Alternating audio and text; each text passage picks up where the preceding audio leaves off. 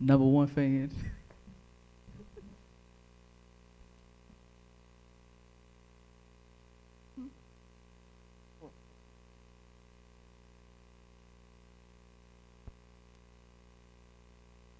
You sure? They could be. You're in the right, Joe.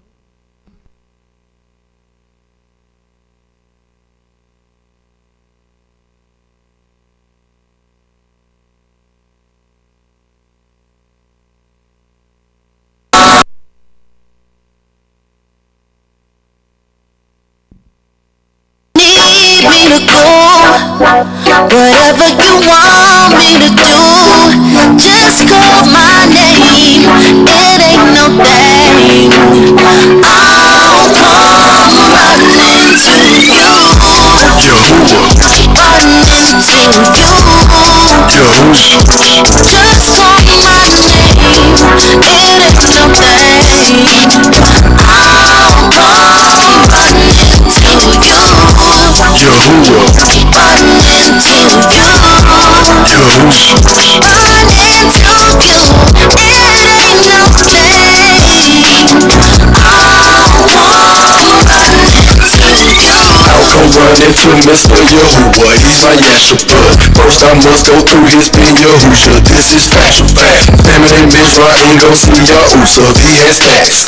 Shabba your supply of food is stored to be exact. Look, your soul has been running on E, know that it's gon' take a toll upon thee. It's a baraka for those who believe in the one who was sinners, look up for God E. So when that table is spread on E, rise the Abba who sent to serve me. Cloud don't fall away, and if I'm needed, I'm on call away. Hey, hey, whatever you want me to do, just call my name, it ain't no thing, I'll come running to you, Yahuwah, running to you, Yahush, just call my name, it ain't no thing, I'll come running to you,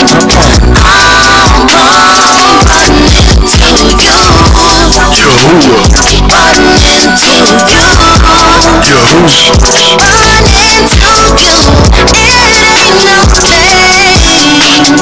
I'll come running to you. Call me through the Dabbery to the sea high. Steady pace in this race I'm pursuing. Gotta ride that's been seen. He part of his committee. A Habamah, so I slide, cause of who I'm choosing. We know who flows. I vote for show. And who's totally in control. Mr. Yahuwah, With him, Kai is eternal. And I hope to hear my name called. First personal journal. Need me to go, whatever you want me to do, just call my name, it ain't no thing, I'll come running to you, Yahuwah, running to you, Yahush, just call my name, it ain't no thing, I'll come running to you, Yahuwah, running to you, Yahush, running to you, it ain't no thing,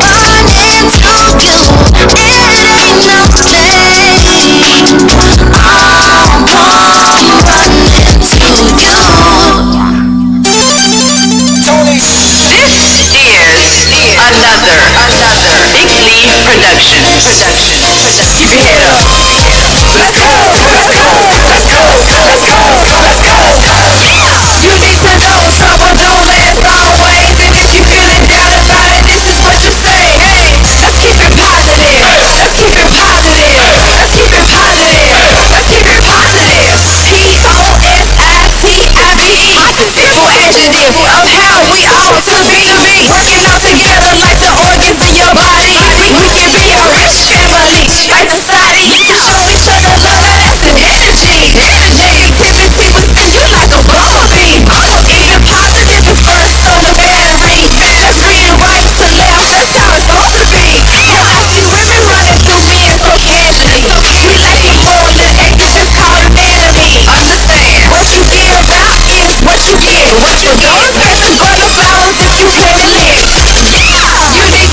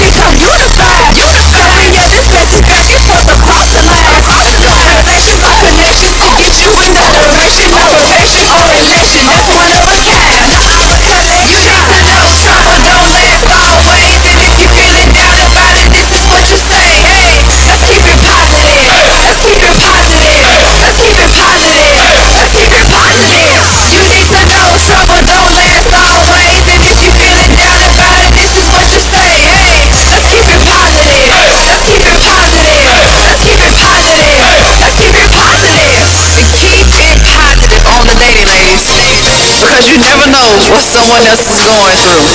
If you see a sister fall, that'll help. Cause you never know. Next time, it might be you.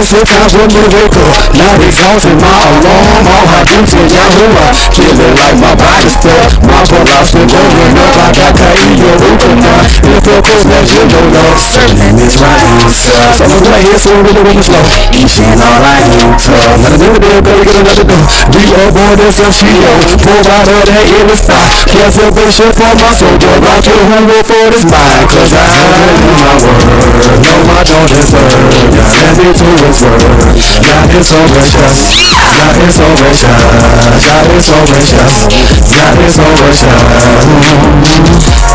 no one with my word, no I don't deserve, God sent me to his word, God is so gracious, God is so gracious, God is so gracious, God is so gracious. Yahuwah is gracious, so say it with me. Don't be scared to do your dance and lift up your tongue to the only one that gave his only son. By his kind, I'm allowed to imagine not straight, but it's only good for today. And I'm sane in the brain from the things that are sane. On the floor with the stench of gunpowder, had wrapped my mind around the one who gave birth at the second hour, has been devoured all because of an argument that turned sour. And I can't hide the stains in my memory. This is something that's gonna have to be a part of me. So honestly, I should be locked up in Whitfield, but I'm here in Atlanta, and with the help of Yahuwah, I'm gonna continue to hold up the banner. Yeah! I know you with my word, no I don't deserve, God sent me to his word, God is so gracious, God is so gracious, God is so gracious, God is so gracious, no one with my word, no I don't deserve, God sent me to his word, God is so gracious, God is so gracious, God is so gracious, God is so gracious. Replies and exit strategies, optimal effort to escape. Get the up out my face, hard luggage is not our place. So get me behind me safe, while I told us to portray, execute and break away. Even in the better way, that will be my title taste. Each one you bring me joy, from the side you might escape. But we now rise another play, that's the reason for our stay. The reward for these traitors, why I'm thankful for your grace. I'm so thankful for your grace. For your grace. I'm so thankful for your grace. Hope I follow summer rain. In that burdens to this pain, Yahushua's mission was affliction. Mine gon' be the same thing. Same thing.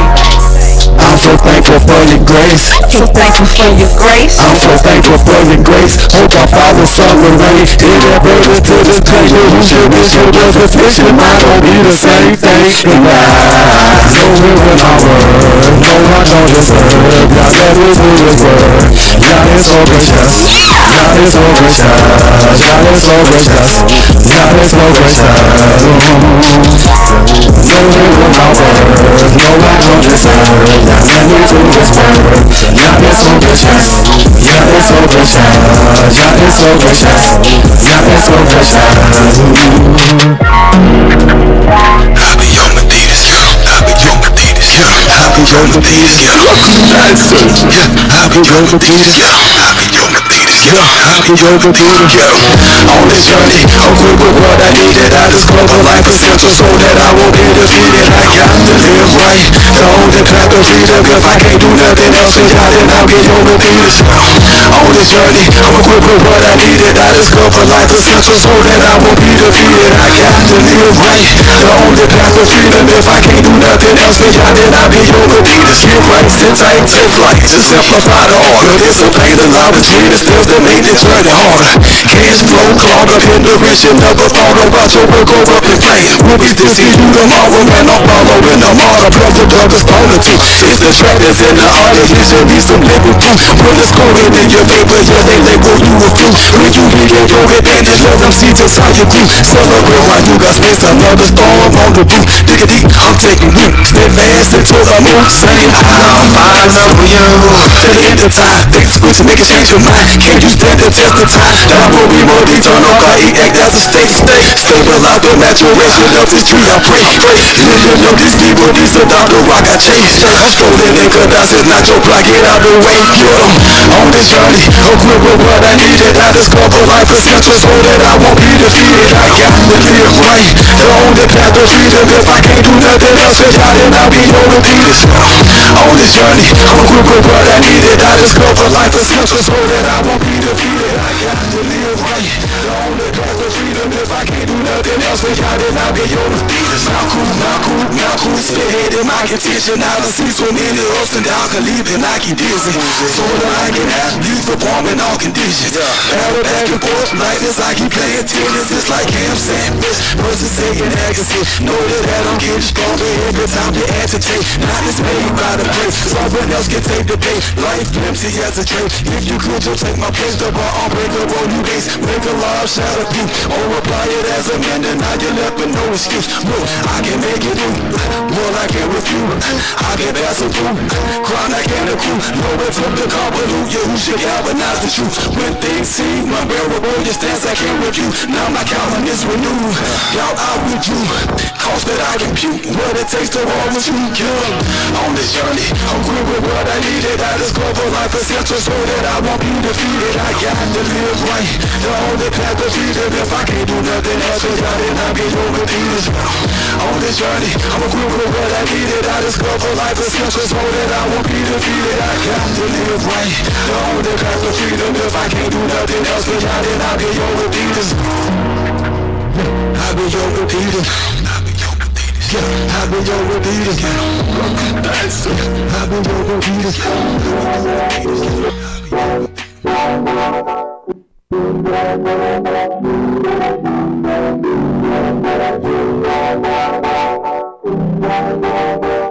Check the booty.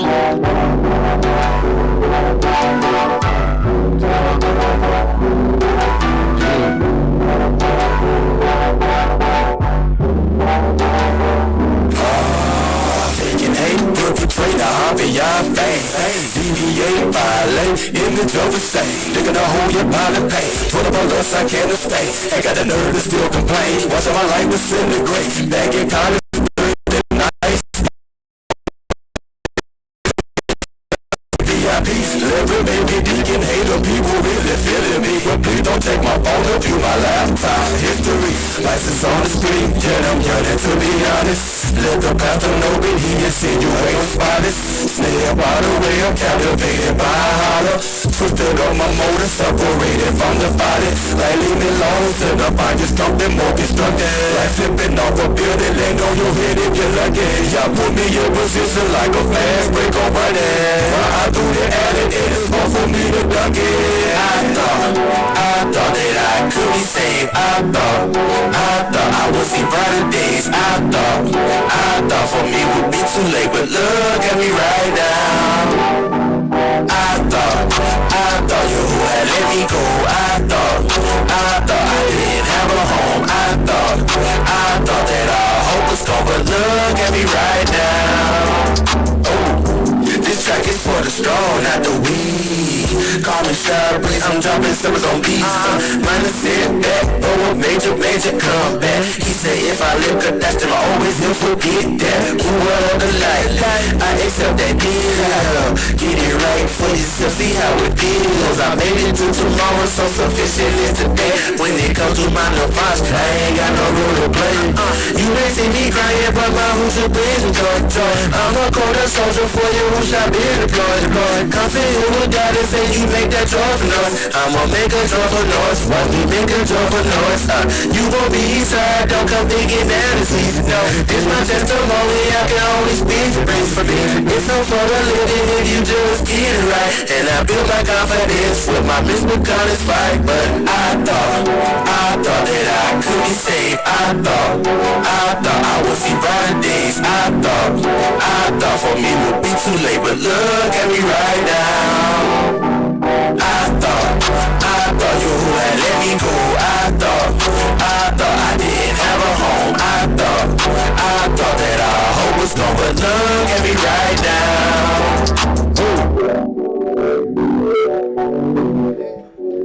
The Chico.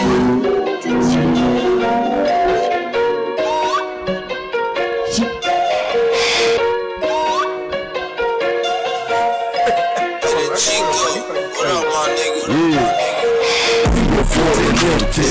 People look a shot, had no art over in me. My words were done for naught. To you who came and lit me. Set me on the hill, higher than I've been the drill, higher than that man of steel. Now I'm getting lit. Get lit. Get lit. Get lit. You gon' have to get lit. Come on. Get lit. Get lit. You gon' have to get lit. Big leaf front and center, Lord to my hoosha. I'm a changed man, I don't do the things that I used to. Never did put past the weed, but they put past liquor. Since I've been weed from the tip to I'm about to do things that look different. Lie, free from the darkness and keep the light. Since I get lit from the tree, get high, but now I get lit from the tree of the light. His name ain't Jesus, his name is Yahush. You can say that to your friends, can't prove, but you won't say unless you do his will. Or he say depart from me, I never knew you. Still in the school, you don't be a fool, yeah. There was still a few of us who separated ourselves like Pharisees to secure our future with Allahim. But if you know better, then don't be stupid. Keep it unburdened for what are we learning to live like shine to be like the five fools by through void and empty. People look a shot, had no art over in me. My words were done for naught. To you who came and lit me. Set me on the hill, higher than I've been the trio, higher than that man of steel. Now get lit. Get what? Get lit. Get what? Get lit. Get what? Get lit. You gon' have to get lit. Come on. Get lit. Come on. Get lit. You gon' have to get lit. Man, you gon' have to rise when he sound about that Tarua. You gonna have to get on the roof, Mr. Yahuwah. Get lit. Yahoo King, they already knowin' what's up. Put a little oil in my dress, Yahuwah feeling me up. I tell her, get lit. They talk about we in the bottle. But we will follow, we dive straight in the water. You really put in the pot and they grab you some garbage. Get lit. You gon' be on top of the hill, a prison skull. They say iron sharpens iron. And when you lookin' real red, though, we got our lights on, baby. He gon' like y'all, baby. You a stitch in his nostrils, he don't like y'all, baby. All white when the hour come and get me. I do good. For now, my cup runs over since we running empty. People look a shot, had no art over in me. My words were done for naught. To you who came and lit me. Set me on the hill, higher than I've been the drill, higher than that man of steel. Now get lit. Get what? Get lit. Get what? Get lit. Get what? Get lit. You gon' have to get lit. Come on. Get lit. Come on. Get lit. You gon' have to get lit. Come on. Hey. People looking. Hey. We were good and empty. People look a shot, had no heart over in me. My words were done for naught. To you who came and lit me. Set me on the hill, higher than I've been the trio, higher than that man of steel. Now I'm getting lit. Get what? Get lit. Get what? Get lit. Get what? Get lit. You gon' have to get lit. Come on. Get lit. Get lit. You gon' have to get lit.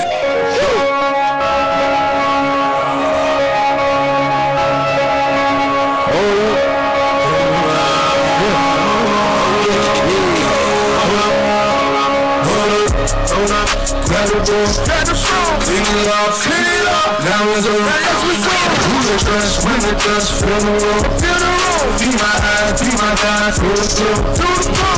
Got me in the pit, on the coast. Will I ever get a battle? So much drug got me concerned. When I feel I'm out, I'm up. Father kick back in that tune. If this is real, planets in your water, watch me blow.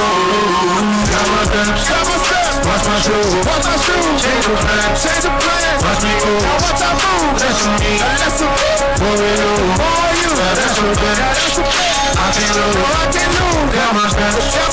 I can't lose, change the plan. I can't lose, that's me. I can't lose, that's okay. I can't lose, ain't no stopping now. Pop it to the end.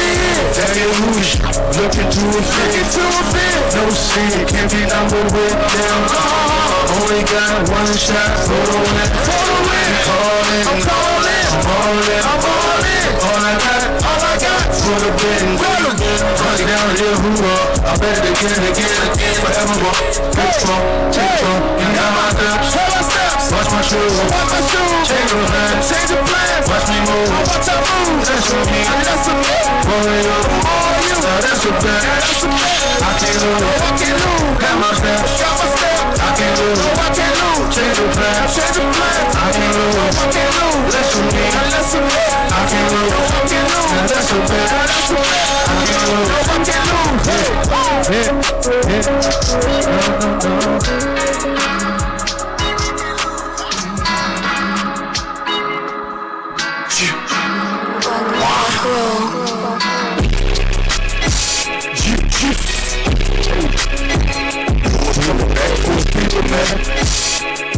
Say you would come back for us people, man. Yeah. I just wanna be ready when you come. Driving like I'm trying to make this top 10. If you had one, know what I'm talking about? Listen, you Humpty Dumpty niggas sit on the wall. Uncle Pop, just a great fall, it's gon' be hard. I'm a player, learn my lesson, baby, I balls hard. I ain't talking transgression when I'm giving my all. Job do is being your who's your Hamashiach. Play the game to win is too easy like a free shot. Show myself to him, my bazaar and my nafash, but don't dare compare me to a hoochie or a freak thought. But she's hot, cause she got her legs open, and he keep his head poking for the cake. You stupid, think I'm missing out on life, cause I don't run with you click. Recompense gon' be a bitch, so okay, Cupid, go ahead, live your life, yeah. Live it to the full, transgressing, hoping for heaven, know that shit's all fool. Like the 96 NBA season, Yahoo be my allegiance. I will not, you won't give me the treason. Ushua, on the watch for his people. All the heathens are keeping. Keep your Holy Ghost, God and your Jesus. We believers over my through preachers. And I talk of big gamers while I'm not in the bleachers. Nico, all that sideline talk, step the game up. Strip the people needs to stop whining, old lame duck. Incest of riot still running to the strange stuff. Same stuff we did in this fighting, nigga, you dangerous. Blame us, it's the life I'm called to. Make amends over friend, whatever paper falls you. Service in, word is in, that sin is all you. The usual world of shopping by the book, but sin is all true. Bad small few, ego yashing in the end. Gotta say myself, Matthew chapter 10. But dog from the relatives, kin, folks and friends, the water sword that separates so that I can make it in. Make it in, yeah, I gotta make it in. If I ain't top 3, I'm tracking y'all top 10. Make it in, yeah, I gotta make it in. Starting like I'm trying to make you who was top 10. I'm count.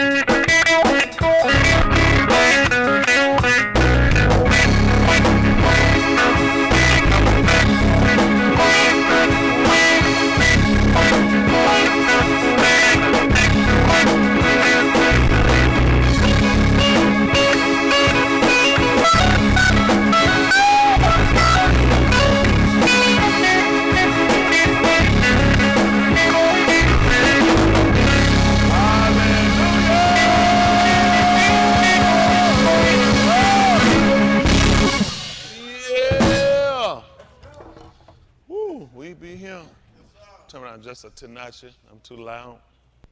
Maybe y'all thought I was going to sing or something. Is it because I'm in the hallway? I'm going to give that sound the cartos around. They back down. I don't want to have them standing forever.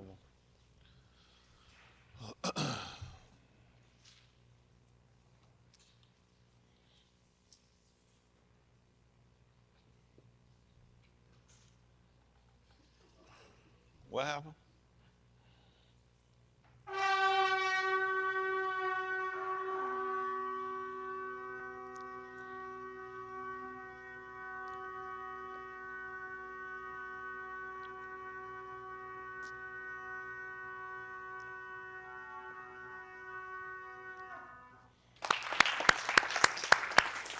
right. Appreciate Mr. Yahuwah. Everything he's done, allowing us to be here once again. Isn't that right? We certainly appreciate that opportunity. Chance to recognize him in all things.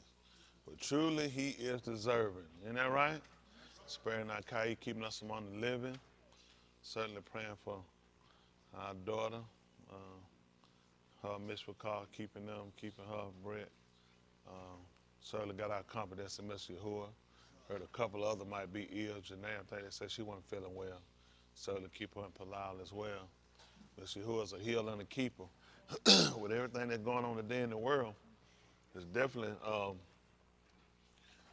the rationale and the reasoning for serving him is there.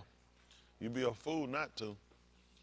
And y'all people got y'all mind on doing otherwise you need to reset and consider with everything going on. It's only for you to consider. With all these different things coming on your rocks, he told you to look up. You see your redemption drawing now. And you look, like he said, you can discern the face of the sky. I was telling somebody else, I don't remember getting tornadoes in the winter. I don't remember. They usually came when it was hot. You'd have got those summertime, going back almost to fall, maybe catch tornado, but I don't ever remember no tornadoes in the wintertime, especially to the magnitude we get now. I know some places, more familiar with it, like Alabama, Mississippi. Those low-lying in, they live across there. She'll probably text it and you get on out West Coast. Them bad boys live out that way coming down. Them bad boys dance. I remember one time we flew back from California, had to go through, catch a plane in Denver. I wasn't finished! Somebody stuck their head, apparently had heard us out down the street. I told them, but yeah. And that snowstorm pretty rough. But when we flew back and we flew over the storm, matter of fact, it was tornadoes all the way back down from Colorado all the way to Arkansas. We didn't get out of them until we got into Arkansas. It was pretty rough. That was like probably one of the third roughest flights I ever had. Yeah. I had enough rough flights out there. I really need to just stay out the air, really. But at that point, you just realize you just got to go and get the way you're going. I just know I won't do nothing over 8.5 hours no more. I'm not interested in standing. After a period of time, you're like, you know what, I want to open the door and just get off.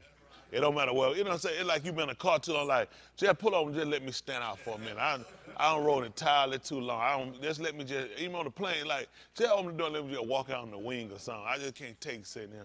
Especially when you like, I don't know how people sit in them seats, they just sitting, they just like, I can't. Then you got to fight for arm space. Hope somebody move their elbow so you can claim it.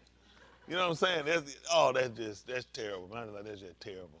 They really make airplanes for people to fight. They don't used to act like the people talking about the alcohol. This is where you build a plane. Everybody need a seat. Everybody need an armrest. You know what I'm saying? Everybody need a bathroom. How many of y'all have flown before? That bathroom really confusing. You don't know what to lean back to pee, lay back, or bend over. You're like, who you really designed this for?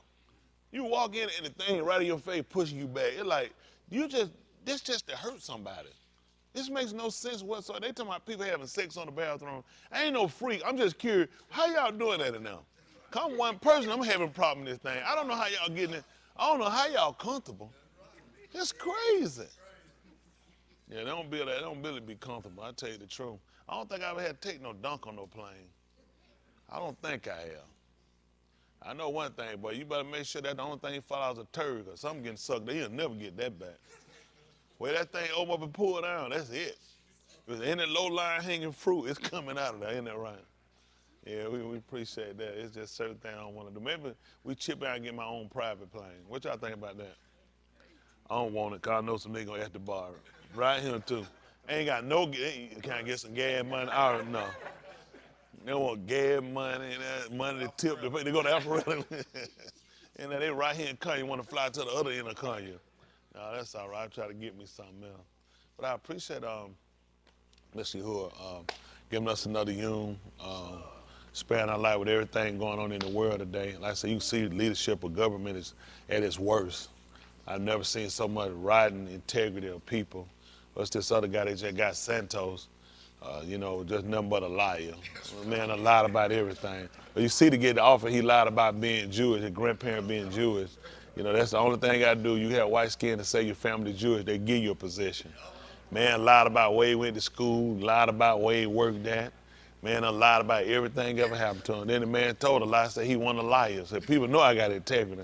Everybody knows that the man ain't nothing but a liar. You know what I'm saying? They trying to get, Is he gay? I'll be honest with you. I'm going to tell you like Ray said on Light, you'll find a fire wheel. Is that thing gay? No, it's no telling. I mean, again, this is why, I'm being honest, and I said it before, this is why people who just for right ought to get together. Because it makes no sense that we constantly being governed by some of the rottenest people in the world. The worst people got the most prominent position, and these people have positions that impact all of our lives. I mean, Putin, all these people need to be out of office. When you really think about it, how we all set up to hate people, it's basically from governments. Rich people and poor people hate each other because of governments. Governments doesn't typically charge what lower income people or lower income, I ain't just talking about income people feel like rich people should be charged. Rich people don't feel like lower income people are charged the amount they should be charged. So basically the government plays a game with both people, lying to both people, telling the poor, lower income people, you need a break. Then they telling the rich, you need a break. Then the whole time they come and they'll sabotage and take from one, and they don't actually give it to the other one, they just steal it. Then they make the other one, then the people they take from, you hate the other. Like if our taxes increase, we naturally hate the rich. We don't look at the government that takes the money. You just naturally just prone and targeted to hate people that make more money because you don't feel like they pay their fair share. Well, then the people that make more money feel like if they take 3% of what I make, if I'm a billionaire, how many people did it take that make a lower income to equate to that much money? You see what I'm saying? They're looking at 3%. If I make $1 billion, who got the number? 3% of $1 billion ought to be what? 3 million? 3 million? So how many people did take a lower income to make up $3 million in taxes? So they're looking at, I pay enough taxes. So if you get taxed at 10% or 15 or 20%, then you got to consider they pay. Then you got a person who makes a lower income who might be taxed at 10%, 15%. They're looking at, you don't actually pay what I pay, but based off the amount of what you make.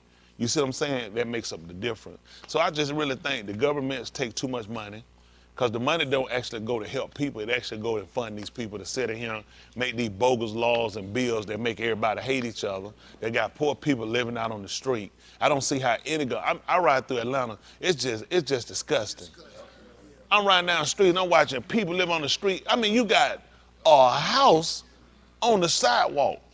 I'm riding down, I rode down, what is this? I rode down this thing all my life.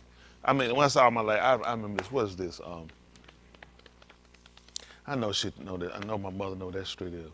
If you came out of Crawford Long from the emergency room, where the ambulance come in, you know what I'm talking about?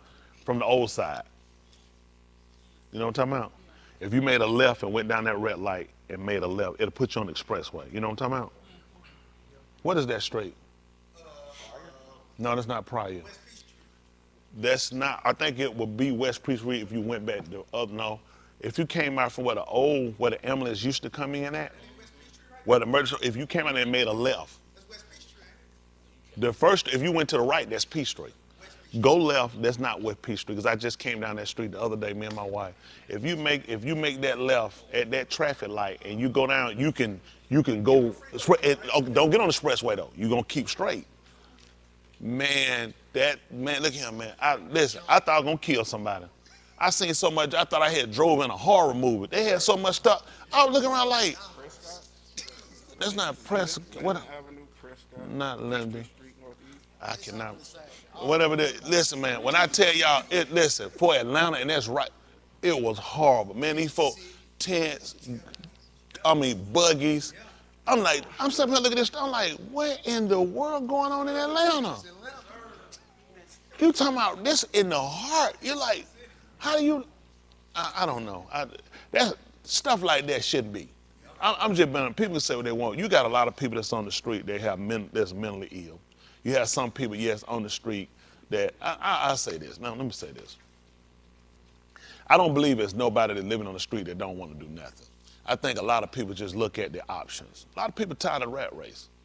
They're being honest. I don't think people don't want to do that. It's just hard to keep up. Because in order to have something, what you have to do, that's why a lot of people don't not try to, low achievers. They look at it's just more responsibility. And then how do you keep up? People say, once you get a house, okay, get a house. Then what? I got to keep the house up.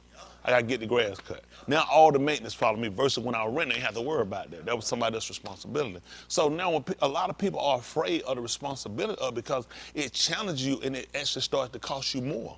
What looks like you're saving looks like, wow, I just really increased my debt load. And some people just panic and just give up. Man, you feel like you don't get a break. This is something I was talking about coming sheet they'll call Wednesday night. It's easy for people to give up when you look at you're running and you look like you ain't going nowhere, like you're running in place. And it's a marathon. When you're looking, it like you never get ahead. It look like as soon as you pay something, some other bogus bill come out from somewhere. Somebody done hunted you down for something. You're like, are you serious? You should have been came again, huh? No, we come at the right time, right when we know you busted. And we send it to you and overload your mind. It's a lot. And we have to address these things because at the end of the day, we got to work on our salvation.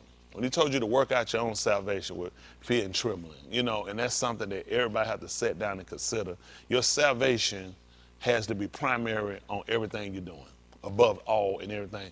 But let's be realistic. You deal with a real life. That bill is not spirit. That's a natural bill. And that bill is attacking you. It's got to be paid. Some are going to be cut off, or the next bill say collection, which means we're going to the credit. And the day they have a setup where sometimes, years ago, people look at, I ain't worried about credit. I ain't trying to do nothing, buy nothing. But now they got you where you can't even rent.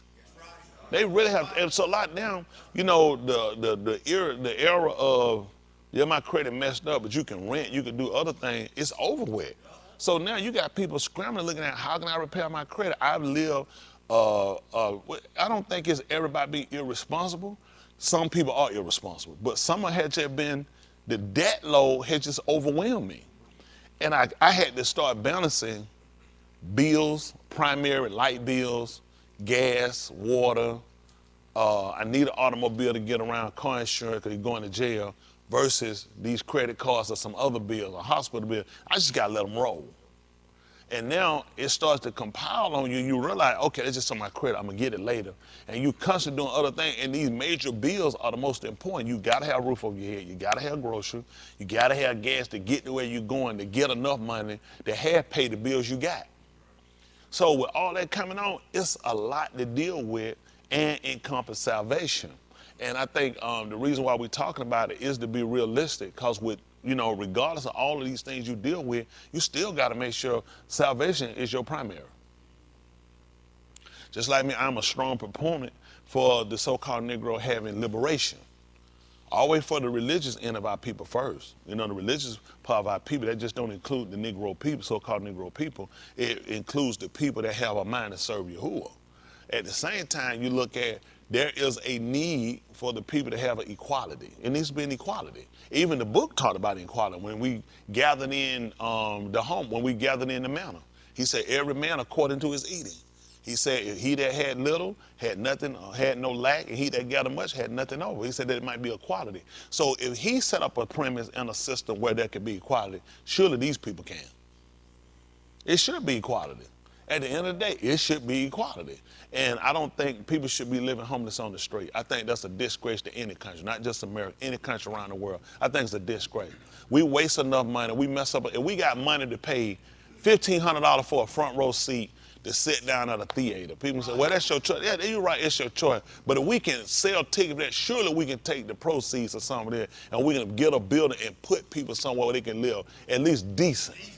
I mean, at least that's your, and then listen, I'll make you work. I'll lock you up. I'll lock you up. Every morning you get up, you'll be working. I'll make you work so hard, you'll get a job.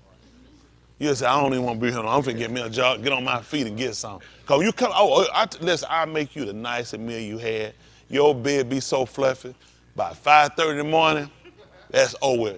That bed gonna flip you and throw you straight on the ground. Listen, you got 5 minutes to get yourself ready. You going to work.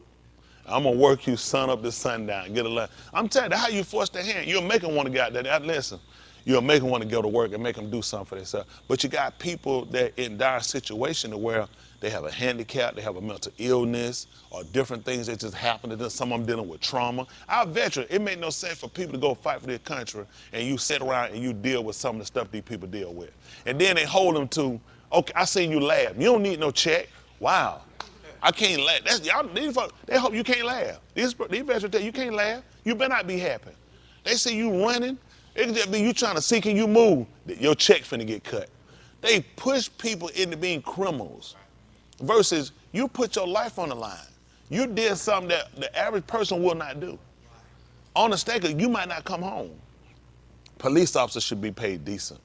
We had a conversation on the show last night. I think they were saying they were underpaid. I don't think that's the case on every end. I just think you got to really look at people and you got to train people better. I think the training that they give them needs to be a lot better. Don't take the job if you're going to say, well, I'm just here to arrest people. You don't need this job. It's just like a teacher. If you want to go to school and just teach kids, we don't need you. Right. It's no way not to get involved. You're dealing with kids that, this makes no sense. If you're a school teacher, you're in a class, some of your students are being abused. Sexually, mentally, some of your kids are not eating. This is the norm. If you got 30 kids, one of these kids or 3 of these kids are dealing with some type of trauma. If you want to deal with, that ain't my job, I'm just putting something on the board. We don't need you. We don't need you. We really don't need you because you grown up. We knew kids when we grew up. How many of y'all, I told you about I grew up with some kids, man, they smelled like straight, fresh piss every day. And then one of the girls wrote a paper on why they smelled like piss. She did. We kids. You kids, you laugh. And the kid told them, hey, the little brother, all of them had to sleep in the same bed. The younger brother would piss in the bed. They all slept in the bed. When they got up, and you can say the parent irresponsible. Do you know how many parents hadn't been taught how to properly bathe or take care of a child? A lot of people hadn't been taught. And you can blame people. Then you got to look at if the mother didn't know, what was the chance that her parents knew?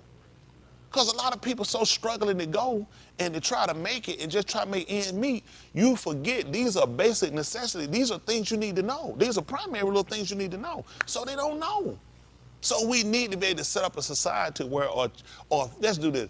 I don't know if this society can be fixed. Honestly, I think it just need to be torn down and build another one. Yeah. Sometimes when things get too far gone, you can't fix it. Just really need to establish another one. And they need to be law. People can say, well, that's a socialist society. Everybody was good with the socialist society when COVID came and they were getting checks. I ain't seen nobody holler, I'm getting back PPPs and nothing else, because that's socialism. The government bailed out businesses. The government bailed out I ain't even talking about the people now. I'm talking about companies that got paid. Mortgage companies who didn't get their money from mortgagees because they didn't have it, got money from the federal government. That's socialism. Your company should have collapsed. You should have went for eviction on the people, and all you would have did then was another problem, because those people help you out with living in those houses because you can't insure vacant homes. And once those homes got vandalized, and once that house closed up and nobody in, now you got to deal with mold, which means now you got to go through about all the sheetrock. On top of you ain't getting paid. You can't insure an empty house with no one living in it. So now we got a problem. So I don't know why white, black folks who call themselves a trigger and whoever you are, and they come up with this great knowledge of pull yourself up. All these bastards live off socialism. September 11th, every airline should be out of business. I'm sorry, I do apologize. September the 15th. Because these people were losing millions of dollars a day. There's no way they could afford it after 3 and 4 days in a week. Right. Government bailed them out. That's called socialism. At low interest rate paybacks. I'm sorry, GM, Chrysler, and Ford should all be shut down. They all failed. All these people worked out earmarked bills. Let me tell you something. All these people that run their mouth, you come out look like they bounce back. None of these people have recovered. These people took money from taxpayers. But they will hold your feet to the fire of what you need to do and how you need to get out here because they use you. And because no one really informs you, they make you look like you're the beggar, you're the thief, you're the reason why the country's in a hole. You're in the hole because thieves and crooks and liars are running the country. Look at him, we just got another president, confidential classified files in his house, and he was the vice president. And these were Obama files. You think, I honestly believe, his team found the papers and they decided to call him in? No. What I believe happened, some of Trump people were informed he got these papers. And when he found out they were coming, he like, let me jump on the phone and call them before they get him. And like we talk, I don't believe that. Classified top secret file in your garage. White people are irresponsible. They can say what they want, irresponsible. These people sit around and they'll charge and challenge you with all that stuff. Irresponsible. Why would anything I brought from the White House be in my garage? Because they're irresponsible. They keep things because they always want to keep something on the next presidency coming in. They want to make sure they keep, don't be stupid. The only reason for they keep it is to make sure they got dirt on other people. They all do dirt. You don't have one person sitting in the office hadn't done dirt. They all dirty. They all filthy. That's why they take the position. Anybody clean try to take the position, they're going to fight them, they're going to blackmail them, and they're going to run them out of office.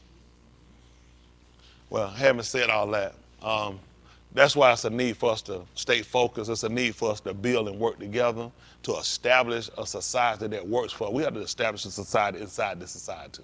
Other societies do it. Skull and Bones, the Masonry, all these other groups, they all established. Think about it. Why you think these fraternities all established? They established themselves secret society inside the society.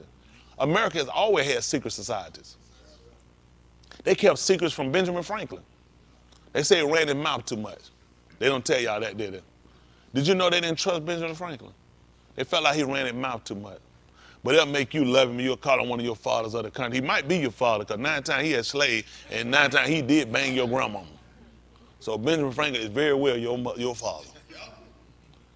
But we have to work on 2 issues, 2 plights. The major plight is our salvation, while still trying to balance, trying to make it and survive or keep some type of tranquility. I don't want us to just survive.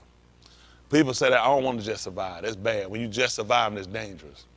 It puts too much pressure on you. And anytime you keep too much pressure load, this is going to affect your blood pressure, heart rate, and other things you get. That's why we're so sickly. That's just being honest. We're sickly. We got to start looking at the foods we eat too. A lot of us got to start looking. A lot of y'all stay too sick. A lot of stuff, y'all get rid of the Doritos, get rid of a lot of this junk from these kids. Get rid of this. I'm being honest with you. You got to get rid of a lot of this stuff. It's killing us. It might look good, look quick snack. These quick snacks killing us. Quickly we staying sick. Got to get rid of these juice boxes. Okay, y'all listen. Let's do the math. Let's do this then. These kids staying regular sick. We got to start looking at the diets. You got to start looking at the diet. I know it's quick fix, but quick fix killing us. Let me tell you what kids need. Kids need meals. I know they hurt y'all because this work you don't want to do. You're like, you don't understand. I understand this. Do the math on how much they sick and how you using quick meals. Which one making sense? If you had a job, you'll be fired. There's no way these people will keep you. So we have to start looking at what we got to start implementing that they've taken away from us. Some of the food they're giving us is depleting us.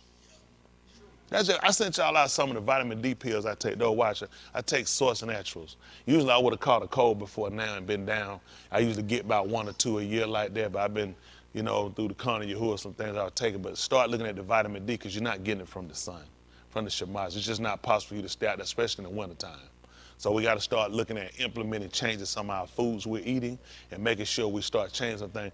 You can't. How many times do you stay out sick? I ain't talking about just it's a constant. At some point, we got to start how to clean them out. We used to give them laxatives. Y'all remember that? Start giving them laxatives. We got to start cleaning out the system. Because every food you eat don't come out. I don't care what you take. It's impossible every food you eat to come out. So periodically, we all need to do a clean. I'm talking about adults too now. We need to start doing a cleansing. A lot of this stuff, the dairy is terrible. I don't know why y'all still playing with it. I try not to eat food with no dairy at all. I just try to stay away from it. It clogs you up too bad. And I ate dairy, I don't know, ever since I was a little bitty baby. Never had no clog up, none of that stuff. It tell you what they're doing to food. The people tell you they want to kill all the cows. What they gonna do with the milk? You don't want none of these people processing. Why come on you couldn't get away no powdered milk? That's crazy. I know y'all will get it. You'll get it. I know y'all gonna buy it because it's cheap. It's quick. Right? You ain't gotta worry about it spoiling. Trying to get them away from you. Want to give them milk, give them coconut. Coconut richer, more potassium than bananas. That stuff y'all need too. How many of y'all take blood pressure pills? You need to eat bananas every day. How many of y'all do it? I already know. Don't even worry about raising your hand because now you're gonna be lying. You gotta have them because you're stripping your body of potassium. So they're breaking you down. The pills strip your body. They just don't know it yet. They strip you down. In a matter of time, gonna rip your kidneys. I tell you, you gotta have a banana. You gotta go behind these people. Start taking coconut water, good. It's got, listen, the coconut water got more potassium than 3 of them bananas. Some of them don't like to see everything you saying I don't do. You hook up enough different fruits that where it'll provide what you need for your body. Everything they give, if they gave you something for something, it's gonna kill something else. Whatever they give you is retarded. It can't, like somebody see you to do something, you don't do what you put, and you did something, man, they say, you must be retarded. Because I sent you to do one thing, how you messed that up? All the medication retarded. They don't have a medication that's designed to do one thing. When it go in, it takes out everything. So when you got certain fruits, certain vegetables, seeds that you can take, just like for people that battle with cancer, a lot of people don't know that you can eat the apricot seeds. How many of y'all are not familiar with that? Not familiar. Okay, the rest of them are apricot seeds. It has like a cyanide in it. It can go in and kill the cancer and don't bother nothing that's in your body. Y'all do know they want to pass a law it's illegal for you to eat apricot seeds. They want to pass a law it's illegal for you to eat them. You can eat the fruit, you can't eat the seed. I'm gonna lock you up. Now, mind you gonna throw the seed in the garbage. Put a law there, you gotta plant it. Do something constructive that look like you really a conservation versus. See, if you eat it, you're gonna hurt these people setting that radiation. They need you on that table and need you glowing when you leave down. Put you in your microwave. So these are things we need to talk about because if you're gonna get people more ruach, spiritual minded, one thing you gotta do is you gotta try to cure some of the problems they got. America don't believe in cure. Most of y'all don't know well, y'all know, it's not stuff I asked, they done been told. It's just, some people y'all don't know be pissed with y'all. They say, when I see them hands go up and I know you told them. How many of y'all didn't know his name Yahuwah? How many of y'all didn't know he had a son? How many didn't know it's a Bible written with the word in it? Y'all in here, but I ain't gonna do it to you today. Cause you know what I'm saying? But at the end of the day, I try to inform us on things so you can get clarity. Mental clarity, like you gotta figure, just like he talked about a blindness being upon them.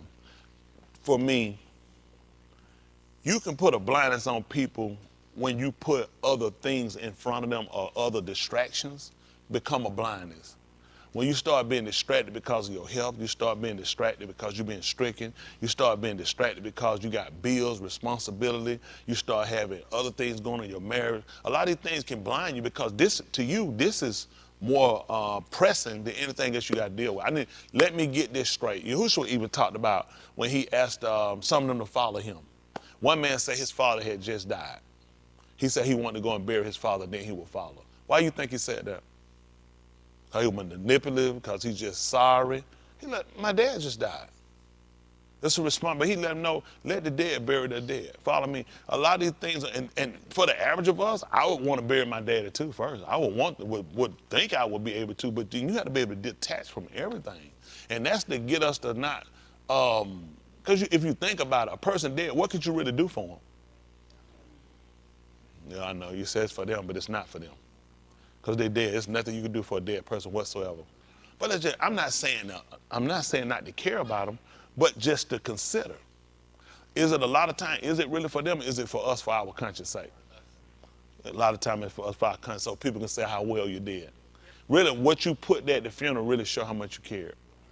I don't know how. But for some reason, that's what the world convinces us of. If you put a lot into them, right there, that's say, oh, look at them. Sure, put them away nice. You don't say it loud. Put them away nice. I don't know why they talk quiet. They dead. They can't hear us. For some reason, everybody had to be walking down. Let me sorry for this one. Come in. Hold on. Let me hug it like that. Because you're at the front, you don't hug hard. Because you don't do that. Bow, you got to do that.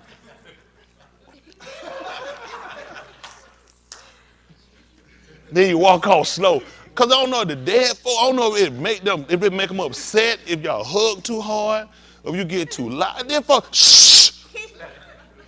Well, you saying, what happened? Somebody dead. I didn't know the volume of my voice was going to disturb them. But I think a lot of this stuff is just what people kind of lock us into or put us into. We want to get the best out of what we have while we're living, because all of us are going to cross that threshold. Having said that, we got to work to try to, my goal is to try to work to help put us in a better situation to where we can get past that. Then after that, you'll find another excuse to use. I know a lot of people use that for an excuse, whatever they're going through, and that's why they can't focus or why you can't do what he told you to do, but you don't realize if you don't suffer, you can't reign. I know some of us say we've been suffering a long time, but then ask yourself, why have you been suffering? Has it actually been from the debar or for the debar's sake, or has it been because of the decision that you make? Let's just be honest, a lot of us have been going through a long time, but just because you've been going through a long time, does that mean you've been going through because of the word? Or is that because I've been constantly making the same decisions? And I feel like if I come, it should cover that. It doesn't cover stupidity. See, what I look for, like even I start looking at when Palau, same Palau, when I ask him to learn it, to show me and instruct me, I'm conscious of asking him, if I'm doing something, don't just blot it out. I need to know what I'm doing so I don't repeat the same fact. It doesn't make sense to keep saying, forgive me for something and blot out something if I'm still doing it. Because I'm still in the way of error. I need to know so I can take corrective measures. Because it does. If I'm continuing to repeat the same cycle, then I'm really making void what Yahushua came and done. It's void, because the writings we have after that is about us not committing kata. You don't notice we don't have an altar in here where we go and bring lambs and turtle up. We don't have it. Because it really makes no sense. If we can do that now, then we just made void what he did. He looked at, I put you in a state of, you wouldn't have to do that. The only reason you would be doing that, because there's error and defect. There shouldn't be any error or defect since he came. His end when he came down was instructing and showing them, making them understand the principles, getting them to recollect the ideas of the Torah. Getting to see how you could be doing something and this could be right, but because you neglect something, you just voided that out. So I think it came to give them a consciousness that we are, an awareness that we missed. Y'all got what I'm saying? So our goal is to make sure as we're on this endeavor to get this thing right, that we're not just saying it and we're walking into the same disobedience. See, regardless of what we do, once the debar comes and once it says you got to move away from that, we ain't gonna struggle with that. We got to move away from it. We don't attach to nothing. We don't want to be attached to nothing to where anything y'all can't stop it because you don't overindulge yourself. You don't overattach it. We got to detach. It don't make no difference. We be using no word. Y'all heard me use them? Okay, how to detach. I ain't struggling with nothing. What's the struggle with? Because you know what? It's for a reason. It don't matter how long you've been doing something. Once the man say stop, that's it. He told them people they know something, and once they came to the knowledge of it, he said, that's kata. So he said, so since you know that's kata, you still doing it? At that point, we just move into willfully sinning. Now, if the Mashiach had not come, guess what we could do? We could have an excuse. We could have a reasoning. We could have something to use to act like, who else has done any better? But because he came and he was the perfect pattern for us to follow, we have to be able to move from it. People say, well, why you did it or why you do it? I mean, a lot of things he do, everybody got to take correction, including me. There's nobody he'll put in place that can't take correction. You can't take correction, I can't use you. Hello?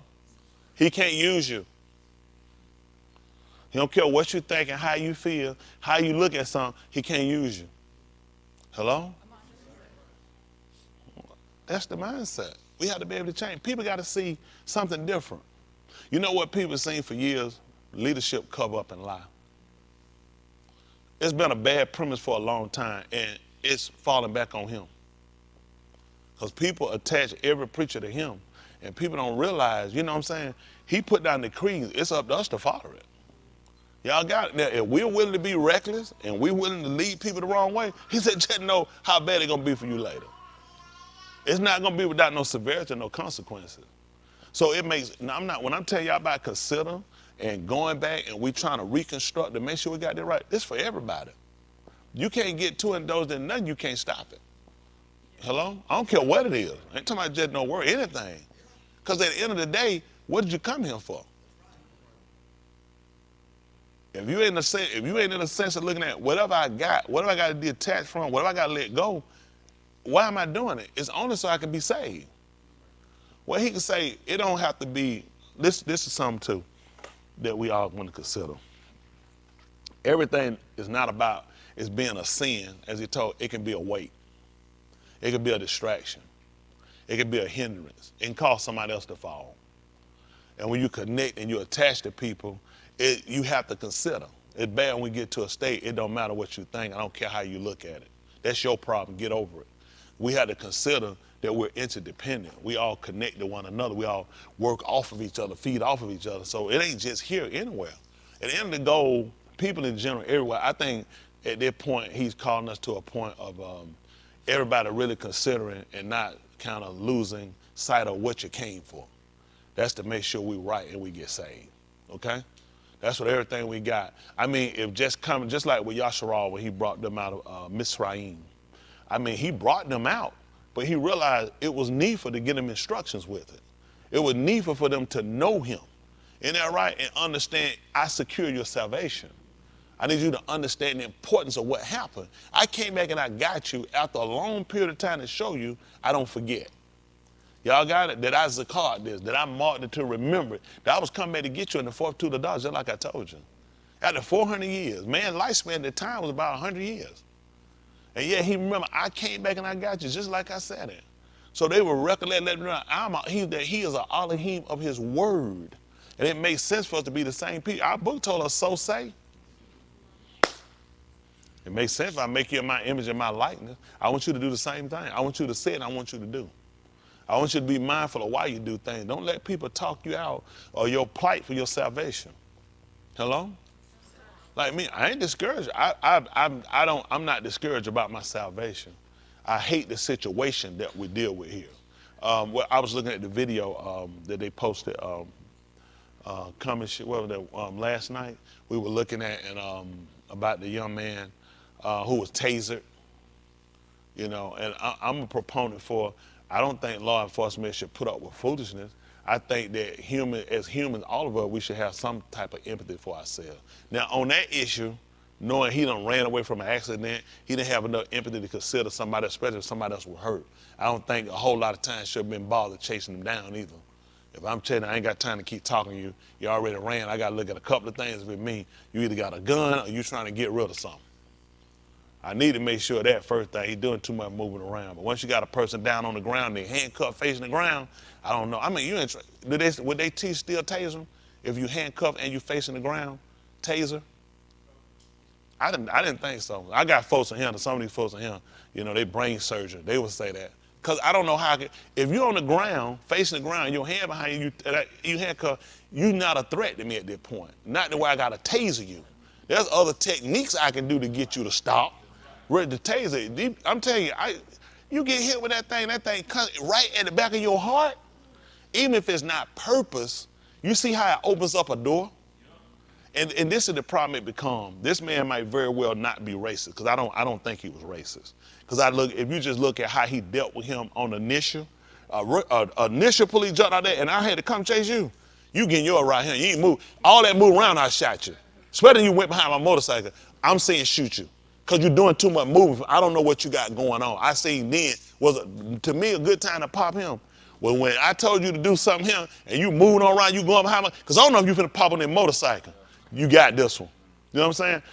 What I'd have did, I'd have put like a toast in his hand, just to plug. Now to pop it, I want to stuck some bread in it. I just want to see what happens. But once you handcuffed on the ground, facing the ground, no. That made no sense, especially the three of us. It's different. I mean, it's different. If I'm on the ground with you, you rolling on me, you still moving, you still going, but you facing the ground. I got to already put something. To me, I think they should kind of educate. It ain't every police. There's some on. A lot of people, this was something we don't realize now, for my generation. More people now are mentally ill I've ever seen in my life. Yeah. I have never seen so many mentally ill. The average person is mentally ill. It made no sense for you to have the job and say you can't. The average person is mentally ill now. I'm talking about, I've never seen it before in my life. I'm like, so many mentally ill, bipolar. Listen, man, we bought Now Laters, Boston Baked Bean. I ain't never bought no polar.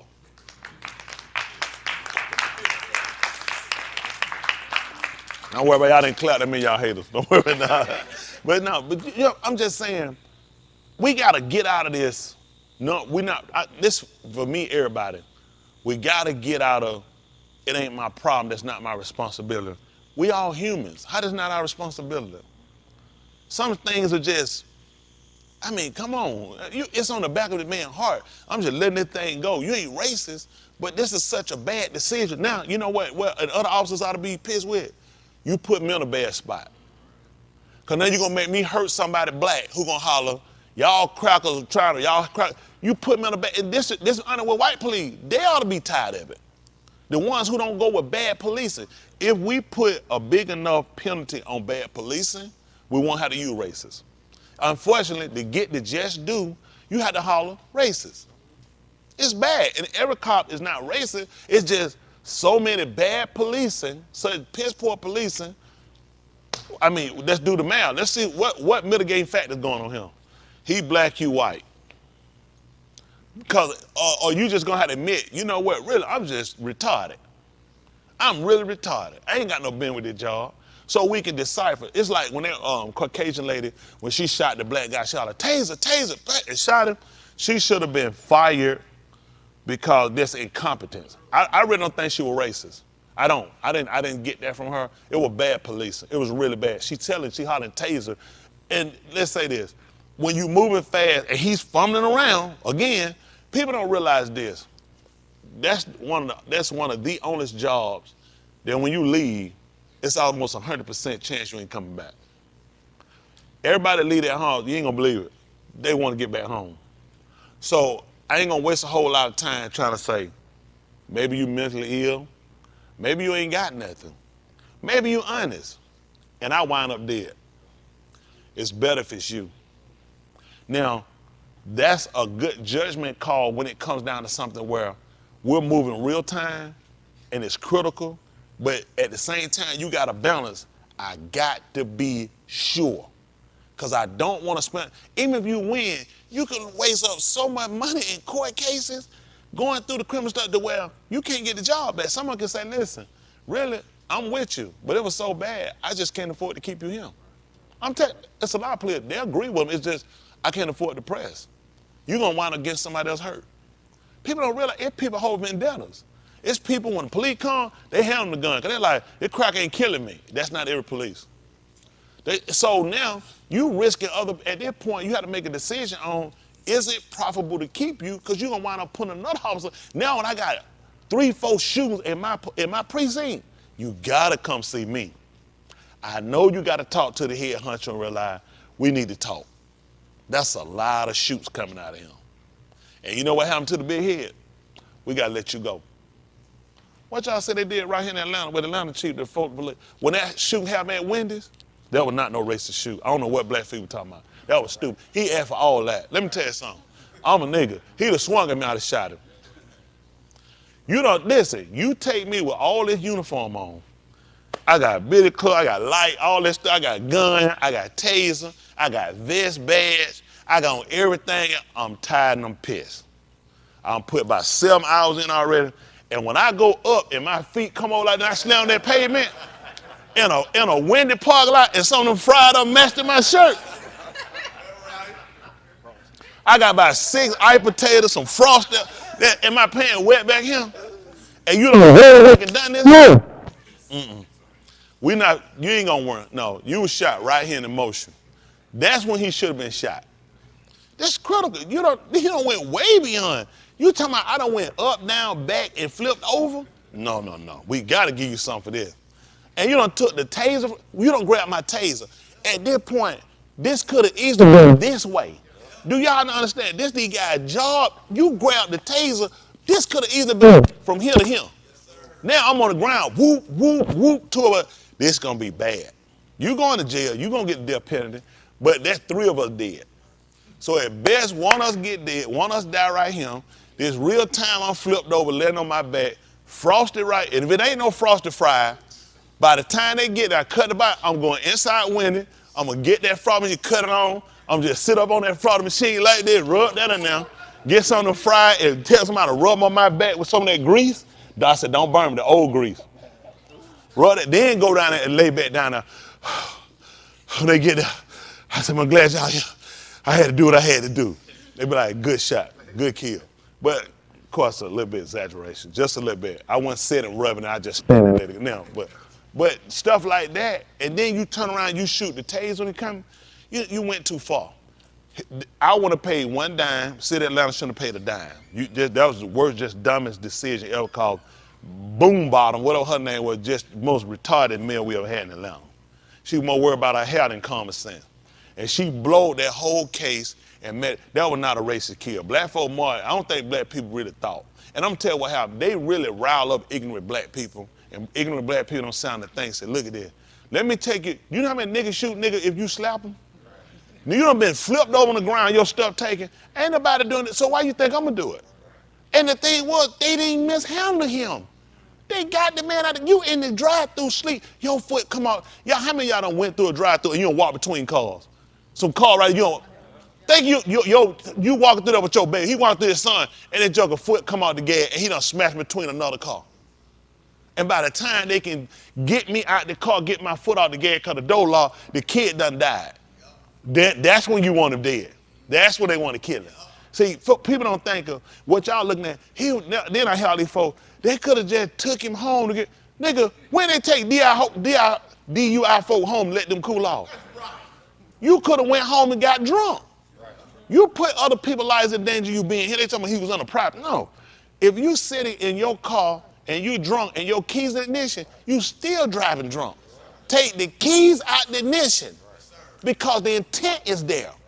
I wasn't gonna drive. Your keys that's what you saying because I'm finna lock you up. Your keys in the ignition. What's stop you? If you had the keys out of your pocket, I had no intent on driving. My keys were out of the ignition in my pocket. I was sleeping out because I realized I was drunk. Argumentative. We can't argue when the key in the ignition. What's to stop you from doing it? You drunk, remember? So your thinking is not there. Your key should be in this shit. You were thinking you should have never drove. Some stuff I don't get. I never drove when I was drunk. I was chilling. Hold on. Nicole, let on write your name on the board. I was chilling. I wasn't drunk. I was chilling. It's a difference between being drunk. If you drunk, you're a wreck. I was chilling. Hello? I've never been DUI. I taught some police out of gave me a ticket one time for DUI. I wasn't DUI, I was chilling. They went for it too. Man, we had went to see some friends of mine, and we had popped down these apartments, we went there to see them, and some people standing, they were all outside chilling, they were standing with girls, standing out between the guys, we standing. I said, where Vern? We said, where Vern at? They said, oh man, he upstairs. So we went upstairs, we walked up, knocked on the door, boom, boom, boom, boom, boom, he ain't on the door. The dude, he said, man, what y'all, we like, man, on the door, man, what's up? He said, man, they let y'all up here. We like, who? They said, we said, the police. We like, the police? They said, man, that's the police. He said, man, that's the police them down there. I said, God. We played out. We just walked on back down the step. We walked back down one, and they were like, they said, Vernon was up there? We said, nah. Please. We all knew it was coming. Oh, man, they started, sir, we didn't have nothing. I said, you're going to lose your job. He said, what? I said, you don't know who my dad is. I said, you going to, listen, I did. I told him, I said, then he searching. I said, you fired, come tomorrow. He'll say, listen, that's your head. He said, who your dad is? I said, you gonna know tomorrow? I said, when you lose your job. I said, you gonna know. He kept saying, he said, who? I said, come tomorrow. I said, you fired.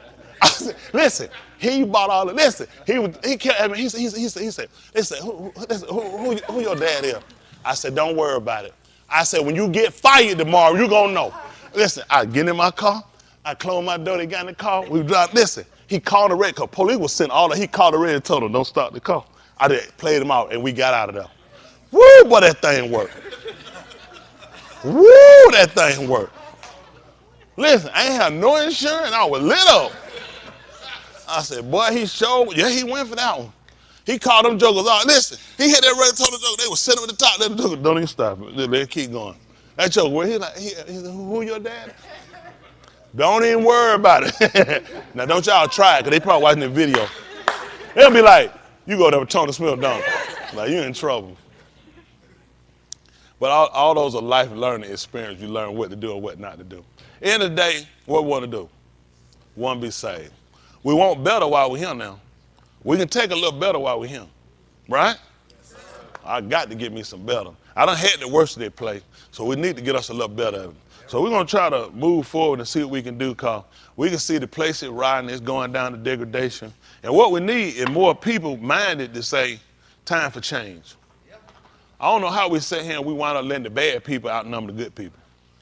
I mean, really, the good people just sorry. All the good people sorry.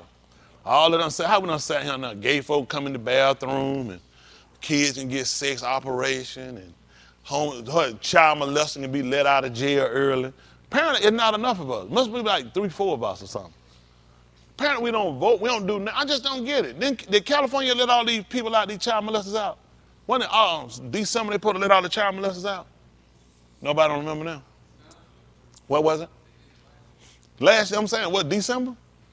Yeah, they're supposed to be releasing these homosexuals. Then they wonder why it flooded up there. Why was now? I told y'all, two of our most unintelligent states, California and New York. States are just not there. Look, okay, what they just let go? Any kid that commit a crime, as long as it ain't murder, they gonna let them out and give them a bond. What I told you? Did I tell these folks they're not intelligent?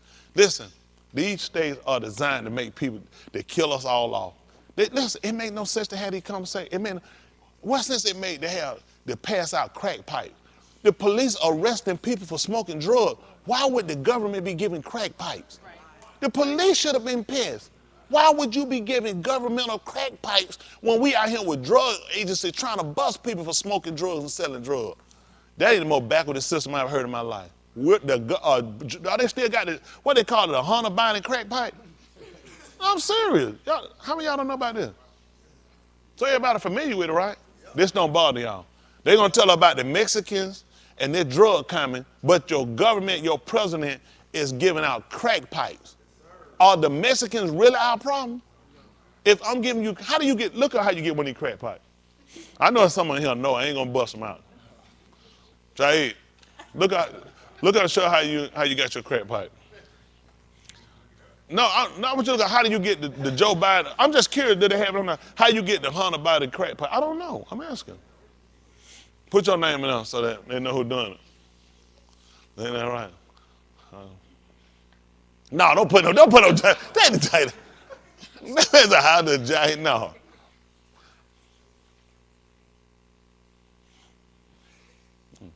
No, I'm just haven't seen him. White Hunt? No, I don't want to see no film. Joe Biden son his crack pipe. Hunter Biden. No, let's put I guess government crack. I don't know what we need to put in him. Didn't y'all see this when they were saying they were giving out? I'm just curious, how do you? Cause the reason I want to know, cause we need a petition to get it down. We don't need it. The government. That ain't the government responsibility. I don't know why the government would get involved with that. That's outside the scope of government. Most of these people don't know government not there. The will of the people. When the will of the people been to get crack pipes?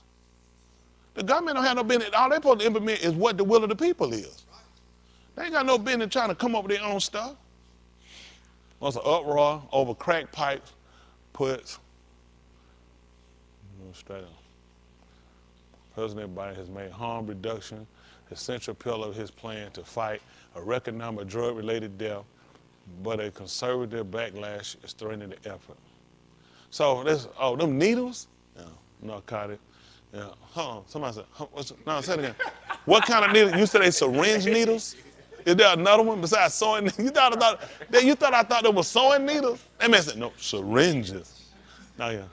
Instead, this strategy is in danger of being derailed by a Washington drama over crack pipes that is more about political gamemanship than public health. The clashes around is with the arrival of decade-old fights over clean needles exchange program that addiction experts hope have finally been there. I don't care about that. Okay, don't worry about it. I'm really not. They do this in they did this in a couple of the first country to do that was what? Amsterdam. So they do this. They say it helped reduce the problem. The fact that in some cities were doing this already, where they was already proponent for that. Yeah. What they were trying to do, I don't know. I think someone was trying to decriminalize it. They were setting up where you can go to the hospital and they'll give you a needle already loaded because they're saying too many were using bad syringes or whatever. I'll be honest with you. This is some outside of the people's concern to this event. The government should take responsibility and pay for rehab for the people they put on drugs. After that, you're responsible for your own choices. You should be. We can't take care of everything you do. Let's be honest. If you want to drink 15 beers instead of one, we can't be responsible. We're not going to babysit and hold your hand. Nobody's going to hold your hand. You don't smoke dope. Smoking dope comes with responsibility. There's no successful drug user. None. That's just none. So let's do the common sense first. If that's a choice you want to make, then you got to be responsible for that decision. You're going to get addicted. You're going to lose what you got, and you need to suffer. Other people need to see it so people realize we're not responsible. I don't think we should give nobody no crack pipe or give you no needle, no clean needle because you use a dirt. That's your choice. You can't pamper and babysit everybody. You got to take care of people that need help first. Our elderly need help. Our young people need help. Single mothers need help. We got a lot of people. Our veterans need help. And a lot of these people are not being cared for because we got too many people we take care that don't need help. We're not going to pay for every time you have no baby, you ain't got no husband. That's your choice. You actually veteran, that's your choice. You want to do that, you ain't got no man, you know what come with it. I'm telling you, cut a lot of that off. Cut off child support. Cut it off. Tell them, no, we're not paying no child. Every time you have a baby, $1. Come in, I guarantee she'll close her leg. Listen, we tried the track in her arm. That was a government plant. We done did the pills. We done the condom. I remember they used to get them condoms when they would go to their visit. They would give them a bag of condoms. Don't ask me how I know. But anyway, they give them a bag of condoms, and that ain't work. They just gave them away. Babies make check. You got to cut them off. That being honest. You ain't got no husband. You don't need all them kids. That's just the end. When we paying for it, all you're doing is making irresponsible women. See, the government is fascinated. Listen, what do you think a woman gonna do when she have 5 or 6 kids and she a single mom and she had them by different men? These kids gonna go to the street, they're gonna sell drugs. Maybe one of them will make an NFL or something, or maybe a doctor or something. The rest of them one or two of them wind up getting killed. Somebody in jail, another one homosexual, everything. We can't afford it. We can't afford it because the child look, I can't get the care. So at this point, we can't afford it. There's certain things I feel like it shouldn't be our responsibility. When you got people living on the street because of mental illness, because they actually put forth a concerted effort and couldn't make it, I think you should get some help. If you want to decide that you want to become a professional crack pipe smoker and you want to be a syringe shooting drug addict, then don't let that be our problem. I don't have to pay your bill. Hospital can't, at some point, what are you going to do? Y'all tell me a better solution to get people responsible. We can't do it. It's people that need real help. It's people of no choice of their own, with nothing of their own, have been put in a bad situation and they don't do drugs. They're looking at, so I got to smoke drugs to get help? I got to be gay to get help when I'm doing what I'm supposed to do? But just believe it, things don't click for everybody. Just like in school, there's some people get it like that. Some kids in school, you know, they hear, whoa, whoa, whoa, whoa, whoa, whoa, whoa, whoa, whoa, whoa. It's the way they process things. And a lot of that have to do with how they were reared. You know what I'm saying? Other things contribute to it. You know what I'm saying? And when you're dealing with these things, parents were alcoholics or drug addicts and other things, so they don't process as fast. Just certain things they don't catch on as quick. Don't mean they're retarded or stupid. It's just you got to know how to explain it to them in a way where they can get it. And a lot of teachers are lazy. A lot of teachers are lazy. For me, with a lot of these people, I wouldn't be no teacher if you ain't got no kid, because you don't understand the mindset of a child if you don't have one. Now, these people be different. I really wouldn't. I let you be a paraprofessional. You need to pair up with somebody that got kids so you understand how it works. People, let me tell you something. All that stupid stuff these folks come up with, they make a child sit down on a seat for 8 hours, 7 hours. How many times you gonna leave your desk? You look at a kid. No, you can't go to the bathroom. Why the kid need to go to the bathroom? They need to use it. You finna make the deciding factor that kid pissing on themselves. They kids. You gotta know how to handle kids, know how kids know the nature of a child. So it's certain things you can discern and you know when. You gotta know how to talk to a kid. Everything ain't beating here. You gotta know how to deal with kids. Some kids do stuff blood out for attention. They just wanna know they love. They don't get to hear it at home. You'd be surprised. Some stuff, all kids not bad. A lot of kids just wanna be loved. Now, I ain't got time. Let me see, when you got this job and they told you this one a one-on-one job that you gonna have a class with, you thought every one of these kids just gonna do what you tell them? That's not even common sense. They kids. A lot of them go to school, and they get in school, they want to play with these kids. They want to be off for Christmas, a week for Thanksgiving, and summer. That's not a reason to be a teacher. You know how much teachers impact kids' life? The kids they'll look at football coaching. Football coaching don't get these kids for no 7 hours a day. Teachers play a major part. How that teacher educated, the way they teach them, how they care for how things are done. You'd be surprised. It's some teachers that impact me. Yeah, there's a lot of teachers that impact me. Help me be the person I am. Yes, sir. It's something that really, hold on for a minute. Dang, do my favor.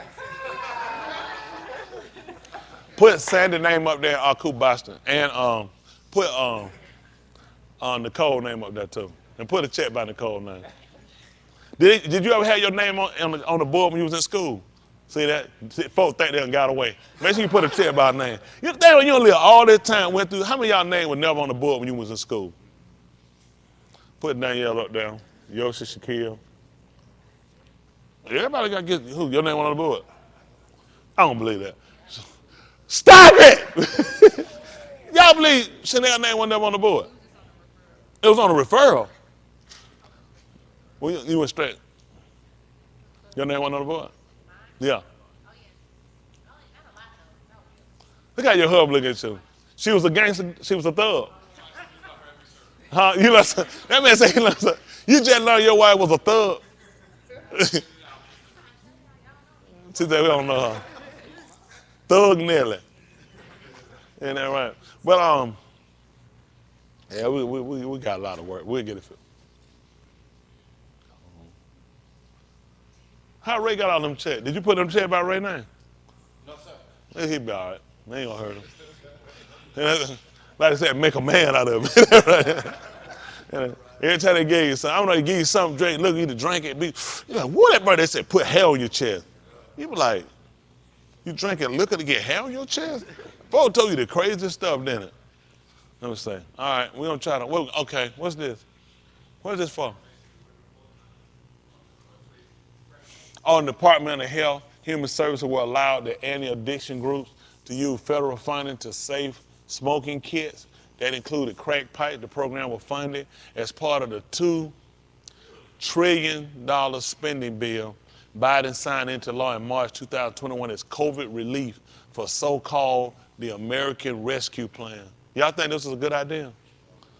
$2 trillion. Do y'all know what? And you tell me you can't pay reparation and you can put $2 trillion up for people to smoke crack as relief during COVID. COVID is one of the most scariest things ever hit America, hit the earth. And you telling me we had $2 trillion to spend on crack pipe kits. And the police ought to be pissed that you running around here locking up people, and while you locking them up, the government is giving them the crack pipe kits. Needles, the same stuff you trained and looking for. I'm asking you, hey, I lock you up. Do you have any needles, anything that can stick me? So I got a Joe Biden crack pipe and a needle in my pocket.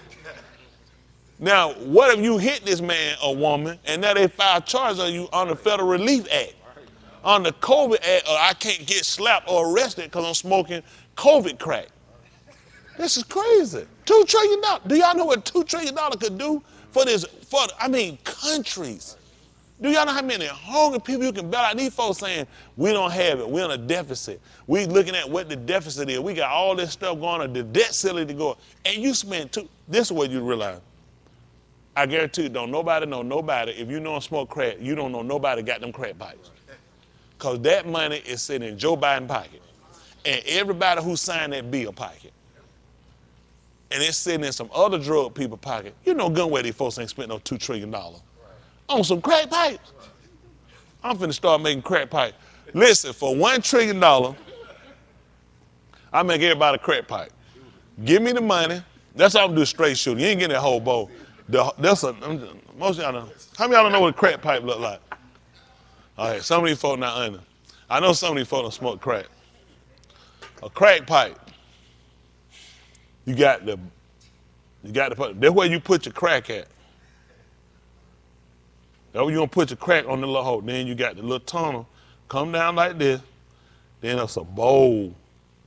That's what when you smoke that crack on now, then it gonna come down out and it gonna hit in that bowl. Then you got right here.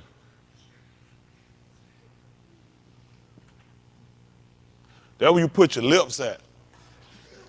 And you smoke it. When the crack gonna hit, gonna go ahead and gonna fill up that bowl and shoot in your lip. This ain't cost no $2 trillion. I can make everybody a crack pipe $99 billion. And I have them, and give me till in the morning. Please send me that money, Mr. President. I'm begging you. Please, just give me one chance. They ain't sent it through no contract. This should have been a bid. It should have been a bid. Now, when you do this, now this the straight shooter. You just the straight shooter. It's just there right now. Then you put your lips down here. On that straight shooter, it gonna burn. You can see it, that lip, you gonna see a little part of that lip missing. That's that straight shooter. Now, if y'all ever had, how many of y'all had your antenna broke off your car? Okay. That man-made. That when you pop that antenna off that car, and they take that little end and light it, and you put some Brillo in the top of it, and so the police don't see the antenna, because they get you. This right here and get you some time. They used to get you a little time for Panelia. Then this, they put it, you can drop it on the ground, and you can just stump it. You got to put you some Brillo in here. Got to put, I don't know.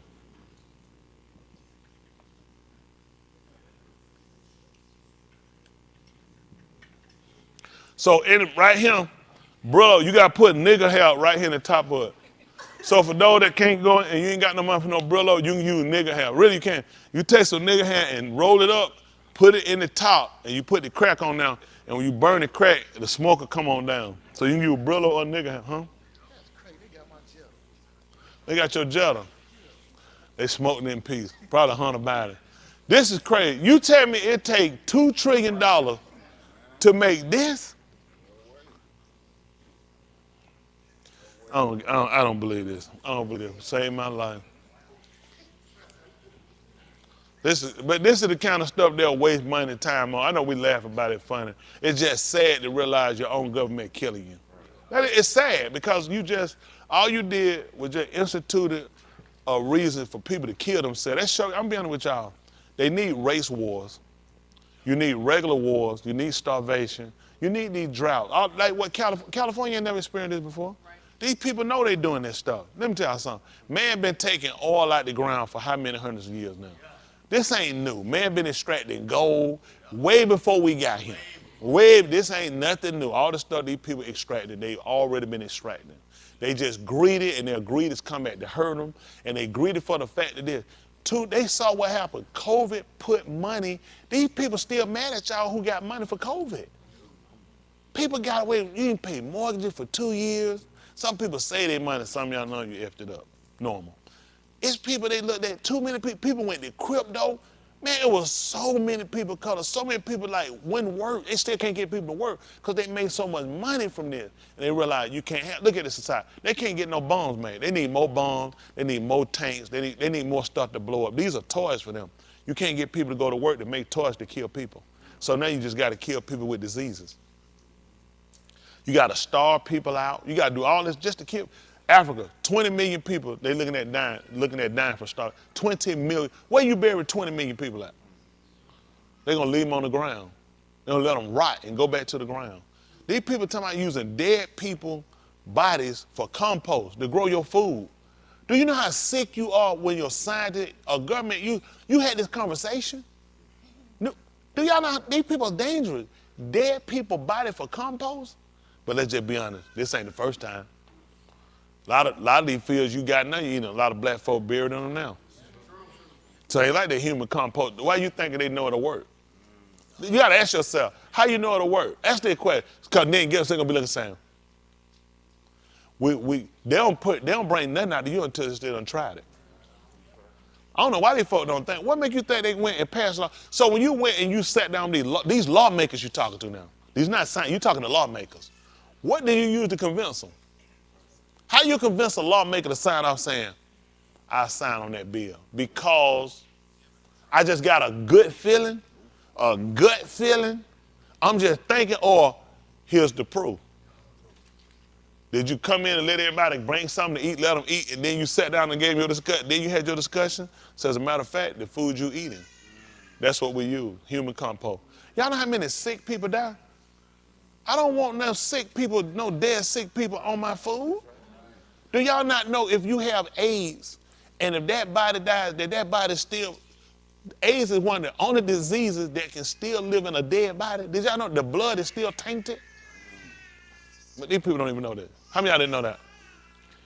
AIDS blood is just as dangerous when you're dead. Every other drug, because of the oxygen, other things, a lot of diseases die. The blood is just as dangerous, the body. So let's say you're going to pick out the bodies that ain't got the AIDS. Why are you doing this? What about a body, a lot of people die from what kind of disease? Cancer? So if I get the compost from a cancer person and put that on top of the food I'm growing, would that affect me? What about somebody that survived of cancer? Guess how they survive? Radiation. So if I take that radiation body and I break it down and use it for compost, how does that affect the food? So who are we going to use? Only healthy people? These people have no idea. What about the people that die from COVID? How you going about picking the people we're going to use? Are you screening them? Are you going talking to their dad and say, listen, I need you to fill out this application. How did you die? Did you have AIDS? Was you COVID victim? Because you need to go to hell. Ask somebody, are you going to ask them like you ask us? What did your mama and them have? What your dad and them have? How you deciding this? Are y'all with me on this? Okay. I told y'all before, if we'd have had a good leader, he would have told us about getting us a farm growing our own food. Unfortunately, we didn't have one. Y'all stuck with me. Because a good one, we showed y'all the human feces they already, they don't know human feces. Can y'all imagine eating some food that Lancaster done crapped out? That's just one person. I'm just kidding, what medications are you on? Just one? 4. Now think about it, he's one person. Now, this the thing. You eat this one person, I'm just you. I take blood pressure pills. You don't want my crap either now. How many people are on more than 2 medications? 1, 2, 3, 4. Now that's Lancaster 4, 2, 3, my 1. So where we at? 7, 8, where you at? 3, that's 11. How many you at? 3, that's what, 14? That's just us. You got 14 medications in our poop. And that's 1, 2, 3, 4, that's just 5 people.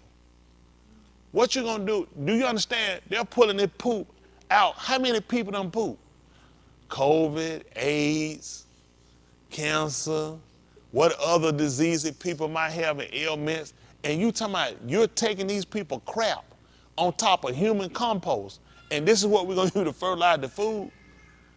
When will the people get a brain and realize that everybody needs to break away from the system? Why would you think it will make an intelligent decision to stay on the end of these people that think it's okay to use sick people crap, anybody crap? I don't want Richard Simmons crap. I don't care about that exercising. I don't want your crap.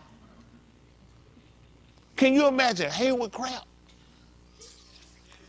No. I don't even want that in my, first of all, I want to apologize. Think about the white crap, a little mean, balled up, angry crap. One of them balls hard to break up. That, you know what I'm saying? And making a face. So when you put your food on your table, your food is frowning at you. And you trying to figure out, why is my food so angry? Then it punching you in your jaw. I'm trying to tell you, there's some angry crap out here. Hello? All right, I'm just telling you, some angry crap. So these are things y'all need to just, let me ask y'all something. And again, humorous, but at the same time true. Why would it make sense to stay on the end of the government when this is the way you think? We're saying we don't agree with, who in here good with eating food with human crap on it?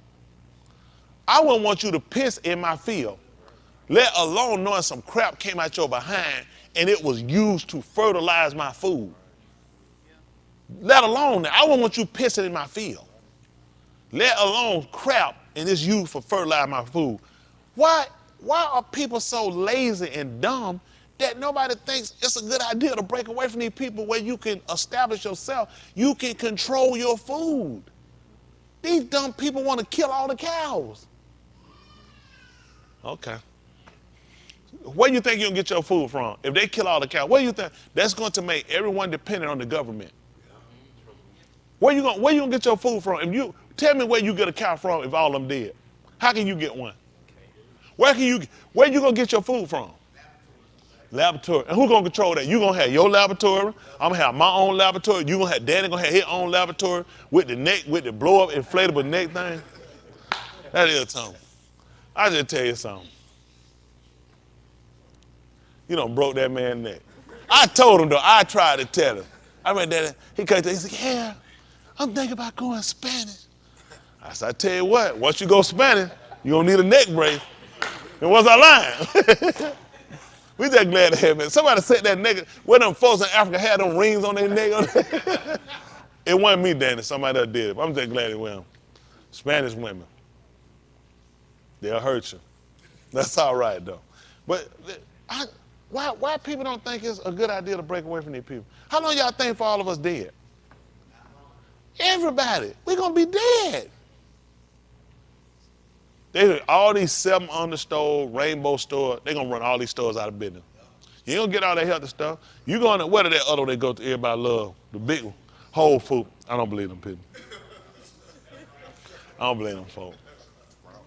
Sprout, all them folks falling out. They're going to run these folks off. Fred Martin, that stuff can be done. I'm telling y'all, it's illegal for you to go get milk from a cow. Directly from the cow, you can't get it. You got to get it from them. They'll tell you not for human consumption. How did you get your milk when you were growing up? Y'all used to get it from the refrigerator. Y'all got it. How you get your milk? From the cow. You know it's illegal. Can you believe it's illegal to drink milk from a cow? They're not for human consumption. That's the same milk you talking about you done cook and process. See, you can drink this, but the one from the cow is dangerous. You can't drink that one. Is that not scary? Do y'all know, this include me, we're so dumb. I used to buy milk. Do you know how dumb we are? That these folks tell you, I need to take this milk. If it's that dangerous, we don't need to drink it. I definitely don't need to drink it from you. If the cow dangerous, what did you do to it to make it better? No. Man, we would never have that problem. We had some fresh milk from a cow. A lot of these kids wouldn't be sick. Think about why we grew up better than them. Look what these kids eat. Chip. Ain't even real chip. Probably ain't come from potato. Probably a chip of paint. Look, the bag ain't even full. Man, we had chip. Chip went all the way to the top. You can eat chip. I ain't never bought no brand new bag of chip and stick my arm in here to get one from down here. This much my arm in the chip. Man, I feel like I'm reaching in a cow booty. Why is this much of my arm and a bag of chip? Like, how? Man, you pop that bag, chip pop out. So, first chip. I'm be doing this all day. Corn, they get it, put 4 chips out, then seal it up. Man, no, you can't live like that. Y'all, come on, y'all. We got to do better than this.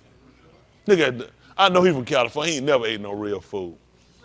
Man, he came out to the South, man, he didn't know how to act. He was, man, we got that man out there, he seen a real potato.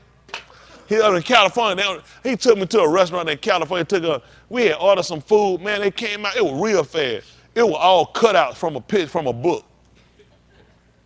You know they don't put no sugar in their sweet tea. Everybody from the South know, that's a direct sin. That's an unforgivable sin. Man, when they order some sweet tea, sugar now. So that's the first reason why y'all retarded. Who ain't drink unsweetened tea with ice? You drinking now? They drinking like that in Chicago too. They don't put sugar in. Hold on for a minute. They don't put sugar in tea.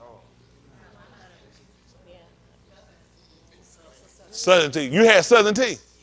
There you go. See that, you back. That's all I'm saying. You put that sugar in that tea. That thing enrich your spirit. That thing take you to the depths and destination. You can't go nowhere with no unsweet tea. Woo! Unforgivable. Isn't that right? Yeah, they push it up down. Because I know California, they try to push them thin in, and they feel like everything is sin, like they eat that right there. They don't like to wear no drawers. That's why them animals eat them. See, we don't get ate up by no animal down. They do.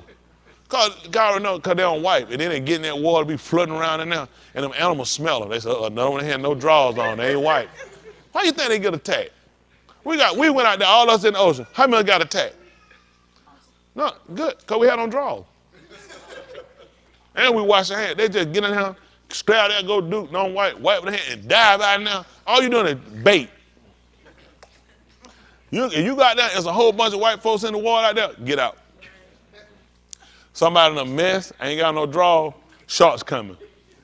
Go look up the last time a nigga was shark eating. Look up last time nigga was shark eating, probably in 1802. Man, a long time. It's hard for a shark to eat up. It ain't even lot. He said, I ain't never seen you out here before. You right. And we gone after that. See, white people looking for mermaids and stuff. We don't believe in that stuff. We try to find some catfish. Isn't that right? List of fatal, now black people.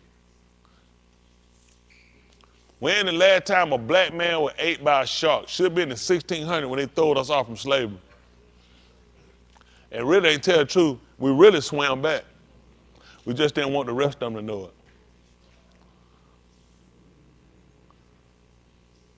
it. Is this the list for black people? Black man between 25 and 30, January 11, 1983. Shark. Look at him.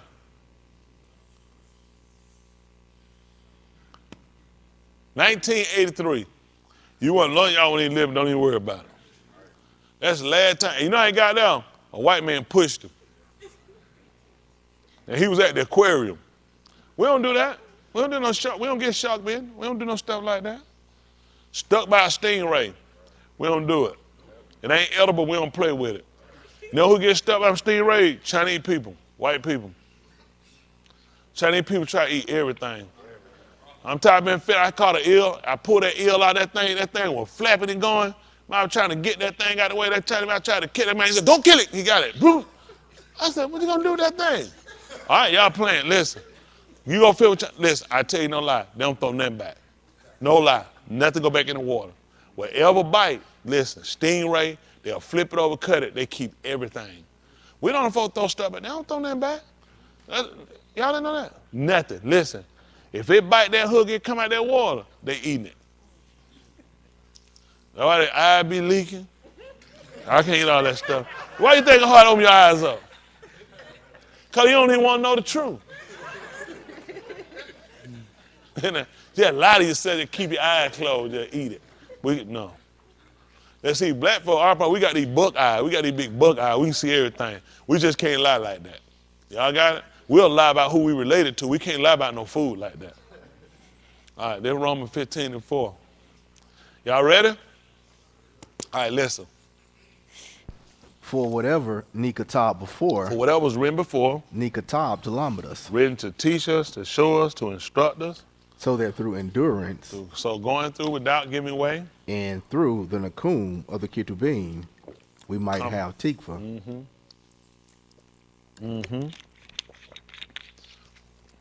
That's true. Tikva. Strong attachment. Did y'all through with the crack pipe? I better wait. Some of them trying to get that memory back. I know some of y'all, it's more in here than what y'all be telling. There's some of y'all here on crack. I'm trying to look around the room. Who could have possibly been a crack pipe smoker?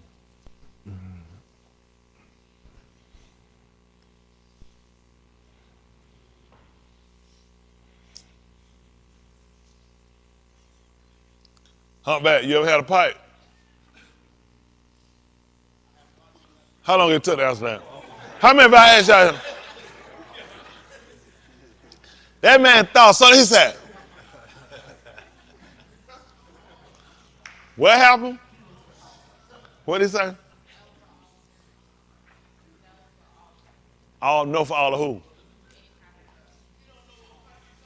They don't know what that is. We're going to go with Hayward. Hayward. He said name one by one. Hayward, if you had to make a call right now on the spot, based on what you know in your military training, and where you done been around, you done been and seen a lot of the world, ain't it?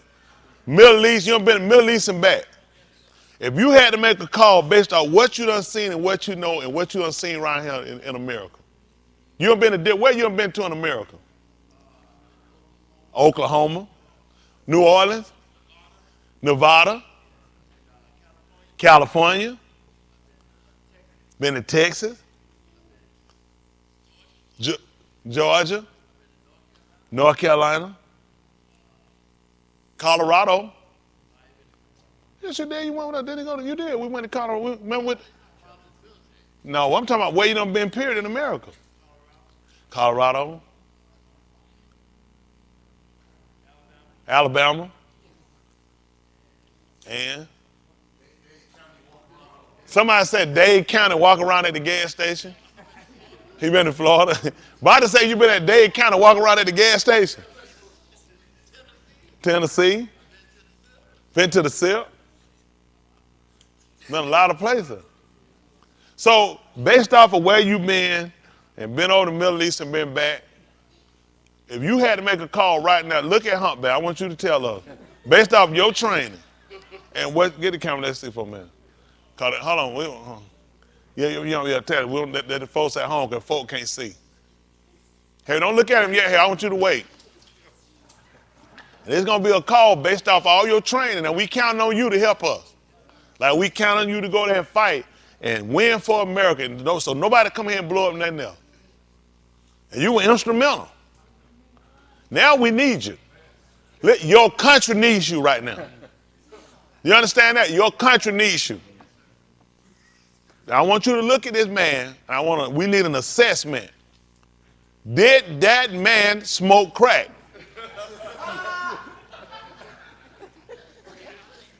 They can try it. That's what we're going to go with. That got that. He'll try it. Do he look like was it a long time or was like just probably in and out? It's just like a trying back out of it. At least twice. That's all we need to know. Y'all hear that? So that's official. Y'all got that? He said Humpback did it at least twice. How many of y'all want to make it a male cool? So Humpback did it, y'all tell me. All right, they got that. You know what they said? These folk can't be wrong. They want to make it in. Now that's how you know. Go what he said. I got to do it now. You can't be wrong. What that tell y'all? What that tell y'all? He said, I got to go back now. Yeah, we got him. Y'all ought to chain around him.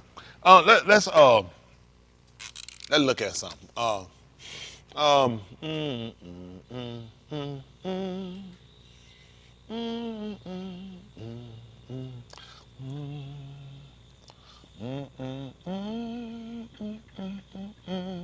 Y'all like that, don't you?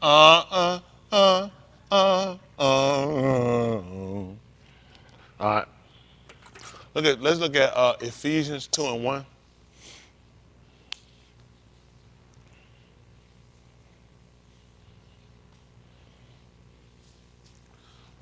We can look at it from, let's look at the other one with the three different Let's play with it a little bit. When I say play with it, we'll work both sides, we can say. How about that? Ephesians 2:1, Dewey Rim, James. So we'll work. All right, 2:1. Excuse me. All right, let's see. Listen. Are we reading from? 2:1. Yeah, we'll read from here. Okay. Yes, sir. Please. We'll interchangeably, we'll work them all. Let's Yes, go. sir. And you, when you were moved in your offenses and kataim, where in time past you walked. Can we stop for a second? Can we look up what dead means from Google, please? I know we ain't stupid or nothing, but I'm curious off the definition, how the definition kind of carries the meaning of dead. Because now he just told us that we were dead.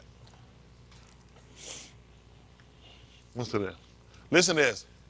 Dead means no longer alive. So I think if I had to define dead, I said not living, which would be the same way, but they just said, same thing saying no longer alive, okay?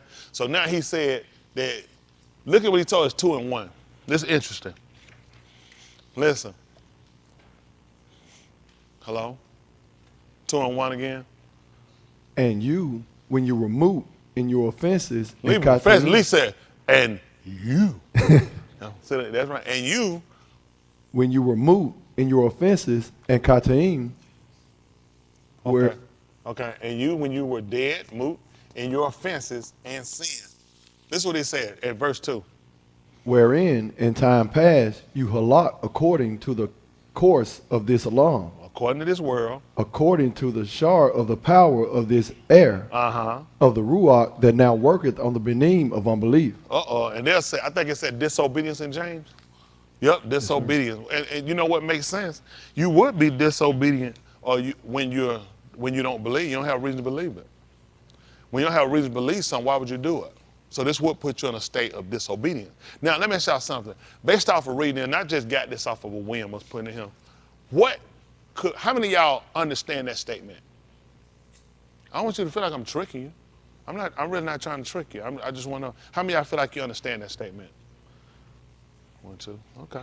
How many of y'all feel like you would need something to kind of compare it to kind of get a better sense of?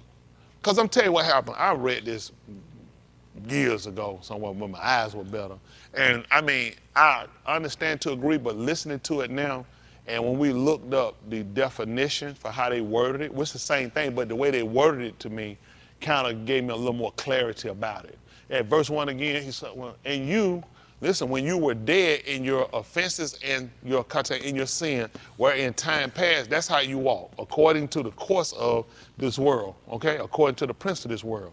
And he talked about, and that ruach works in people that are disobedient, and those are people that don't believe. So now I got to look at, how do I really understand that, right? And I look at it from what we read, that whatever written aforetime, what was it written for? That's the purpose of his reading. That's the purpose of the writing. So when they came, the Shalakim, the sent ones, when they came and spoke to us, we would have to base a lot of things they told us based off of past principles. Let's look at some before we go there. See if that's the 17th chapter book of Acts of the Shalakim. See if it's 17 and 11. Did somebody say yes like they knew that? 'Cause I didn't know that. I didn't know that. Let me say something. Acts of the Shalakim, 17, and what's that, 11?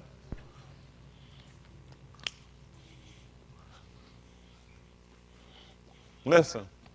Now these were more noble than those in Thessalonica. Aristocratic, what we say. More upper society in what they do. More noble, well, listen. Who received the debar with all eagerness, daily searching the Ketubim, whether these things were so. So what they were told, they investigated. Because they want to be assured of it. They just want to be assured of it. I just want to go back and make sure that it's kind of more or less what we call today concrete. You know, then we say a bond, stone. They people say, I want to make sure it's concrete. Versus people that say solid, you would compare it to a rock. Well, back then in 80, Ashford and Simpson told us how they were solid. How they say was solid is concrete. That's right. See what I'm saying? Rock, rock, rock, rock, rock. Then people start smoking them. So now, this is what we're trying to do. We're trying to make sure we understand statements that are being made to us, because if we don't understand them, then we can't grow. You see that? And you're only going to grow because of the information. The information going to grow us, because you really think about it. I struggle with fornication, drinking, and smoking marijuana. My early part when I, first came, those are hard struggles. And until I really kind of started attaching them to, they're going to prevent me from being saved, then it gave me more of the strength to kind of break away, because I wanted, desire to be saved. It didn't change now that that wasn't still a struggle. I just realized what was on the table. The longer I did it, the longer the progression or the non-progression of getting to that achievement of what I was trying to obtain at the time. You got it? I wanted what it costs. I just want that security of I ain't gonna die. That something ain't finna happen to me. Well, that's how I looked at salvation. I ain't gonna say to, the spirit come. No, I didn't. I wanted that security of I'm okay. And in order for me to be okay, I needed to get rid of things that condemn me. Because my condemnation came when I heard it. Then when I would go back to do it, I would feel so bad after. It would hurt me after. It kept hurting me after. And I looked at, and I kept looking at, you ain't gonna get it. You're not getting it. You ain't gonna get it. You're gonna wind up dying. It was like you're gonna wind up dying. This stuff, you're gonna wind up dying. And it was like, cried, it's like, I gotta fight this better. I gotta stop giving into it. Stop looking at, okay, I got pissed off or something, and that's my rationale for me smoking. Or that's my rationale for me doing, okay, now I'm finna really get serious. I'm talking about, listen, I know what I said before, but this time, I'm finna get so, and I'm probably I was lying to my, I'm trying to convince myself. And in doing that, to say, this would justify me messing up now, because now I'm finna really get, like, before I was, but now, oh yeah. It's kind of like that big girl, she got in front of that door.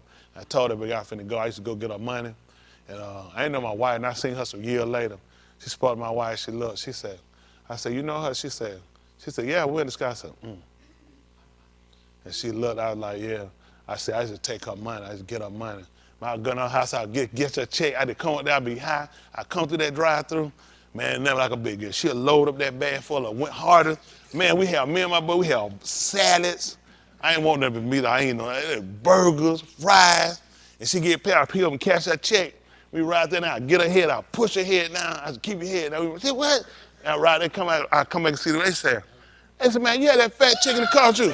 I said, I tell them, I be like, no, I ain't had, they were like, man, quit lying. I be like, man, I ain't had that girl. Oh, I was good at lying. I wasn't finna admit, her back will stick up.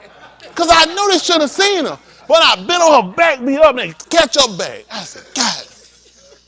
So I came to the house, she had to come get the money, so I was getting ready to go. So she was like, I was like 165 back then. So I was trying to go. So I said, I'm finna go. She lay on that door. She said, she said, I'm tired of you getting my money, just leave. I said, what? I said, girl, I said, you got to I'm finna go. Listen, she ain't tell that place. She lay on that door. She just looked. She was just silent. I was like, I said, I'm telling you now. I should get out that door. I ran, grabbed her. She was about moving. But I was struggling trying to move that bitch. I said, I backed back off her. I said, I'm telling you now. All right now. All right, this time, I ran up and grabbed again. Man, I got this. That girl moved about like that round. I said, man, I bagged out that thing. I said, girl could kill me. I said, I can't even move. I said, I can't even move. I'm patting that thing in my head. I said, I got to talk tonight. I said, babe, look here. I had to ease away from that door. I got it out. I said, I'll never do that again. Cause like, all right now. I said, quick. I said, all right, I begged get myself riled like that. It wasn't working. That fat one move. I said, she just long for it and run off. I said, I'm a dead man. I learned then, you don't play with them, you get yourself hurt now. But now, that's how I was with that weed. I'm finna get real serious. And it didn't work. It beat me down every time, too. So, what we're trying to do is process the state that we were in. This is what we typically fear. I feared dying, but I didn't fear it enough to stop doing what I was doing. Because the only reason I wanted to get that security that we call salvation day is because I didn't want to die. But the works I did, all equal to death. And not being able to process that. You know what I'm saying? You got to stop doing works that equate to or equivalent to death. Even though you're saying you want to live, your works don't add up. You got what I'm saying? When you do the math, all the works said death. None of it said life. None of it's kai. It's all moot. Y'all got it? So now when I'm looking at 2 and 1, he started to tell us about how we were dead in our kataim and our trespasses. Then he started telling you what courses you were taking. Y'all got it? These are the things. Look at what you were following. Okay? Now, let's go back and look at Rashid. Let's look at 3 and 7. They call it Genesis. Rashid, which is in the beginning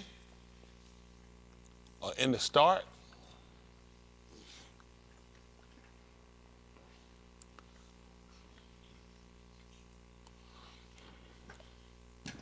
Now, somebody asked me about using the words, how I use these words. Do they help me? They help me a lot because I guess I process. I mean, with Genesis, I never looked up, I'm sure it probably means first or one for whatever they use for the Greek. But I never did pay attention to, even though, you know what's amazing? Even with reading, it just shows how he can just put like where you're just not really conscious of things, how the Sefer actually, it kind of gives you a direction. Because you want to know like how things started from the first. You know what I'm saying? This is how things started. And I'm telling you how it started in the first is how it's going to end. I was telling you the end in the beginning. So it makes me look at how important, like some people say, what they say what you do with your past. What they used to tell you to do with your past? Put it behind you. And that's why people become New Testament creatures. And they say, get rid of it. It's like your past. Because they pretty much teach you that. That's old and done away. But when he told me the beginning actually declared the end. Then it tell me there's a significance with my past. There's a need to get me, because it's just like it said. We tell what I do with my past. Things we did past, what we try to do with them? You want to put them out your mind. I don't want to go back on my past, everything I did wrong. There's a lot of stuff I want to forget it. I want to be gone. How you say, quote unquote, I wish it never happened. But now we go back and, everything writes and leads us to say, go back. Because that's a significant part saying you need to go back and you need to recollect. You need to consider. Y'all got it? Okay, let's see. This is 3 and 7. Listen. And the wound of both were open, and they perceived that they were Ara, and they sewed fig leaves together and made themselves aprons to go round them. Mm-hmm. And they shama the call of Yahuwah Elohim Halak in the gun in the afternoon, and both Adam and his Ashah hid themselves from the pani of Yahuwah Elohim in the midst of the ox of the gun. Mm-hmm. And Yahuwah Elohim Yakra Adam and said to him, Adam, where art thou? And he said to him, Shama thy call, as thou walkest in the gun, and I Yara because I was Ara and I hid myself. Well, I heard the sound of it and I hid myself. What happened? And Elohim said to him, What did he tell him? Who told thee that thou wast Ara, unless thou hast eaten of the ox, concerning which I charged thee of it alone not to eat. Let's go back and look at 2 and 17. Same book. Rashid.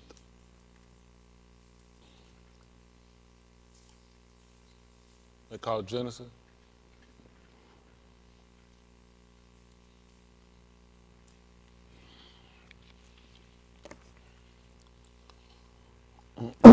Go ahead. But of the odds of the knowledge of Tub and Rosha, of it ye shall not eat. What happened? But in whatsoever yum ye eat of it, You said what's up? What happened? yum Day? you eat of it. That whatever day it is. Yes, sir. What if it's on a Tuesday? Whatsoever yum ye eat of it, ye Why shall they eat surely it Friday moot. before the Shabbat? Whatsoever yum ye eat of it, ye shall surely moot. Okay. We go back to 3. 3 and 1. Same book. 3 and 1. Listen.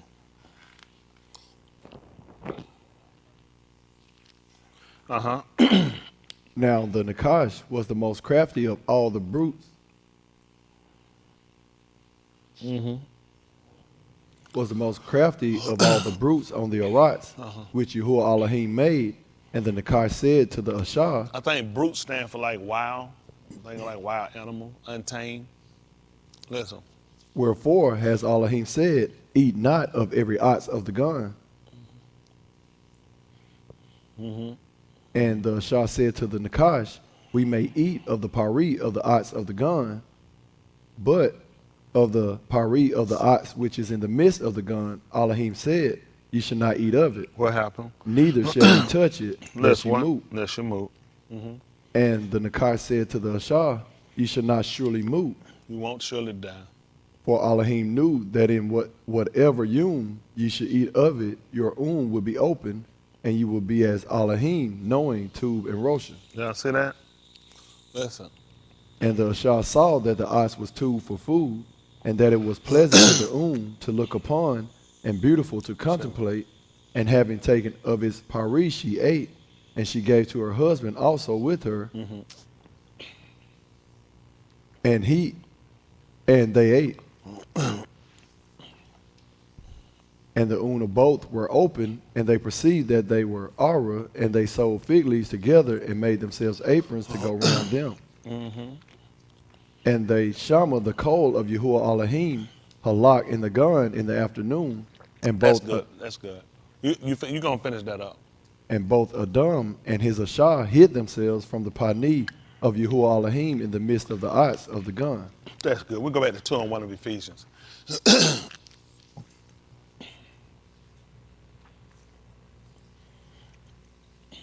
Listen. And you, when you were moot in your offenses This and is Ephesians 2 kataim, and 1. For those at home that don't remember. Listen, now you, who was moot, you were dead in your offenses in your offenses. and kataim, And your kataim, which is your transgressions, your mal, your sins. He said you were dead. What happened? wherein in time past you halak according to the course of this alam, Listen now. according to the shard of the power of this air, of the ruach that now worketh, of the benim of unbelief. Wow. So who we talking about? Adam and Ka'ur. And the Nakash told her they weren't surely dead. They wouldn't surely die.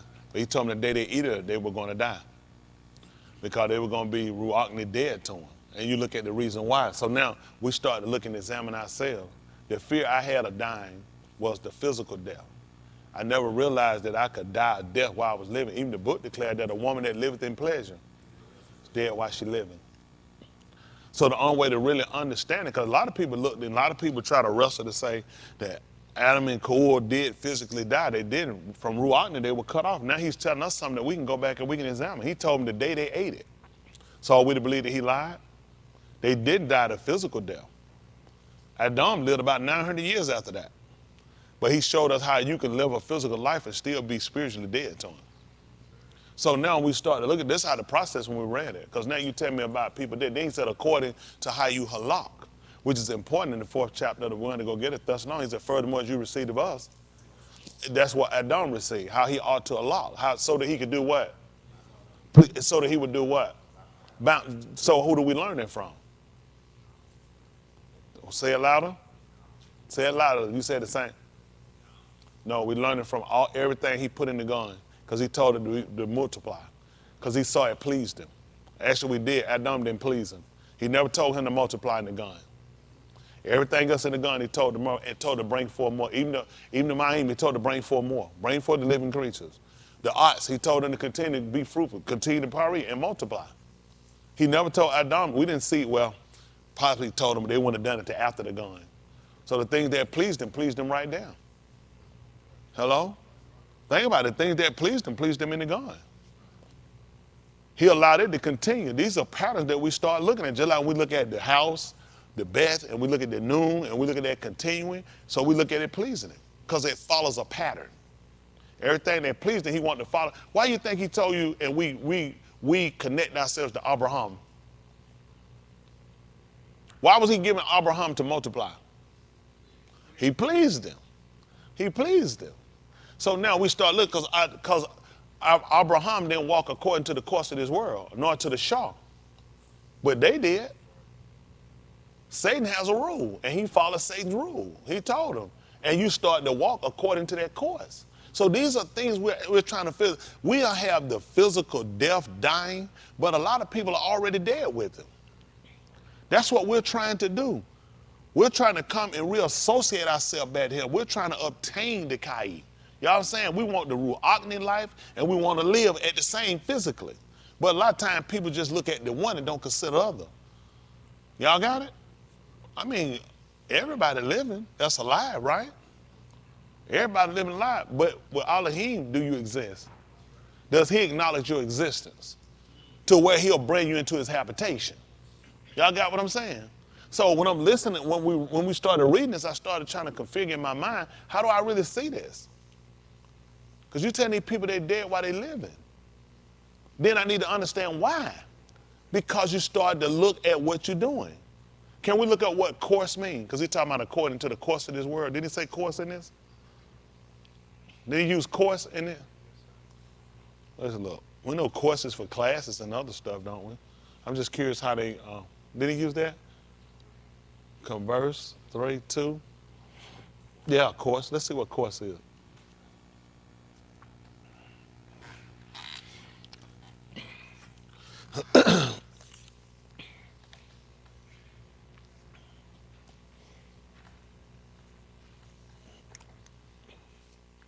The route or direction followed by a ship, aircraft, road, or river. Makes sense. The way in which something progresses or develops. The procedure adopted to deal with a situation, a dish or set on the area of land. We'll look at that. The procedure adopted to deal with a situation, the way in which something progresses or develops. You see something else? A series of lectures, of course, lessons, particular subject, typically leading to a qualification. That makes sense too. Let me see up at the top again. The route or direction followed by a ship, aircraft, road, or a river. I mean, route, similar words. So we'll look at that. That would make sense. We start looking at the journey we're taking or the route that we're taking, because that makes sense. I mean, we really just kind of start looking at when you, why it makes sense now based off a route and directions or following something, it makes sense that he would tell us certain things. Let me say, let's see at 11:1 of 1 Corinthians. 1 Corinthians chapter 11, verse 1. Let's see what he told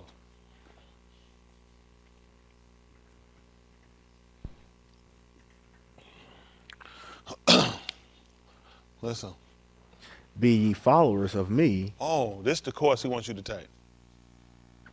We looked at course, they're talking about ship, aircraft, or other things, or even a river. You get on a river, you can't go opposite. You can't go outside. If you're on the river, you go whichever way it takes you. Now he's telling us to follow him. This is the course he wants you to take.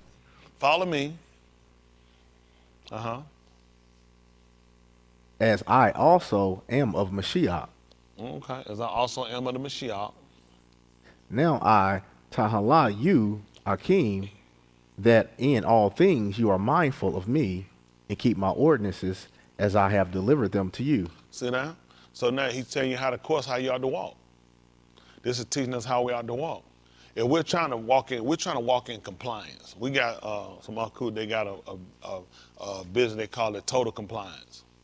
And that's making sure now their business is based off of knowing what the state law, federal regulations are, and saying if you have a business, a transportation business, whatever, these are the guidelines that you need to make sure you measure up to.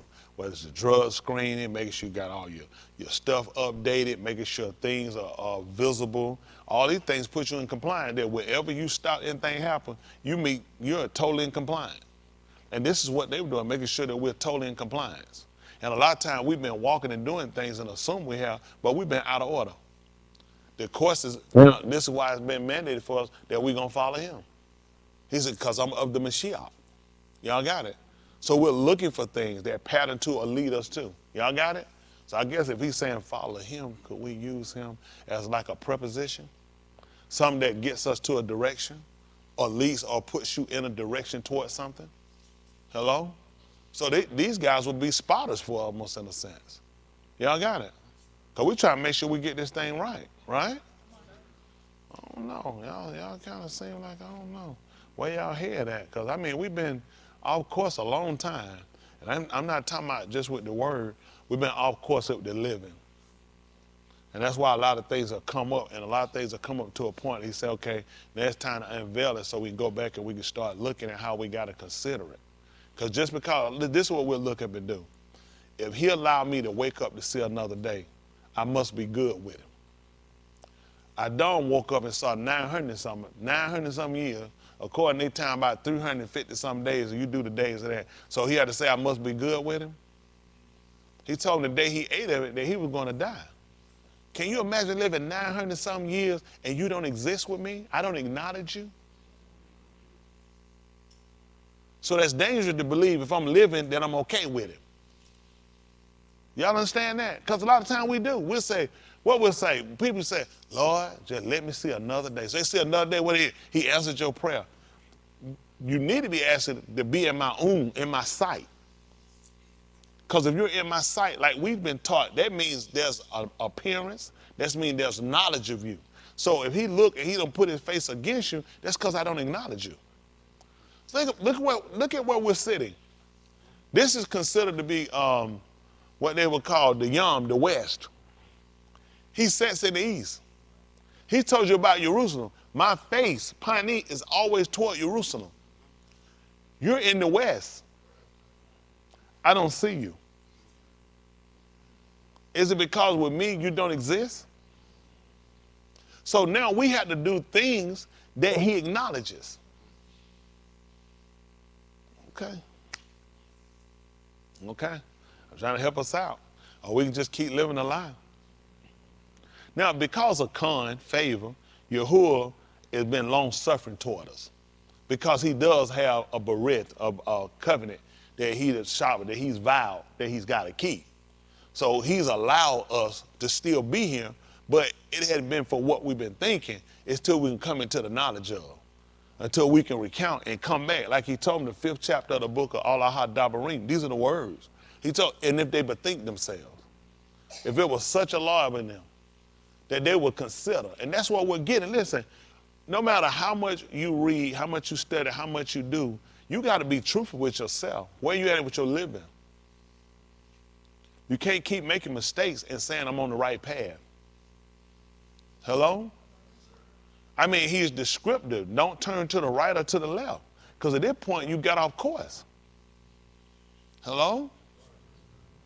And this is what we start looking at, how many times we gotten off course. And then when you got off course, why you got off course? When he talk about these people not being alive, he told them why. Because of the course. Because of what you've been following. Because you've been allowing yourself to be led by. He didn't just tell them that they were dead. Let's see again what he told them. This 2 and 1. Get me back over to Ephesians chapter 2. Do y'all want to get it right? They just want to kind of linger along, just let it play, let things play out and see where it's at. That's dangerous. I don't want to just play out and find out I'm wrong. I need to know now so I can fix it. This is the best time to fix it. According to his writings, if this is what I believe, I can't fix it when I'm gone. There's a lot of people, if they had a second chance, they'll get it right today. I have that opportunity to sit here and look and say, what does hinder me? What'll keep me from getting this right today?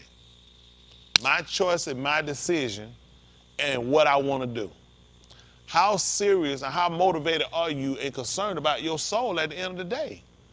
That you're okay and you're willing to die in the state you're in. And, I mean, it is what it is. I mean, at the end of the day, I mean, you just do what you got to do. I wouldn't be here if that was my mindset.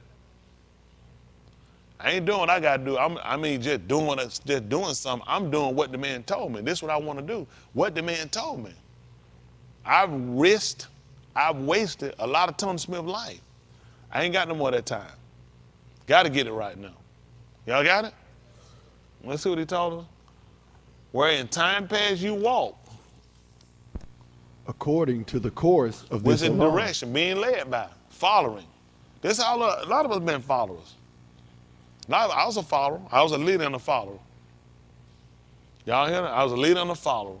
According to the being led in this world. According to the shar of the power of this air, of the ruach that now worketh on the beneam of unbelief. So then they told me something. You know what I mean? People, nobody here raise their hand and say they don't believe. Nobody. Who in here you don't believe? Who in here don't believe? Nobody gonna say that. But you don't believe it. You might not believe it. You don't believe you ain't obeying. You can't believe you ain't obeying. It don't make sense. I believe, like I believe, I just don't be, you know, I don't just tell the truth, you don't believe. See, this, you know how many times people say that? I always believe, I just didn't. Like people say, you know, but I did always believe. See how he look at it different than us. You couldn't have believed. If you believed, you would have activated. You'd have walked by. You would have kept. See, that makes a difference how we look at believe. It's the stuff I believe, I just don't do it. He's looking at the way he views it, according to I'm saying, he put this right down there and believe. That means whatever effort they were putting into it or saying, you know what I'm saying, I know I ain't where I need to be, but you know, I still believe though. He said, wow, you couldn't believe. Because you believe, then you will halak according to. You wouldn't follow another course. You wouldn't allow yourself to be led by. Hello? So even when we come back to Adam and Ka'ur, it comes down to actually looking at how did they get into the situation. They were tricked. That's what she said. She was manipulated. But according to what we're reading here, they ain't believe. Because he told them. He said, didn't I tell you not to eat of it? Who told you? Who convinced you? Hello? Now, when he asked them, who told you you were naked? Y'all remember he asked them that? Who told you? He was trying to find out something. See if that's 6 and 12. Galatians. That's what I want.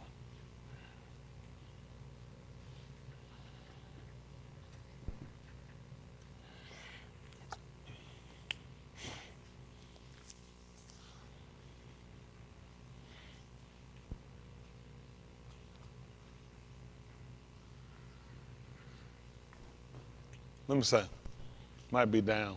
Listen. For as many as desire to please in the basar, they constrain you to be circumcised, only that they may not suffer the persecution of the toot of Mashiach. Mm-hmm.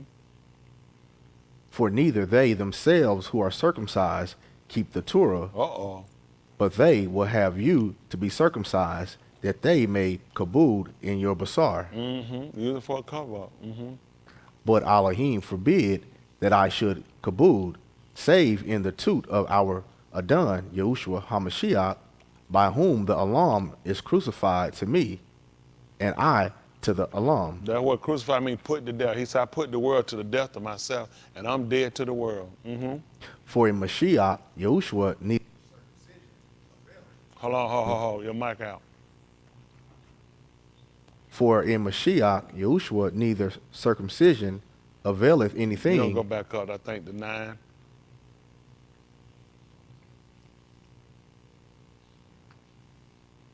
Seven. Should tell who ran well. You did run well. 1. Oh, chapter 1. Same book.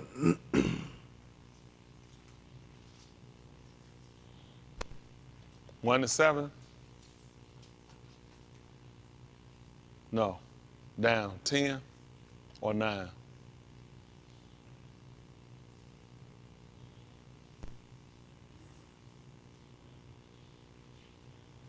He should have told them they did run well. 5 and 7. 5 and 7. I don't know why I was thinking 6. 5 and 7.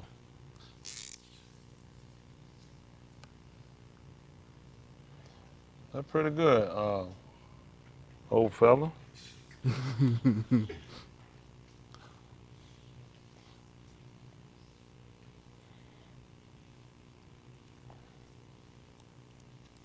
See, look at this. Slide down a little bit, 6. You had to go far right here. Even though they'll play this off of love, when they played it, he used love and said love is the same as amanah. They used charity. And the problem you got with charity is you're dealing with one of the 3 daughters of Zeus. People like the name though. They'll name the kid Charity, and a lot of girls named Charity too. Mm-hmm. but charity play off one of the three muses of Zeus, one of the three daughters of Zeus. This is the detriment we have a lot of time when you start playing with their books and their writings. Although you go back here, when you deal with the Romans play with Greeks. And when they play with the Greeks, they play with stuff like this charity. And they'll say this is love, charity is love, but it's actually one of the three daughters of Zeus. They believe that this is a goddess that's over the affection. See, the difference when you start dealing with these people in their English writing, when they take stuff, the English will take things from the Greeks and the Romans will take things from the Greeks, and they'll give you these things, and the next thing you know, you'll start playing with these gods, these deities. Charity, I think was it Grace? Who are the three daughters? Look at the three muses. And this is what they'll tell you. Now, the early writing was charity. James used love, but then he'll come right back, though, and he'll tell you, if I have not charity. James will tell you that. This is why you have to use our words, why you have to be careful about dealing with people. They'll say they're similar, but you start dealing with these three gods. You start dealing with gods at this point. And now this will be an issue because now you're giving homage to something other than him. He told you that he was Yahuwah.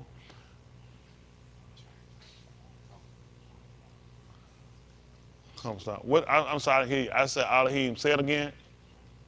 I couldn't hear you. I'm not being funny. That's right. My kabod out now. On there they say, I am the Lord, that is my name. That's how I remember they were trying. They said, I think they said, I am the Lord, that is my name, which Lord is not a name. So these are other things that's detrimental because Lord is not a name. But still, a lot of times you go back and read it and start telling, I am the Lord. He never would have told you that. Versus what they tell you, versus him rendering his name. Charities. You should have looked at the three muses. I don't know what you were looking at. Now just look at the three muses. Should have came up. Oh, you hold on. What that? Oh.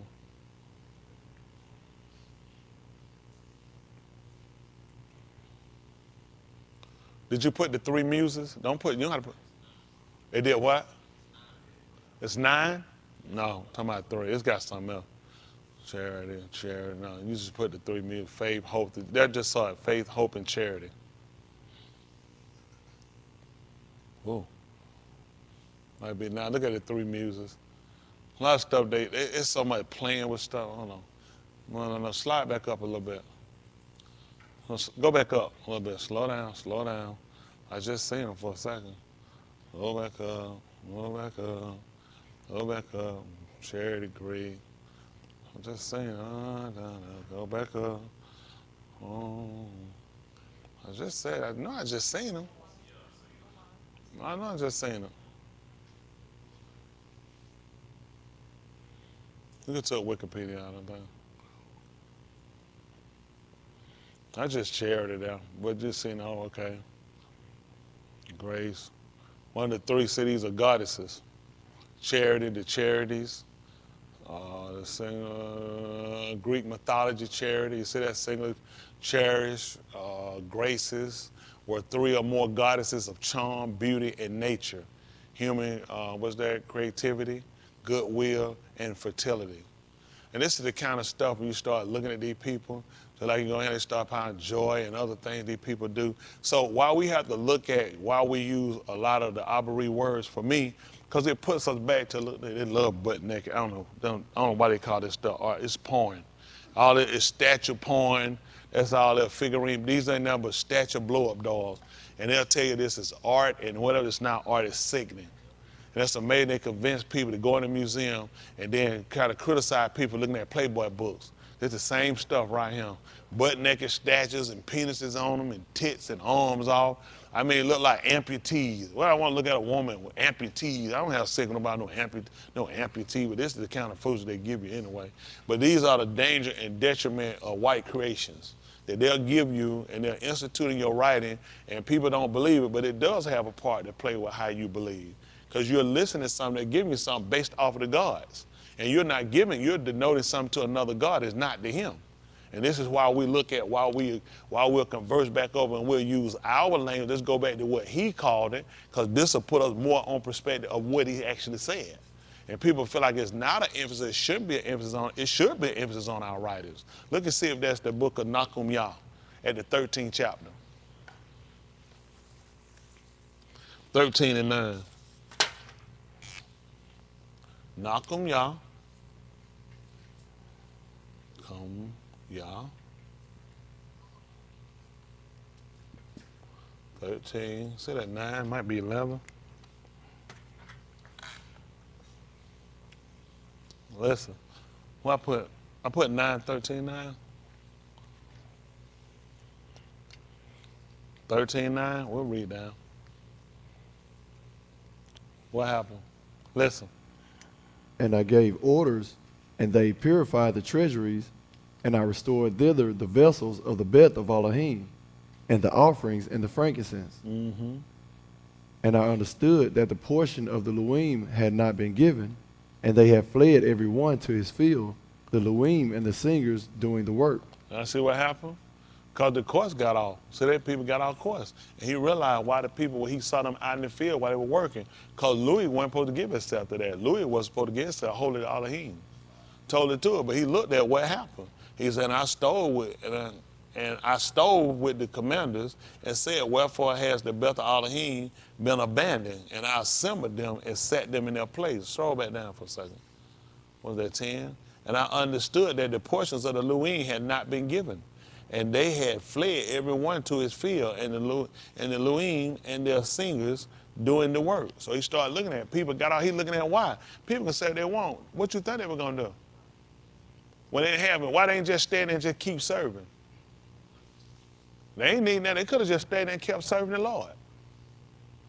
Them people weren't crazy. They look at it, I'm missing. I don't have what I need. I got to get out here and do what I got to do. I don't know why people think it. Listen, there's a biological and there's a spiritual part of man. He just, and let's see, he looked at this. He should have told them they were going to burn in hell, shouldn't he? Let's see. What happened? Oh, and I understood that the portion of the Louis had not been given them. And they had fled everyone to his field, and the Louis and their singer, which is Sheer, doing the work. What happened? Come on. And I strove with the commanders and said, wherefore has the Beth of Elohim been abandoned? And I assembled them and set them in their Malkum. You see that? And they start putting everything back in its proper place, in its order. These are things that people have to look at. Let me tell you something. I don't want people thinking that Elohim is good with you starving and having nothing. That makes absolutely no sense. There's a biological part that people, just like there's a ruach in their part, okay? And these people, he realized why he can get out there and tell them before they were going, but he knew why they was out there. The people weren't doing what they were supposed to do. What else he going to do? Let me tell you something. That's the same thing here. A lot of things shouldn't have to do it, but unfortunately, I had to take a lot on myself. Because y'all, I mean, I cannot count on y'all as a whole. Honestly, I couldn't count on y'all as a whole. I'll starve. Man, I wouldn't have nothing. If I counted on people, no, I couldn't do that. That's crazy. I had to mess around. I had to do just like they do. I had to get in the fields. I got to get it. I had to do the same thing they had to do. You leave it in the hands of people. Listen, if people doing what they're supposed to do, a lot of stuff we won't have to do. We won't have to lack nothing if people did what they're supposed to do. Y'all are steal, you a lie, and you a cheat. And you won't do what you're supposed to do, and you'll put the work and the heavier parts on other people. That's what y'all do. Y'all just look at it. You're comfortable with it. That's how you'll live your life for a long time. I used to be like that. If somebody else to do it, let them do it.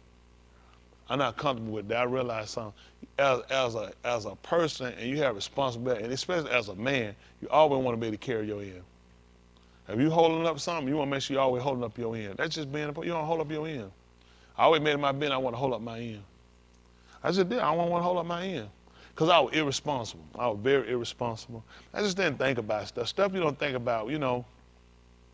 I remember graduation sitting there looking, thinking about, wow, I used my mom and dad and them giving me gas money even though I worked. Irresponsible. Why would you be giving somebody a job, gas money? Why would you be paying for their stuff and they got a job? They ain't paying no rent. I wasn't paying no rent, no water. They weren't taking no money from me. I was irresponsible. Irresponsible. I was an irresponsible man for a lot of my, well, up to 18, 19. Then I sold dope and got responsible. So I wasn't long time in it, you know what I'm saying? But I was irresponsible. I was just irresponsible. You know what I'm saying? I mean, just don't do. Let somebody else do. That's just how it is. You keep going. You can't live your whole life like that. As a man, something had been innately in you, realize I want to pull my end. I want to carry my end. That's just it. That's being a man. And that's something that has to spark in you and getting you to do that. Shoot, by the time I was 26, I was married. I let everything go. I pulled myself up. I told my wife she married me. I said, stick with me. I told her I'm going to play. I'm going to do something. Didn't I tell you that? I ain't lie. Did I lie? I knew what I was going to do. I let everything go. I went to work, 575. I did my end. I did what I had to do. I wasn't going to let my wife down. And I got kids. I definitely wasn't going to let them down. I want to be somebody they could look to. I want to be a role model to them. I worked and I did my end. And I don't make no apologies for my life and what I do for my kids. I don't make no apologies. I expect them to do better than I did for their kids than I did for mine. That life. I want to be able to give back. My mama would have gave anything she could for me. Daddy too. He would have did it. They would have gave it to me. They saw where I was going and what I was going to do. They would have did it for me. But they couldn't afford to be able to do it because they did all they could to try to do for me and do for my sister and do things. You look, and it's unfortunate now. Parents look at they get ready to get old. You get old now, you can get ready. These kids and throw your behind away. These folk, they put a mirror under your nose to see if you start fogging. They going to the bank. Okay. Yeah. Folks, listen, they going to the bank on your behind. These folks, shh. Man, no. I don't need, I told my mom first, she could drop her insurance. I don't need no insurance for her. I made my own way. I'll be all right. Take care of her, whatever we got to do. She took me many years. Put a lot of, she tell my time. Scuffling for you. They use scuffling. I don't know. Anybody parent use scuffling? Do you know how many times I heard scuffling? You know I looked at the floor get scuffled. I said, these folks scuffling? Because ain't all you hear, I'm out here scuffling for you. That's scuffling, scuffling, scuffling, scuffling. I got to quit them folks from scrubbing that floor. But they did. They made sure to let you know, but I'm out here scuffling for you in here, scuffling. That thing just hit you, boy, like it just kind of just turn them nerves in you. But I mean, you know, it's a job, man. I do. I just look at, I don't mind doing what I do at the end of the day. I just like to just know people really take it for granted, don't take it for granted and take that will and that mindset, pull your own. Want to be able to stand and do, because we got a whole nation of people we gotta try to project a better image to. We don't have a good image to our boys. We don't have a good image to our girls. We don't have a good image to our women.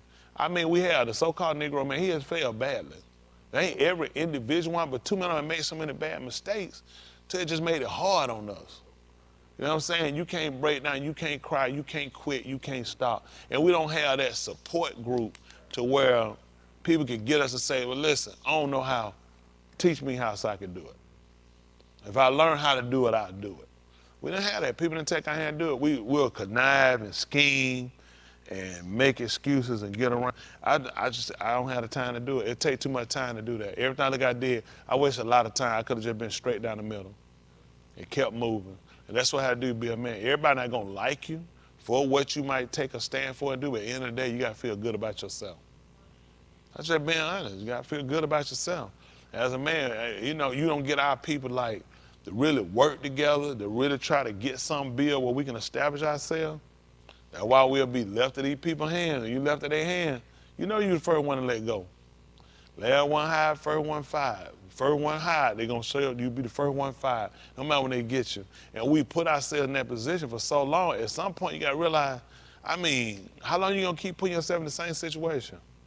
To where you always in their hand. You always, I mean, we'll talk about how white America treats us, but in the same point, why you keep putting yourself in the situation? I ain't talking about to get shot by the police. I'm talking about America as a whole, how it treats us. And everybody ignores us. Everybody want to acknowledge what happens to them, though. Everybody want to, they're going to celebrate Robert E. Lee's birthday, same day they celebrate Dr. King. This is a white man who was a terrorist who fought against America. That same flag that if you don't stand up for doing it when they do the national anthem, them folks will run you off. There's no way Robert E. Lee would have stood up for it. He'd have stood up for the Confederate. He was a terrorist. He's no better than Osama bin Laden. He's no better than nobody else, Al-Shaklak or whoever they got. The man fought right here in America against America. What's the other name here? Benning, Fort Benning, Fort Bragg, North Carolina. Every one of these folk, all these folk were racist terrorists that fought against America. The same America they tell you to love, you fight for, you pray for, you stand for the flag. They'd have never stood for it. They only stood for the Confederate. They was against being on that flag. They was against the United States being united. And they got bases and plaques and statues named after them. And they want us to sit down and act like nothing happened. These the people had us in slavery and fought because they didn't want to let us go. They did not want to let free labor go. Nobody talked to the labor to see how we felt about it. Then they taught you lies that the North freed you. That's a flat lie. They did not fight to free you. They were competing against the South, the same thing they're doing today, and the South cannot outproduce the North. They're just not able. That's just being honest. They don't wear no drawers. You got to wear drawers. Drawers are a vital part of your ability to be able to do it. He gave us drawers. The Louis, what you think? He gave them drawers. I don't know why these folks want to walk around with no drawers on. The Kohan had to wear drawers. You need drawers, people. He said, so when he go up, we don't see your nakedness. These folks are deliberately walk around with no drawers on. Stop it. All right. Moral of the story, wear drawers. But it's just honest and truthful. There's no way to sit on the system that does not respect you.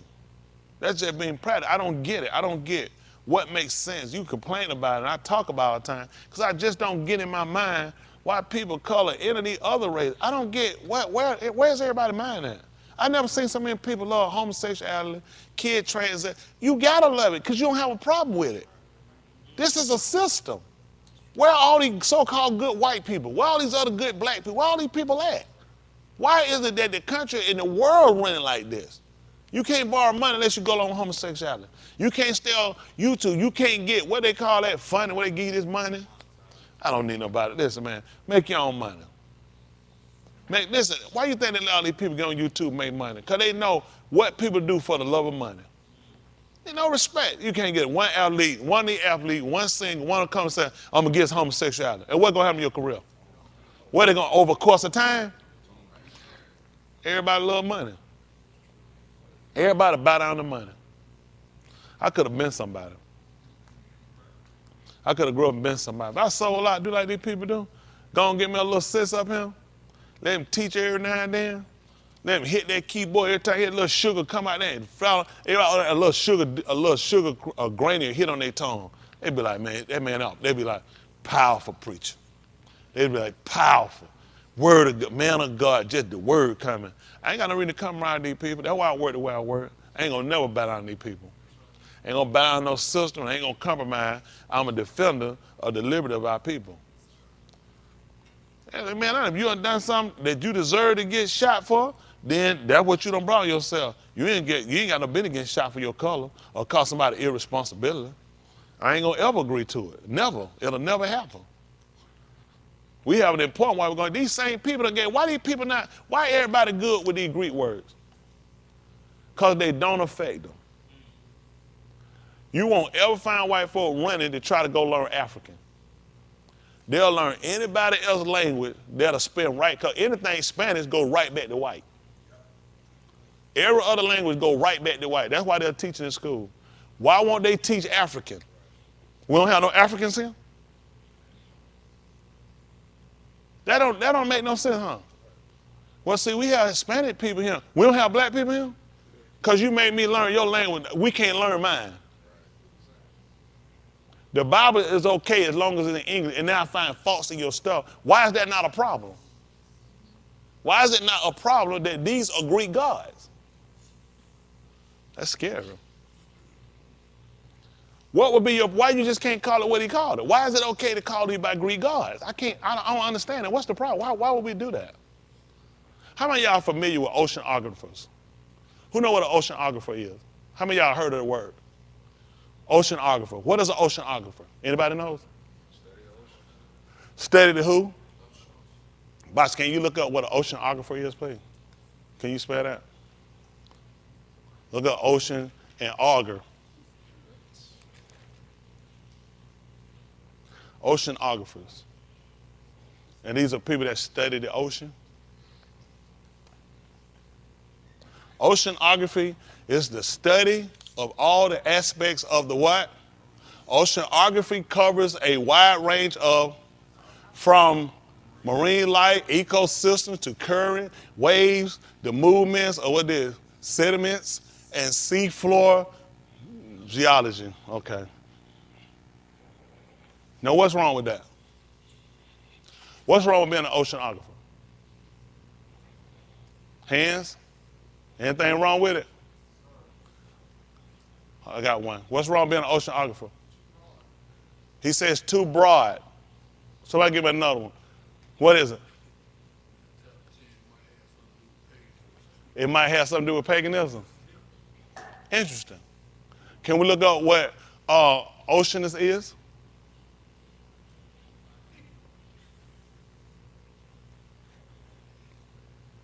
My body lies over thee.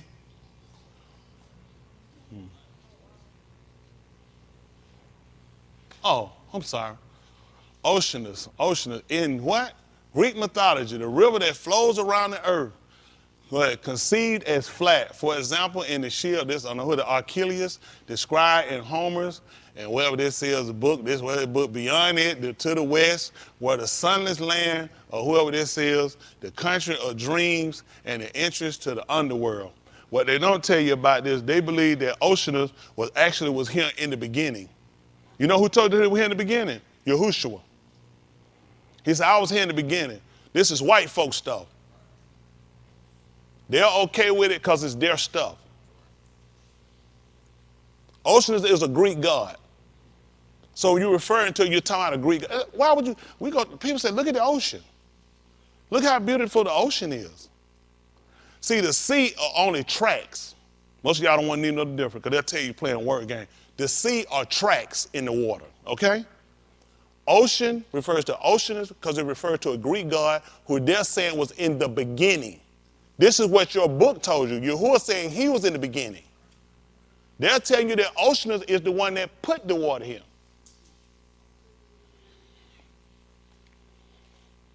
The reason you won't know it because you ain't white. It ain't your word and you ain't Greek. No one will ever acknowledge you or your language. They're only going to acknowledge what is white because you're in America. Don't get mad at white people. This is why you need your own. This is why you have to speak your language. Because you'll say a whole lot of stuff out your mouth and don't realize you're not talking to him, you're talking to somebody else. This is why we don't use God title. This is why we don't use dear Lord stuff. Let's just go with what he's, if Lord is the same thing, then it shouldn't be a problem if I call him dear done.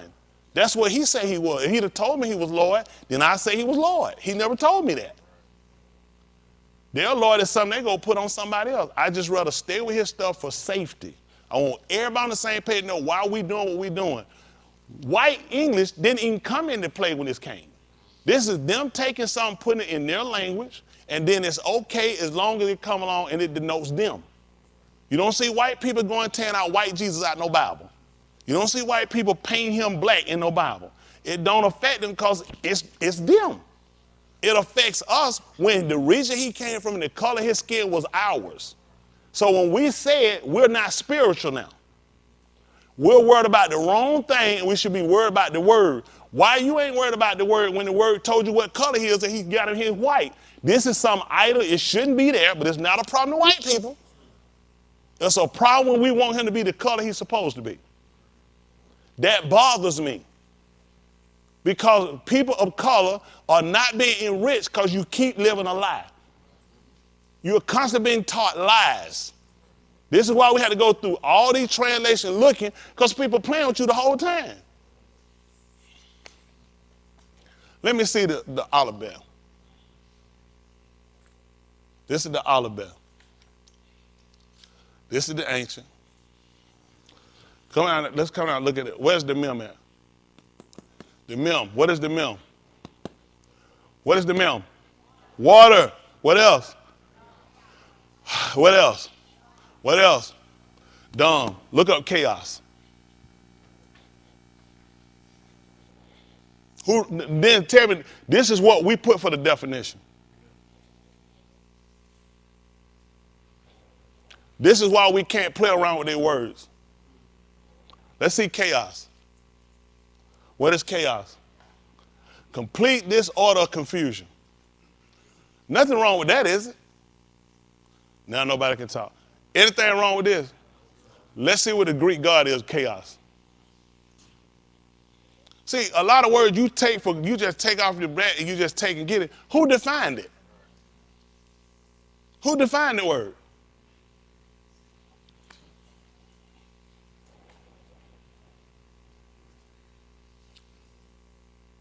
Oh, that's Greek too? What's that, cosmologist? Tells us the very first of all, the origin of the empty, what is that? Unfoundable space at the beginning of time, but it is more than just a gapping void, as his name is usually translated from the ancient Greek, was that personified as a female, chaos. See, this is the problem I have with English words. That's why I had to use arbitrary words, because a lot of this stuff always refer to what white people are comfortable with. Words that's comfortable for them, that they'll say, well, it depends on how you want to use it. I don't care how you use it, it's their stuff. He never said it. That's why we don't use it, and let's just stay with what the man said. You'll get comfortable, you'll drop your guard instead of everybody being honest. This is why you cannot afford to sit on your behind and just be comfortable with everything they say and say it's okay. It's not okay. They're playing you every time. On every end, you're going to be played. You can look them up. That's an English word, chaos. It's not our word. I don't care what they go put. This is how they cover them up. Because you got to go back to root them out to find out where it all come from. That's why he's sending you back to the beginning. You need to go back to see what I said. But this is never important now. This only important is you'll get the same meaning from chaos that you'll get from what he was saying. Let's go back to Nahum, y'all. We want to see, is there importance for us to learn our language? 13, what we at, 13 and 9? 12? Okay, 12, listen. And all Yehuda brought a tithe of the wheat and the wine and the oil into the treasuries, to the charge of the Salamiah, the Kohan, and Sadak, the scribe, and Phadeah of the Luim, and next to them was Anan, the ben of Zakur, ben of Methaniah, for they were accounted Amunah. It was their office to distribute to their Akim. Zakar me, O Elohim, in this, and let not my kindness be forgotten, which I have wrought in regard to the bed of Yahuwah Elohim. That's all we want Elohim to do for us, for everybody. One thing I believe this is for everybody. I'm a believer of this. If we get everything back to its simplest point, we can take out all of the disarray and the division we have with every nation.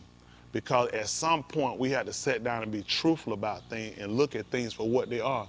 These books were not put together to make sure you got salvation by the hands of everybody's hands touched it. That's just not the point. I don't know how anybody could actually believe it. It makes absolutely no sense. The people that defined it gave you chaos. They did all the study and they gave you an English word for chaos that's a Greek word. Now they can come and tell me, oh, that's the same thing. I don't know how it's a Greek God. It's not something that I'm comfortable with doing. No more with Chronicles, like they give you chronicling time. It goes to Greek God as a chronicle. I don't believe that time held wings. If I have to be saved by what he said, doesn't it make sense for me to look at what did he say? Doesn't it make sense for me to know what did he mean when he said it?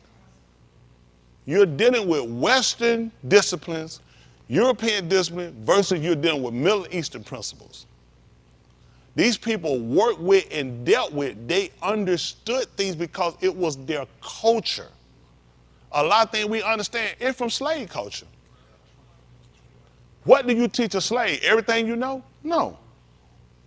You don't teach a slave everything you know. You teach a slave how to operate and to obey. This is why the so-called Negro is in the situation he's in today. There's no movement out here to move in liberation. I don't know why won't people agree on there needs to be a separation. Let people of color rule themselves. Give them what belongs to them and see how it work out for them.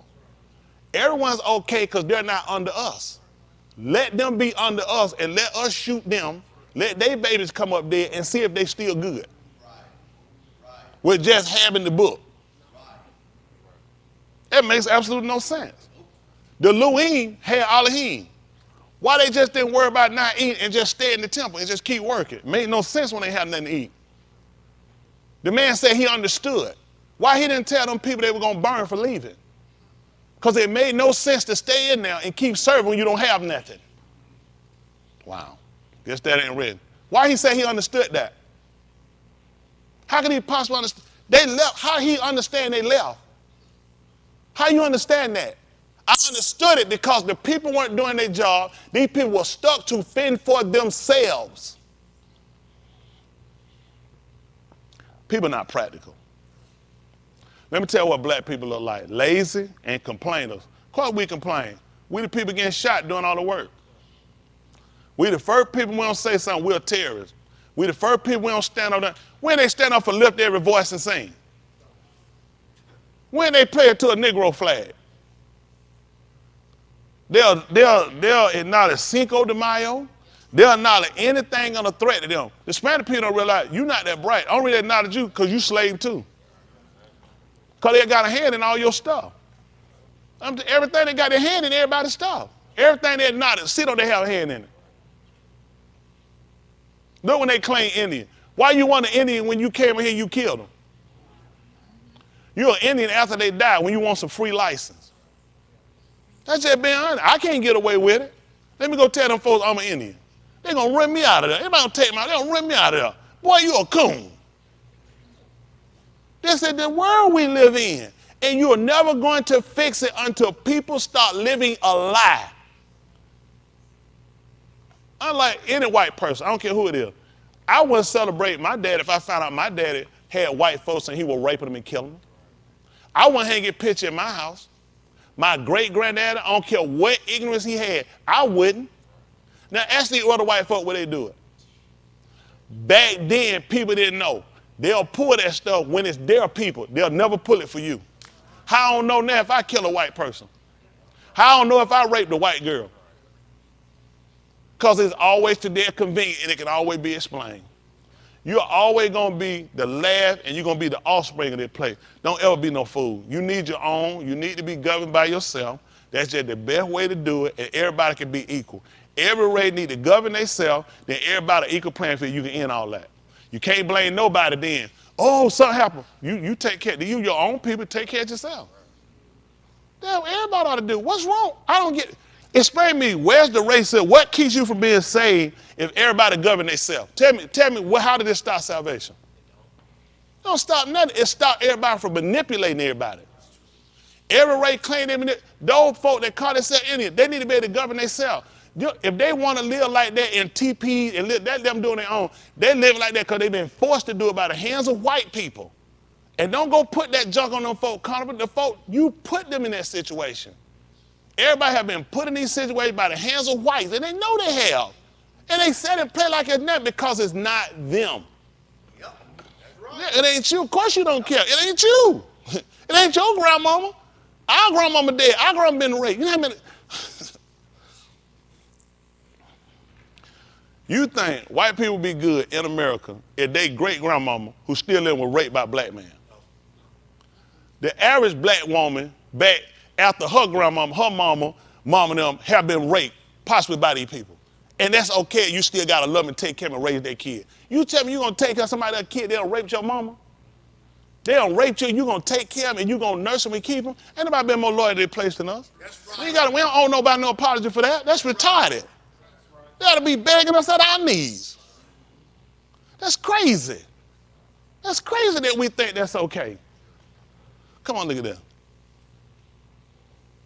Zakar me, O Elohim, in this, and let not my kindness be forgotten which I have wrought in regard to the bed of Yahuwah Elohim. Is that the word shaking or this thing right here shaking? Okay, the film shaking?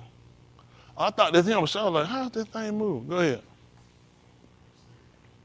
In those Yamim, I saw in Yehuda unashamed treading wine presses on the Shabbat, and carrying sheaves and loading asses with both wine and grapes and figs and every kind of burden, and bringing them into Jerusalem on the Shabbat Yom. A lot of us, we be sneaking working, finding work, a lot of stuff we gonna cut out. When Shabbat come, y'all, all that stuff cut out. When that Shabbat drop, all that. Business phone call, all that, let that jump. Listen, it's time for it to stop because we start slicking the system. A lot of stuff, I'm telling you, honestly, we gotta start cutting the foolishness out. A lot of stuff, it just gotta fend for itself. Somebody done died or killed or something, like, okay, but we gotta let you start handling that. Shabbat, we gotta start acknowledging and giving back. They ain't just Shabbat now. We gotta start back acknowledging that man's stuff. Now let's see what he saw them doing. He said, I see them doing all kind of work, and then these folk will bring this in Jerusalem. Listen, so you done got way too comfortable. Now you done brought in Jerusalem. Come on. And I testified in the yom of their cell. Mm-hmm. Also, there dwelt in it unashamed bringing fish. And Well, we won't use the italicized. He put them in brackets because those not real words, but I guess they put it letting us know it was men. So, yes, sir. Also, there dwelt in it bringing fish and selling every merchandise to the benim of Yehuda and in Jerusalem on the Shabbat. Mm-hmm. And I strove with the free benim of Yehuda and said to them, what this Rosha thing which ye do, and profane the Shabbat Yom. Come on. Did not your Abba thus and our Elohim brought upon them and upon us and upon this city all these Rosha? See that? Now we're looking at why we see all the destruction and stuff done came on them because of the stuff we done. Now the people might have brought it, but you don't have to buy it. A lot of things, it didn't like seem simplistic, but a lot of things we look at doing, people got comfortable. And this has happened with us. We done got comfortable. We done got comfortable, and we get comfortable, and we start thinking things okay, and it's okay, and sometimes a need. You'll start making things to try to justify as a need when it's really not a need. That thing is only down to a need. It's not a necessity. We need to just cut it off. A lot of stuff just need to cut it off. It don't have to be done. It make no sense to just go and do it. That's just being honest. Listen, if we're going to be truthful about being saved, we're going to be truthful all the way around. Where does the error come? This man brought this up and talk about, listen, did not your Abba thus and our Elohim brought upon them and upon us and upon this city all these Rosha. Now he's just talking about them on the Shabbat, which makes sense because you go back to the book of Uyakra, they call Leviticus, talking about the Levitical priesthood, which is a lie because the book is named He Called. All right, so now when we look at this, the man is telling us, he told them when he put us out of the land, he said until the land kept her Shabbats. So he's letting us know this is why you got put out for not keeping this thing properly. So this is why we have to go back and we got to start looking at where's our error? How many of y'all have questioned, what am I doing? Why am I not further? What's holding me? Because we're starting to go back. This is what they're going back through. He looked at why these people not here? Because the people not doing what they're supposed to do. That's why they're out in the field. I understand why. He said, but then I came to put them in their place. Did he put them in their place and that was it? What did he do to put them in their place? Hands, hands, hands, hands, hands. Good answer. Tell them what the answer is, Bishop. See that? Tell them louder. Exactly. What did he do? Hold on, I got another one. You're going to start at minister and work your way back up to apostle. Go ahead, minister. All right, say them louder. So he's going to do it twice. Who knows he shouldn't have done that? Say that right answer. Tell us what did he do to put them in their place. Yes, Tim.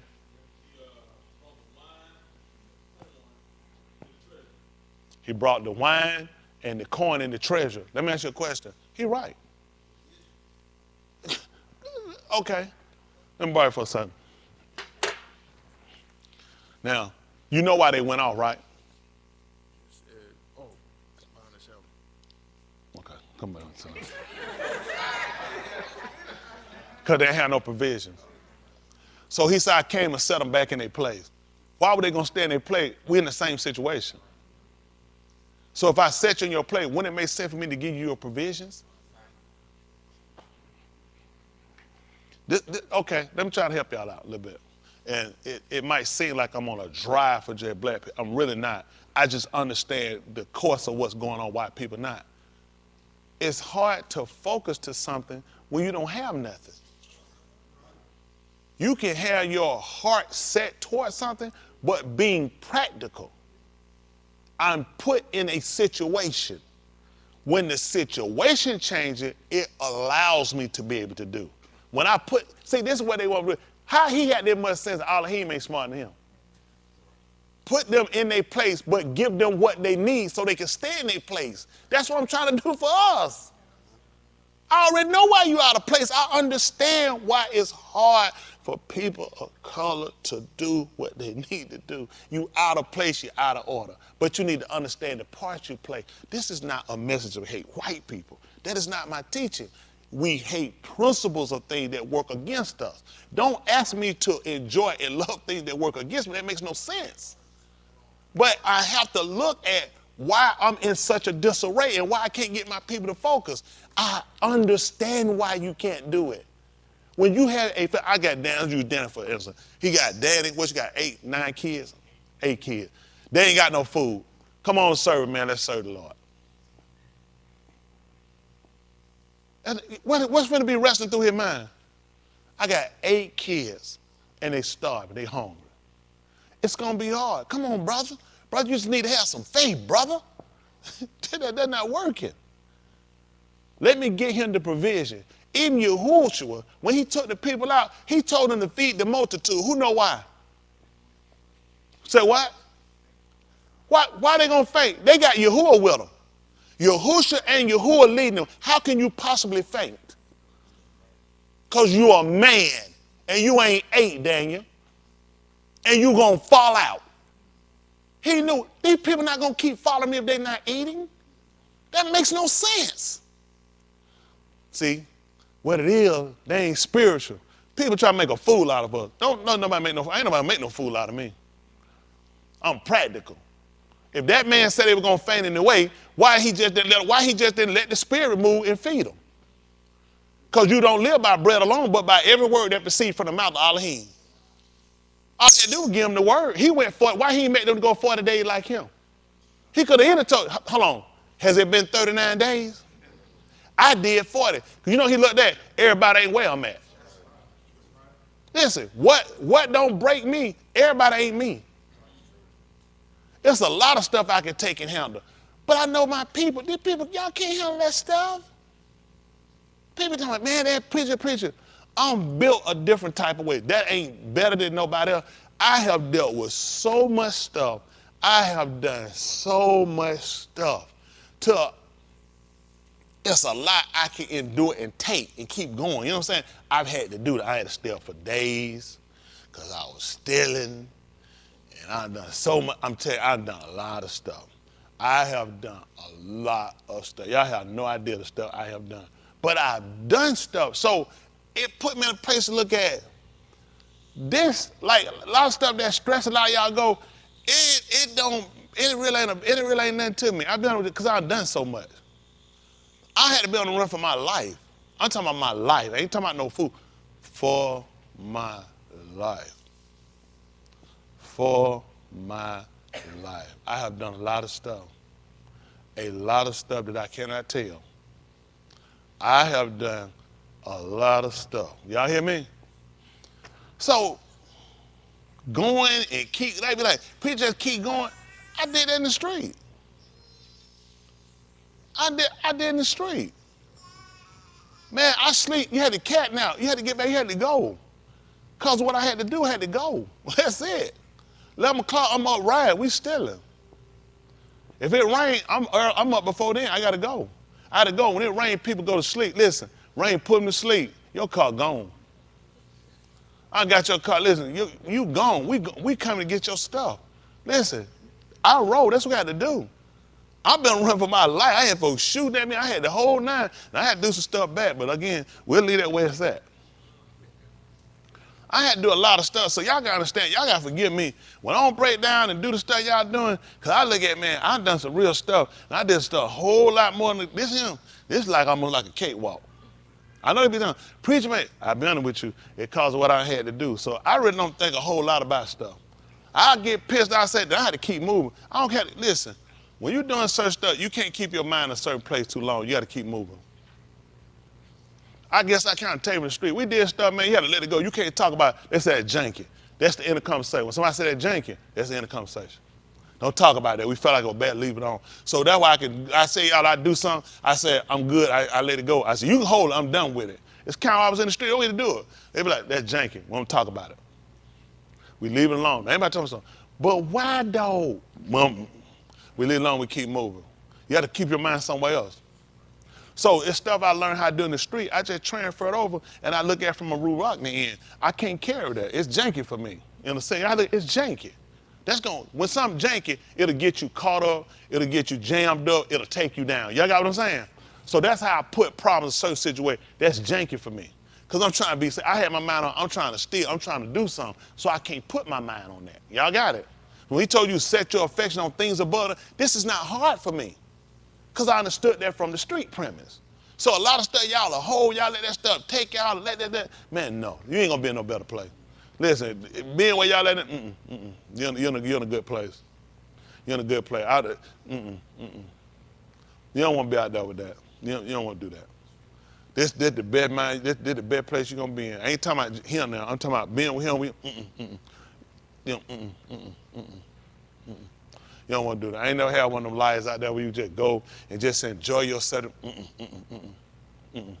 Never had that. Everything out there led to something. You had to watch everybody. Everybody was trying to get something. Everything was a scheme. Everything had a hustle to it. You know what I'm saying? So it always kept you always guarding yourself on everything. You know what I'm saying? So like, to get out of that, just, Y'all in a good place. Get your mind right, get set on. You don't want to live like that. You don't want to live like no animal. I live like an animal. You don't want to live like no animal. You want to live like a human being and have your mind set on salvation. Like I said, seek those things which are above, not on things on the rise. That's just being honest. A lot of this stuff, you can't let it. There are things you need in order for you to survive and to have, but don't let that stuff be no Elohim. Ain't nothing I got no Elohim in me, I assure you, not at all. They ain't that serious. I had too many times. You know what I did? I lost too many times. You know what that teach me? When they say he give it, he take away, he not lying. He not lying. Listen, you can have and feel like you set. And you know what? You better get your behind up because you not set no more. He'll take it that fast. He'll move. He'll change your whole world that quick on you. And that's why I'm afraid of. That's why I'm him. He changed it too many times like that. I had to, listen, just like that, everything gone. Everything. You don't know what happened that quick. You think you was set solid? You liquid. I ain't talking about with cash either. You running. You flowing. Not in a good position. Everything over. You just realize, it scared me. It scared me y'all be so comfortable and you sit here, you don't appreciate your life he gave you. You don't want to live like that. I got some people should be in here. They can't come in. I got some people can't come. I got some people never believe that. They won't even watch it. They can't come in. I got some old friend that watch me. Ernie seen one. Ernie, let me something. There's a guy rode up out there one day, didn't he? You remember? There you go. There's a guy rode out there and asked you about me. He told you about me? Oh, yeah. What he told you? Tell him loud. What he told you? He said that he remembered you from the 5th grade living with him. And he said that we are in a good place, that you are a good guy. I told you that? No, sir, he did. Y'all know why he told you that? He know what I used to do. We used to do it together. I actually known him since about probably 1st grade. He want to come. Can't come. When you did too much stuff, all you do is sit back. I know how you think. I know exactly how you think. He ain't the only one. I got a couple. I said, listen, they watch. They're telling me, oh yeah, that far they can go. When you did too much out there, that stuff will lay and weigh on you so much. It's hard to fathom because you done did.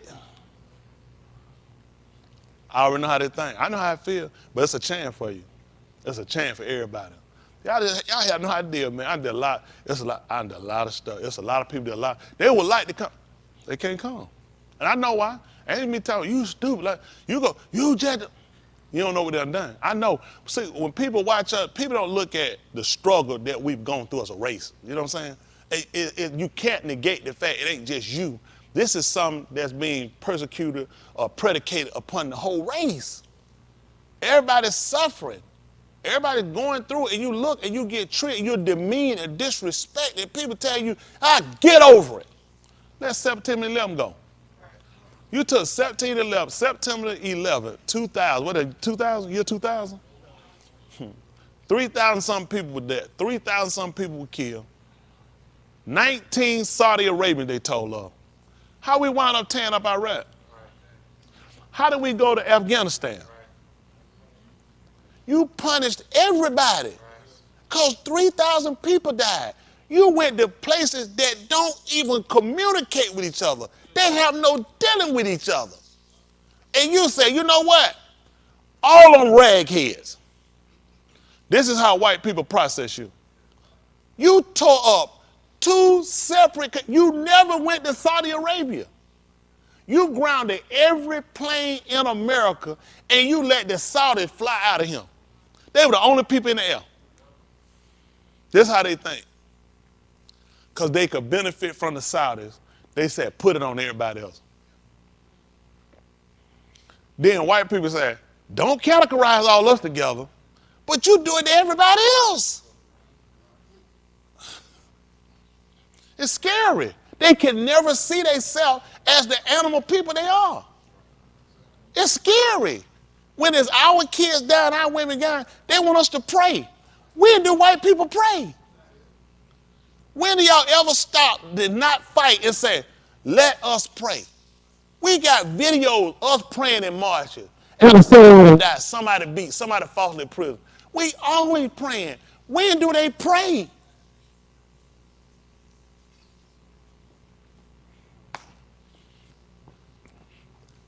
The only thing may say complete separation. We need to govern ourselves. You need to govern yourself. How they tell it? Everybody govern yourselves accordingly. And we can just do business. We can get, if everybody can be fair, everybody can treat each other right. But it's hard to treat each other right if somebody feel like they're more superior than another. Being a Yehudi is more superior than anybody. Y'all got what I'm saying? Because of the religious part of what we believe. Yes, he regards the religious part of that because this is a people that acknowledges him first, not color, the race. But he made a particular people suffer because we ignored him. We disregarded his Torah. And now we're looking for this man to come and place us in a better place. But I'll be honest with you. We just need a little something to hold on to now. Am I any worse than Tamar? Yehuda told her he was going to come back. She just leave me something till you get back.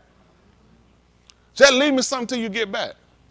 We know the Ruach HaKodesh, she wanted the bracelet, she wanted the staff, she wanted the ring. She said, I just want to hold on to something, you come back, make sure you're coming back. There's some places you'll go, they'll make you leave collateral just to make sure you're coming back. Tomorrow, I just want something till you come back. Can we at least set the world up? And this is what I really believe this.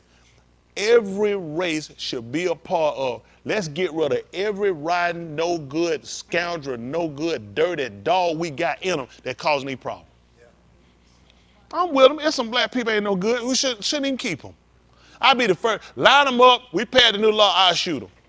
I don't want folks wasting their time. I ain't gonna be able to sleep. I'll sleep. Bam, bam, bam. Just shoot them up. Line them up.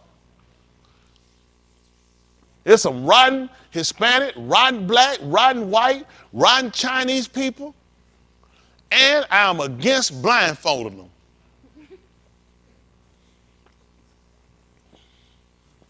So we'll get rid of all thread. Everybody got a pen and get. If that's a fear they have, a thread blindfolding them, a piece of thread, we'll get rid of all thread. Everybody just got to pin their clothes up. Do y'all know what the fear had to be? Every time you see somebody with a piece of thread hanging off their clothes, you thinking they could take that and blindfold me, because you know Chinese people keep their eye like that. They should have the right to feel safe. We'll put that in the law. Everybody, if you got a thread hanging, cut it off, burn it off immediately, because we want them to feel comfortable. Hello? Y'all don't want to make people feel comfortable. Why people can't, I know I asked y'all this. I don't get this for the life of me. Why people just can't love each other? Why people can't call everybody? Listen, I got a cousin, he dead. I really used to like him too. I found out that he had been touching his stepdaughter. He dead. I'm glad he dead. He ain't died fast enough. He wanted to come and see me and call back. My father, I'm different than other folks. I know y'all can love it. I don't want nothing to do. I just don't want nothing to do with you. All I think about, you'll put that girl through that. And the mama defend the husband and not the daughter. I said, man, come on, man. Come on, man. You don't wreck this girl like that. Destroy this girl. And folks will look at it, I have, well, you know, they family. I said, they ain't family to me. I cut y'all. I don't care about this. I really like this cousin. I don't give a flight. I use every word I could possibly use belongs to him. And anybody in my family don't like it, I don't have to use them words. I can use these. Anyone don't like it, all you got to do is call me. I guarantee that I'll give you every one of them. I'll unload them dead in your head. I don't play that stuff. I'm like, I don't go along with that stuff. If I found out my dad had an issue with touching a little girl like that, listen, I'm for burning him now. Don't wait, burn him now. No, I'm not finna, I don't support no foolishness like that. I don't know what folks think. I don't go along. I don't get how people, let's look at the good. You ain't done no good. Your good is done. Your good is done. When I say I'm against white people raping and all the rape, it don't make sense. Oh, but that's my daddy. How that work? How that work? How you criticize another rapist something, but your own people can do it? See, that's why I said, that's when you ain't family. I know. They go to family reunion, come on. Y'all, they try to put that stuff in me. We still family. I said, I don't want nothing to do with them. I don't want to play that family game where we cover up. I already know about it. Too much stuff been covered up. And nothing get better with that cover up. Otherwise, leave you alone. Keep you where you at. I don't want to be bothered with you. Like y'all, I know, that hurt you. We all got them. I'm different. I just rather leave you where you at. I don't want nothing to do with you. I'm just flat. I don't want nothing to do with you. As soon as you die, I'll be glad. I know your family, the rest of them ain't, and I don't want to run their mouth and say to them, oh, I killed Tony. Don't let your mouth mess around and make you put all that with him now. That's the threat on my life now. You don't want to do that now. I take that very, very serious. So that family stuff don't mean nothing. I don't go along with it's wrong. What wrong? I want to go and get it. So I don't get. If I got a picture of my granddaddy, and my granddaddy used to kill white people, I'm sitting looking at the picture, they're like, yeah, but see, back then, how he didn't know that? Ain't it something in you? With God, let me tell you something. With everything that goes on in America, when I saw that guy down that ground, nothing came in me and say, start killing white people. Go kill white people. Go kill white kids. When that little black one, nothing said, go start killing white kids. I'm saying like Musha said, the person that did it, cast him from among you. Get the one who did it. That's who done it wrong. Everybody's trying to suffer for them, but we all got to sound and take accountability. If we all came together, black, white, Hispanic, Chinese, whatever, just when I say Chinese, I don't want to group it. If it's offensive, I do apologize because there's so many different other ethnic groups of that. But whatever the ethnic group be called, just to, to know all those people, all I need to come together and say, you know what, enough is enough. We need to talk. When I say all these races need to talk, black people need to talk because black folk got a lot of junk going on.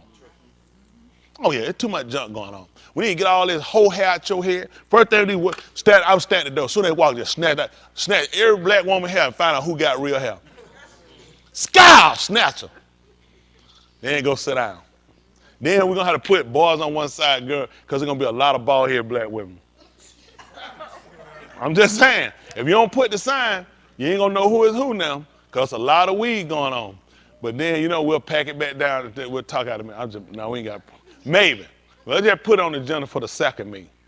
But we do. Let me tell you something. It's the truth. Black men got a problem, and black men need to get it fixed. Black men are lazy. Black men are unproductive.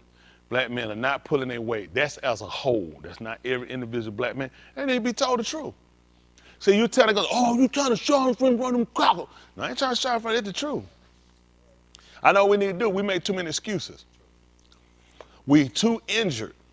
We need to fix. We need to talk so we can fix our injury. Then we can be better men to our women. Y'all don't realize, okay, y'all ain't gonna never get no productive black man until he gotta get over his problem. He can't keep toning around and keep hollering, he wanted. We need to heal you, nigga, because you holding us back. Everyone, include me. We need to heal. We need to heal. You need to heal. We need to heal. So now we go get with other races. We can help each other better. But if you just say all us come together, I'm for that. But white people need to get they got a problem. Chinese people need to get it. They got a problem. Hispanic people need to get we need to fix our problems. Because if we try to get together, we gonna have these problems gonna keep coming up. We need to get these folks. I don't want to work with nobody. I'll be honest with you. I don't want to deal with nobody else. We don't need you. We don't need you. Because their world can't exist with just us. Even Yahuwah, he said, little by little, I'm going to take your enemies out. You going to try to do something that ain't going to work. Let's just start killing them. That's not going to work. Let Yahuwah do his job. But we need to fix these problems. A lot of this stuff we can fix. We can't fix it, but it's a lot of stuff we can fix. We just got to be honest. Black people need the butt naked truth. You don't need no more lies. You need to be told the truth. You need a black man to tell you what kind of nigga you is. And I be that nigga. Anybody can tell a white man or white people better about themselves than white people, because they need to hear from somebody white. Me, tell it gonna look like, oh, you just hate white people. That's not true. And if a white man or Asian man or Hispanic man try to tell you about you, you gonna say they hate you, that's why they tell you. I need to tell y'all niggas how you is. Because I be one of them niggas. That's how I know. I'm one of them niggas. So once we can get all our stuff agreement, then we say, all right, we done with that. Let's get out behind up and do what we're supposed to do. We done. You can't come to that junk later on crying, I don't want to talk. We're done with that. Let's move on. Let's be productive now. Because now we need to get everybody together who got the mind to do right so we can get ourselves together. And we realize it's all of us against all of them. The bad whites, bad blacks, bad Mexicans, bad Hispanic. I don't know, it's too many different. Whatever your nationality, you ain't for living right and doing right, you against all of us. But we need to fix the problem. That way we can weed out who is who. So I went, well, let's get some pan where we cut the butthole out. We're going to end you tonight. This be your last meeting right tonight. Because you already got your mind in the wrong place. We don't need you. I'm saying, y'all don't realize, I'm telling you something. You don't believe this. It's more people who mind to do the right thing. The problem is, everybody's scared to talk about it. Because everybody's scared you're going to infringe on somebody. The only way we're going to know where people at, we got to talk about it. We ain't going to never, okay, let's do the way we've been going. Black and white ain't met and talk yet. How well we doing? Hispanic and black ain't met and talk yet. How well we doing? These most of the game, black and Hispanic. Two niggas killing each other. And neither one of them ain't got nothing. How you got a territory? This America. Both of y'all retarded. This my hood. Nigga, this America. You ain't got no hood here. Nigga told us, spray paint something, that ain't your building, nigga. But you gotta be practical enough to tell them. These niggas claiming territory, in order for it to be yours, you have to legally go to an attorney and you have to get paperwork. This stuff gotta be recorded at the courthouse. That's how this yours. You walking here pissing on it and putting no graffiti on it ain't yours, nigga. That's stupid, but because they process stuff back. Nobody's telling them that. And all you doing is hurting other people following you. We need to cut it out and tell them, quit playing kids game. This how you do this. You want to do this? Go get your money together, find out who own it and buy it from them. Get the paperwork on this and you own it, pay the tax. Then you can do what you want to do to it unless the city got an ordinance here. Teach them law. Because they really just wasting time. And they letting you make a fool out yourself, claiming a territory. You can't claim that you don't own nothing. Only people ever did that were white folk. Put a stake in the ground, it's theirs. Use a nigga. So you don't own nothing till you pay for it. And we gotta fix that. Our kids don't have no aspiration. They ain't got no black superhero. They ain't got nobody to look to. Carrie, wear that cape tomorrow. These kids need something to look to. It's a commandment, obey. How many of these kids, let's do that. How many of y'all kids know what they call a superhero is? Let me see your hand. What do real superheroes have? What do they wear? Say it louder. A what? So if you need to believe in a superhero, what they need to wear?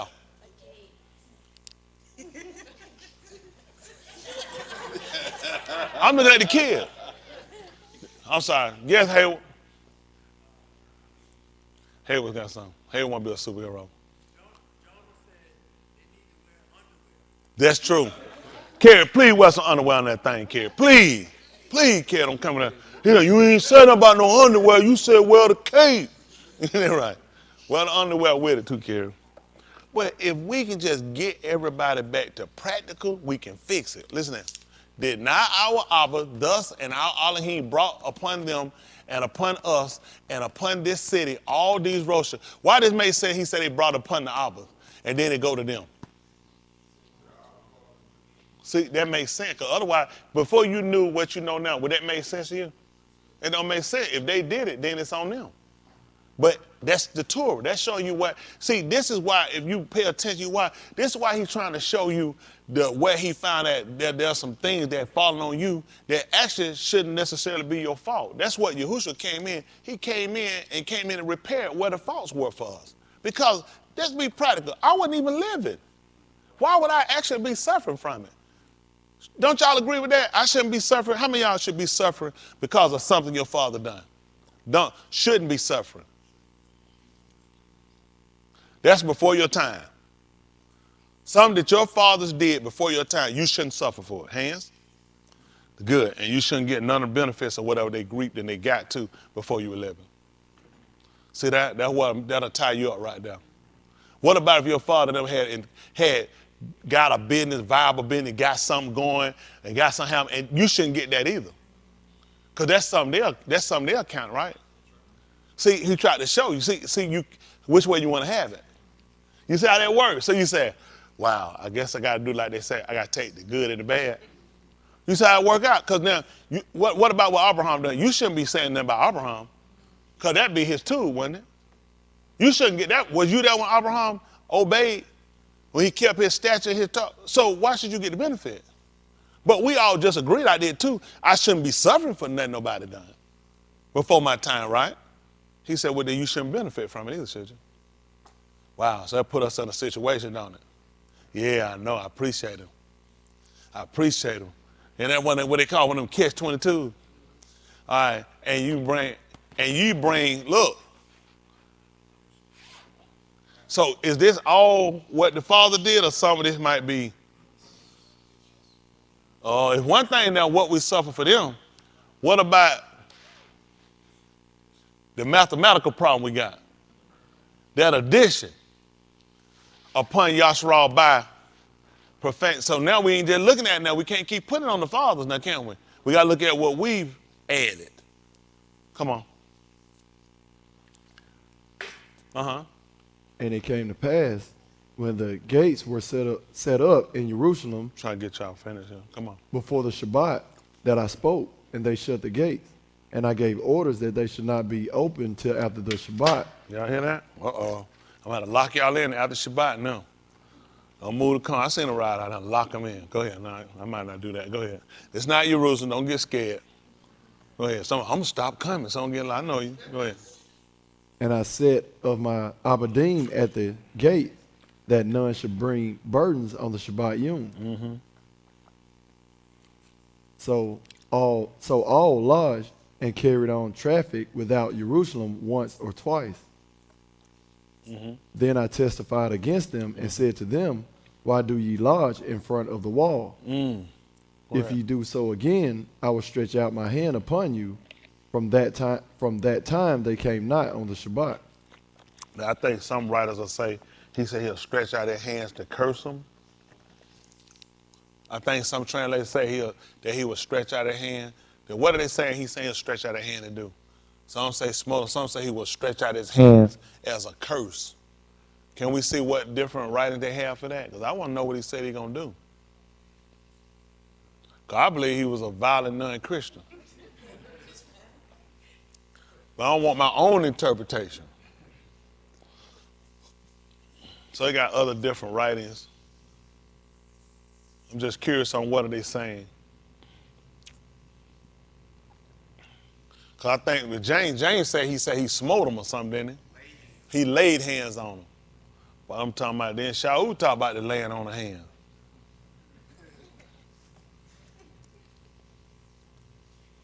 These just some different, and these, do all these people go to research, just see what they all have in common. How about that? Woo! Go ahead. What's that? James. So the merchants, sellers, and all kinds wear large without, okay. I need to move to the next verse. What is that? This, Latin Vulgate, James, large wall. So he said, I will lay hands on you. From that time forth came they no more. That thing serious, you talking about putting them hands. They looking at you. You don't want to play that hand game. That's where the hand game come from. I testified against large I said, okay, American Standard said lay hands. They try to say that American Standard is the more accurate. I think this one they claim is a more accurate version. Do y'all know? I want to say they do Bible basic. So again, I will have you taken prisoners. Again, I will lay hands on you. That's Derby, Dewey Rim. Lay hands on you. The Noah book. Lay hands on you. Who are that? World English.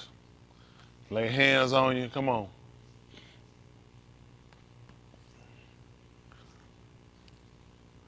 Oh, he said, now, I like that young Jesus said, if you repeat it, a hand gonna be put forth on you. Oh, young Jesus said, that's what he gonna do.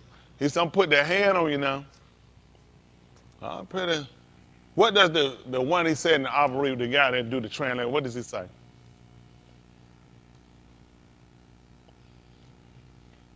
Because some say I remember seeing somebody said that he'll stretch his hand out to curse them. Who? Stretch our hand against you, the Greek version? Okay. Knock them, y'all. 13. What's that, 21 or something? Or 9? What's that? I don't know. What's that? I shall send a hand against you. That's a little different.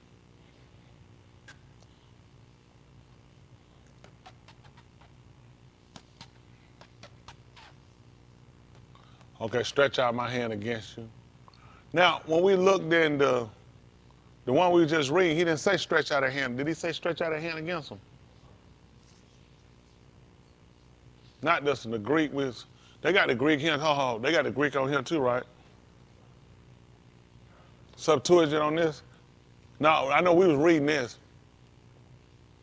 I thought they had a Septuagint on here too.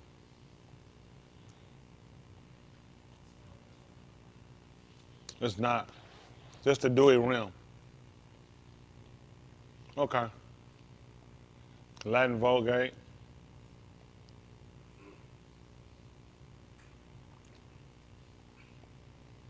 Okay. All right, we'll go back to what we're reading. All right. Woo. No, we'll go back to, you seen something?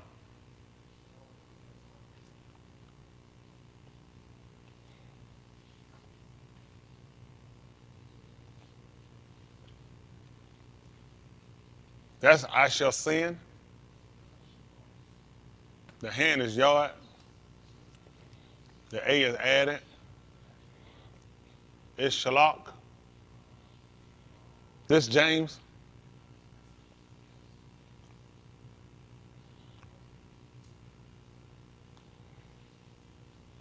But they put the E in front of shalak. So that changed the word.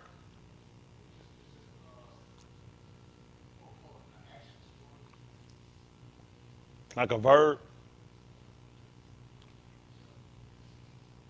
Sent away, for, or out.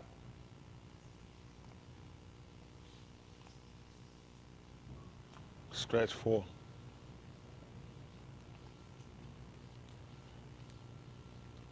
I don't know. Somebody just told me they're going to send a hand out against me. What I know about the hand. Okay. Appreciate that. So that's a little difference. I stretch out my hand. Well, they did, so I stretch out my hand upon you. Okay. They could have looked at him stretching out their hand as a curse, because Yahuwah did that. The book said all this in his hand was stretched out still. That was against us. Let's see it right quick. See if that's the 9th chapter. I think it is the 9th chapter of the book of Yeshayahu. 9, 16, 17. I think it is. Let me see. Yeshayahu, they call Isaiah.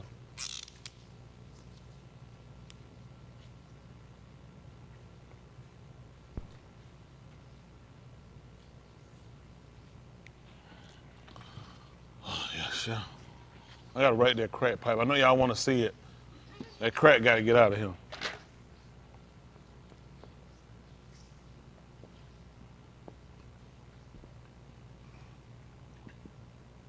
Now, Kelsey, I'm sorry I had them think about eating poop.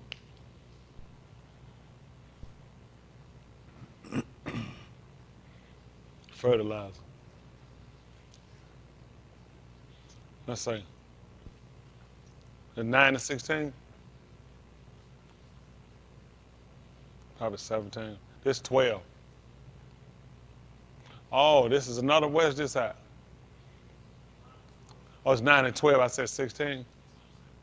It says 17 too, ain't it? So look at this. Syria, he used 12. Syria, they call it from the rising, which is going to be, I think it say rising for here when you deal with the sun, going to be Zarak. Not Kum. Kum will use that. Usually I think Zarak is more used toward when it deals with the sun rising. Correct, Boston? Am I correct? I think I seen something on that before. It was saying usually when you're using Zarak, it's usually dealing with like the Shamash rising. We use more Kum, I think, from the Moot. Syria from the Zarak of the Shamash, and the Greeks from the setting of the sun, the west, which is Yom. There's three different meanings. As it gets newer used, it changes. You devour Yasharal with an open mouth. For all this, anger is not turned away, but still, hand is exalted. It was stressed. So that would make the logical sense of why they stayed from against the wall. Because they knew he stretched out their hand, it was going to be a vexation against them. Let's see what he told them. So we look at it, we get it configured. Listen. Therefore, hold on. I want a 16 though. Play it. That's Galatians.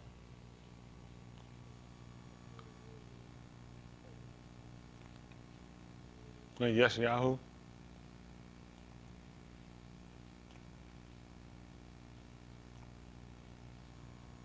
All right, listen. and they that pronounce this Hold.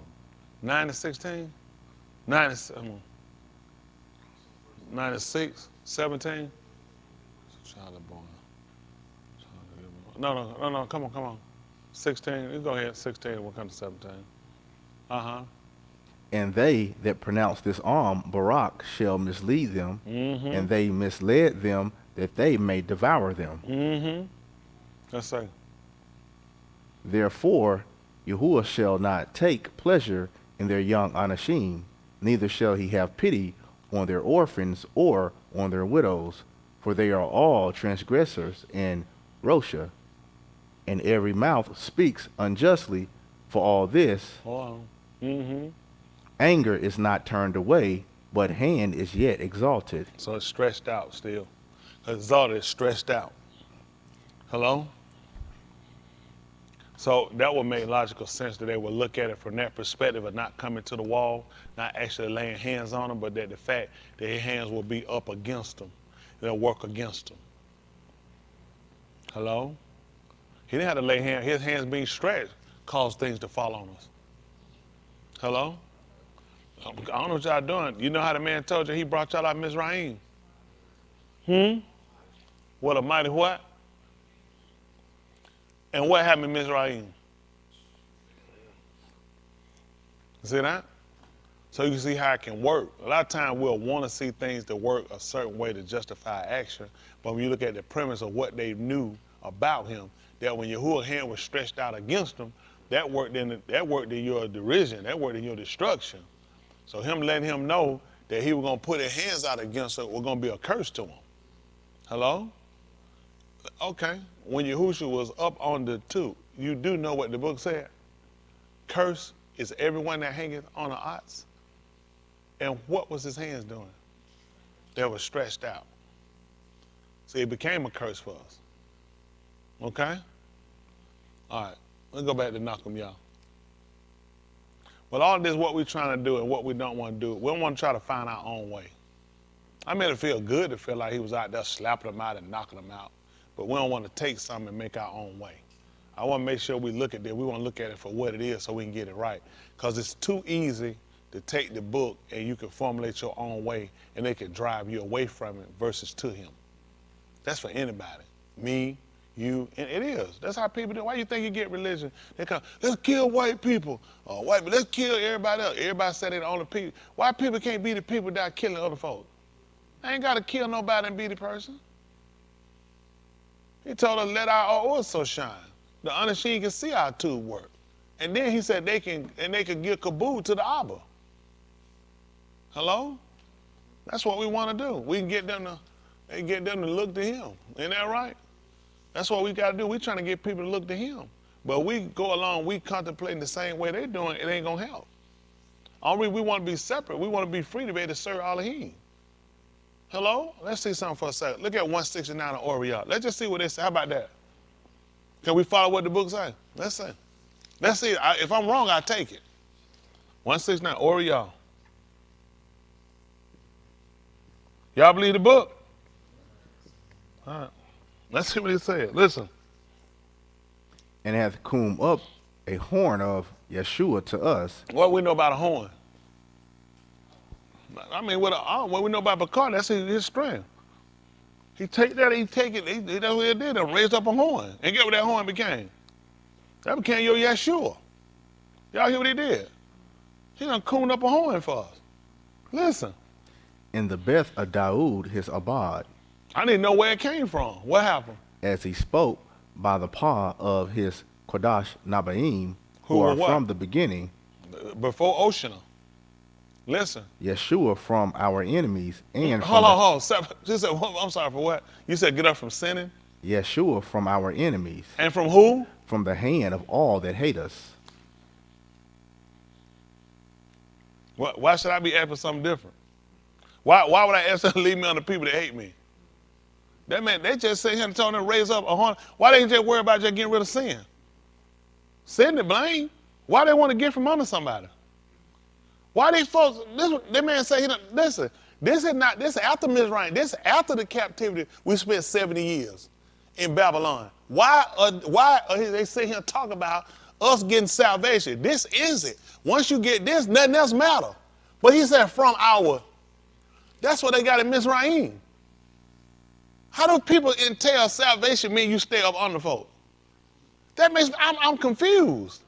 Why are these folks saying salvation from this salvation? What do we know about salvation? That's you being saved. No, that's you getting Ruach HaKodesh. That's how we learn. I never knew salvation was being delivered from no situation. I knew salvation for what I knew was Holy Ghost. That's salvation. You have the Holy Ghost. I never knew salvation. I didn't. I never knew that. Why are they talking about being delivered from the man? Hold on, come on, back me up. Let me see what that man talking about. 69, back me up, 65, 66. Let me find out what's going on. Maybe it's me, 66. Let's see. 66? Listen. And all they that had Shama them laid them up in their logs. Everybody heard them. Laid them. What they say? What in one think ye shall this Yaled be? For the hand of Yahuwah was with him. Listen. And Zechariah his Abba was filled with the Ruach HaKodesh, and he Naba saying, what did he say? This is the man with the Ruach HaKodesh? What did he say? Barak be Yahuwah Elohim of Yasharal. Because of what? He has visited and wrought the redemption of his arm. That's all, man. I don't want redemption. That's all I want. What is redemption? Can we see what redemption means?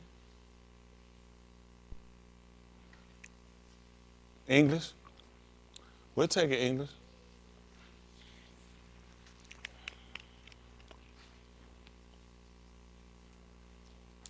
The action of saving or being saved from sin, error, or evil. Rosha. Folk that hate you gonna do you good. They're gonna do you Rosha. And they realize he done came to visit them, to deliver them from that. Y'all got it? From the act of sin and from Rosha. Listen. Hold on, I'm sorry.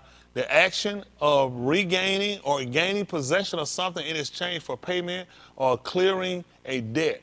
Come on back over.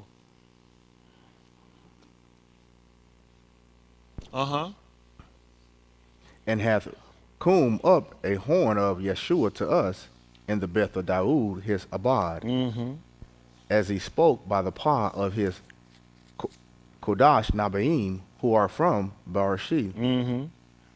Yeshua from our enemies and from the hand of all that hate us. See, look at that. See, this ain't both act. He want to deliver you Ruach and naturally. Listen, to perform Rakam to our abode, and to Zakar his Kodash testament. That's all he's trying to do. He told Abraham that know of a surety that your people are going to be upon us and they're going to be persecuted. But he said, but I'm going to deliver them. Hey, why wouldn't he? You've been why would he deliver you? Why would I not want, why would I be good just say me, this don't even matter. Just let him keep beating the piss out of me. Nothing else matter. That's not even part of his oath. Do y'all know what he told this man? Say, hold on, 15, borrow sheet 15. Right quick, let me see.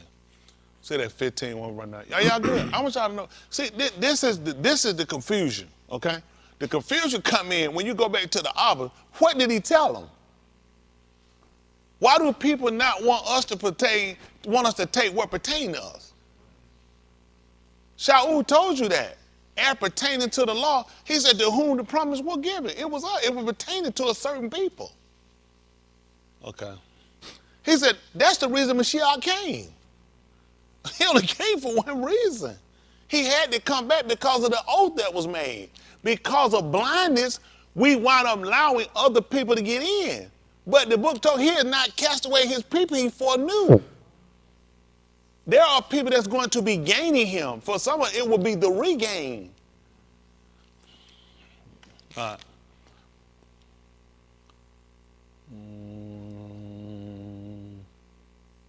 Come on, keep moving. Let's go. 15, what let's say. I'll try to be quick. Come on. And after these things, the Debar of Yahuwah came to Abram in a kazoo, saying, Yara not, Abram, I shield thee, thy reward shall be very great. And Abram said, Adon, Yahuwah, Adon, what wilt thou give me? Whereas I am departing without a yalit, but the ben of Mesech, my homeborn female slave, this Eleazar of Damascus, and Abram, since thou hast given me no seed, but my homeborn shall succeed me. Mm-hmm. And immediately there was a call of Yahuwah to him, saying, This shall not be thine heir, but he that shall come out of thee shall be thine heir. And he brought him out and said to him, Look up now to Shamayim and count the Kukabim, if thou shalt be able to number them fully. And he said, Thus shall thy seed be. Okay. And Abram Aman Elohim, and it was counted to him for Sadiq. Mm-hmm. And he said to him, I am Elohim that brought thee out of the Arats of the Chaldeans, so as to give thee this Arats to inherit. Mm-hmm. And he said, Adon Yahuwah, how shall I know that I shall inherit it? And he said to him, Take for me an heifer in her third Shana, and a she-goat in her third Shana, and a ram in his third Shana, and a dove and a pigeon. So he took to him all these, and divided them in the midst, and set them opposite to each other. Mm-hmm. But the birds he did not divide. Mm-hmm. And birds came down upon the bodies, upon the divided parts of them, and Abram sat down by them.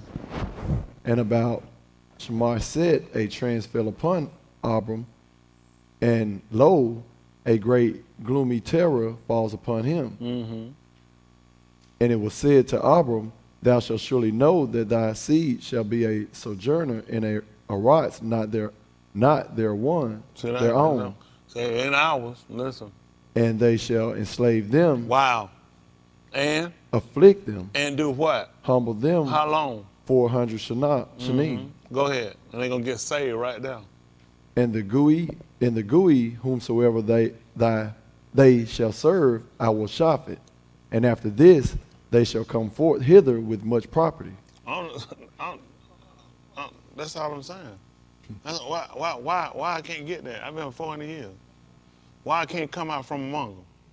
Why would he put that in me all of a sudden one desire to come out from among them?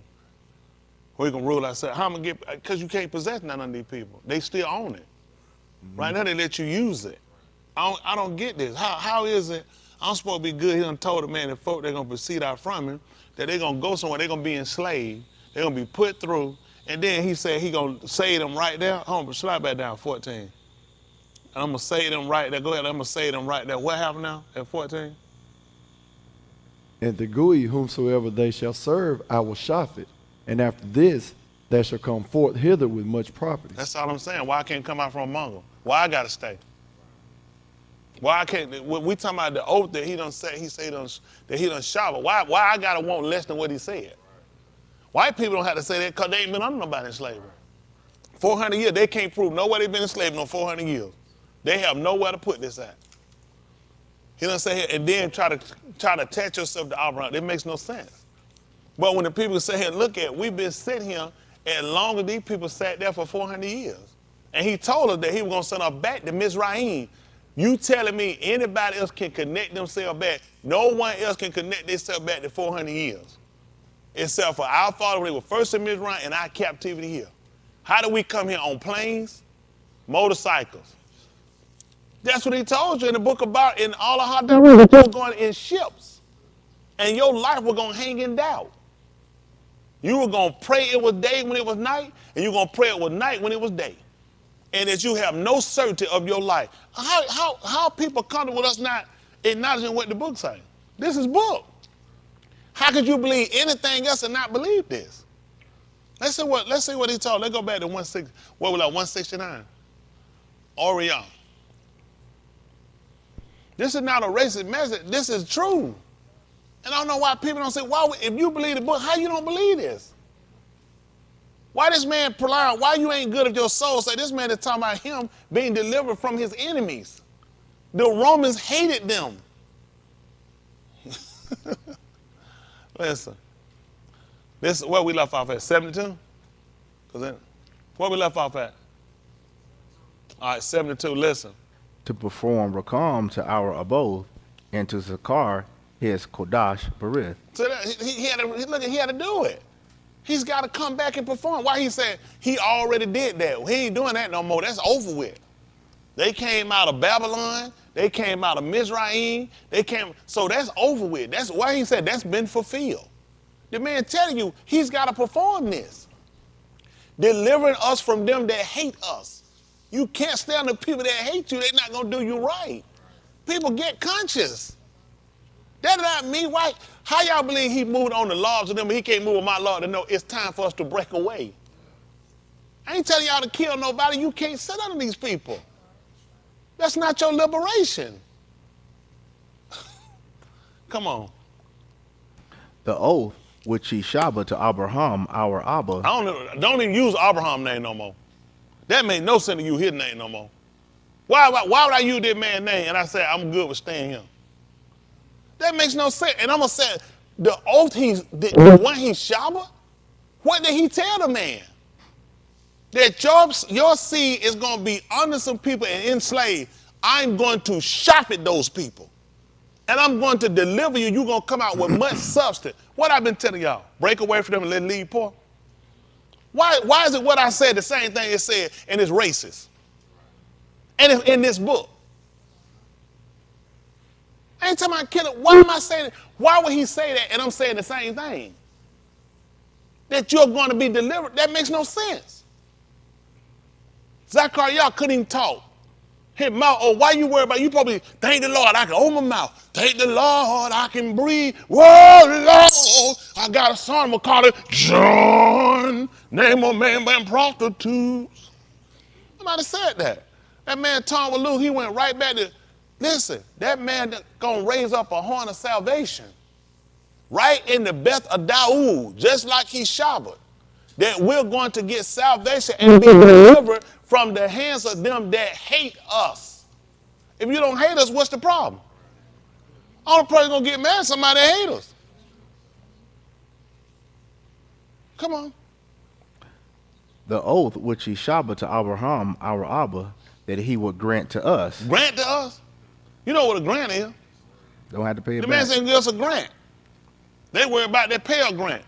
I'm worried about the grant Elohim done wrote. Why I can't get this grant? What's wrong with this grant? Because I ain't got to go through the state. Listen. That being delivered from the hand of our enemies. This make no sense. Let's talk about sin. Let's talk about sin. What happened? Listen what he said now. Doing what now? that being delivered from the hand of our enemies. Stop. That made no sense. Why I need to be delivered from my enemy? If I got rid of sin, sin ain't my enemy. Sin not my enemy. Why, what is he talking about? Once I got rid of sin, I'm already free. What is this man talking about? This man is a Nabal. Why is he talking about being delivered from who? Our enemies. I can't imagine what I could do. Listen. We may serve him without Hold on for a minute. You tell me I can't serve the man as a slave? Hold on for a minute. I don't get this. I need somebody, white America, explain to me. Tell me how it makes sense that these folks being delivered from the hand of them. What are we reading here that they were beating on them? Do we have any writing where they were beating on them as Yahudim when they was under the Romans? None. Why are they worried about it? Why is he talking about them being delivered from the hands of them? So that they might do what? Serve him without I couldn't Yara. imagine it. Serve him how? Without Yara. Woo, without, how you serving now? And how else? In Kodash. Separated. In Sadak, before him, all our Yamin. So let me get this straight. If he gonna deliver them so they can serve him without fear and righteousness all the day, how were the other days? I'm confused. I can't get how white America thinks that I got a message or hate white America breaker. The message is here. That's right. We read nowhere where they were being beat with a whip. We read nowhere where they were taking their money and the police was shooting them. Nowhere we read this in the writing, and you ain't gonna make it up. Y'all got me? Why he bringing it up now? Why he bringing that up now? Because they knew you cannot serve this man in no captivity. Stop lying to yourself. I know what I'm teaching. Why they want to be delivered? That makes no sense. You the Kohan Alahim, the Kohan lips ought to keep what? And the people should hear the Torah well. Is it not Bible? Why this man just said they need to be delivered to be able to serve the man? I told you I know what black people need. I know what the man said. You cannot, y'all stay stupid. Whoever wants to, you cannot serve this man correctly because these people, listen, you can have your heart set to do what you want to do. White folks shut it down. When we want to go out and we want to go keep a 3-day muhart, what does Pharaoh say? They ain't even white, they're black. He said, you need to be at work. He said, why are you keeping the folk from their work? Yahuwah tried to show you then, you can't serve in captivity. You, listen, they've tried it, it don't work. When Malcolm, y'all want to go build that wall, that man had to go through so much red tape, he needed so much paperwork to get across the water. To go build it, he couldn't check, that man gave him letters. His other folk was stopping him. He said, I need letters to be able to cross over. I need your permission to go. I need your permission to go serve my Elohim. Stop it. Just stop it. Stop it. That's all. So if I'm racist, the book racist. If I'm trying to get people to do something wrong, the book wrong. I ain't trying to get nobody to do nothing wrong. How's it wrong when the man just saying told you this?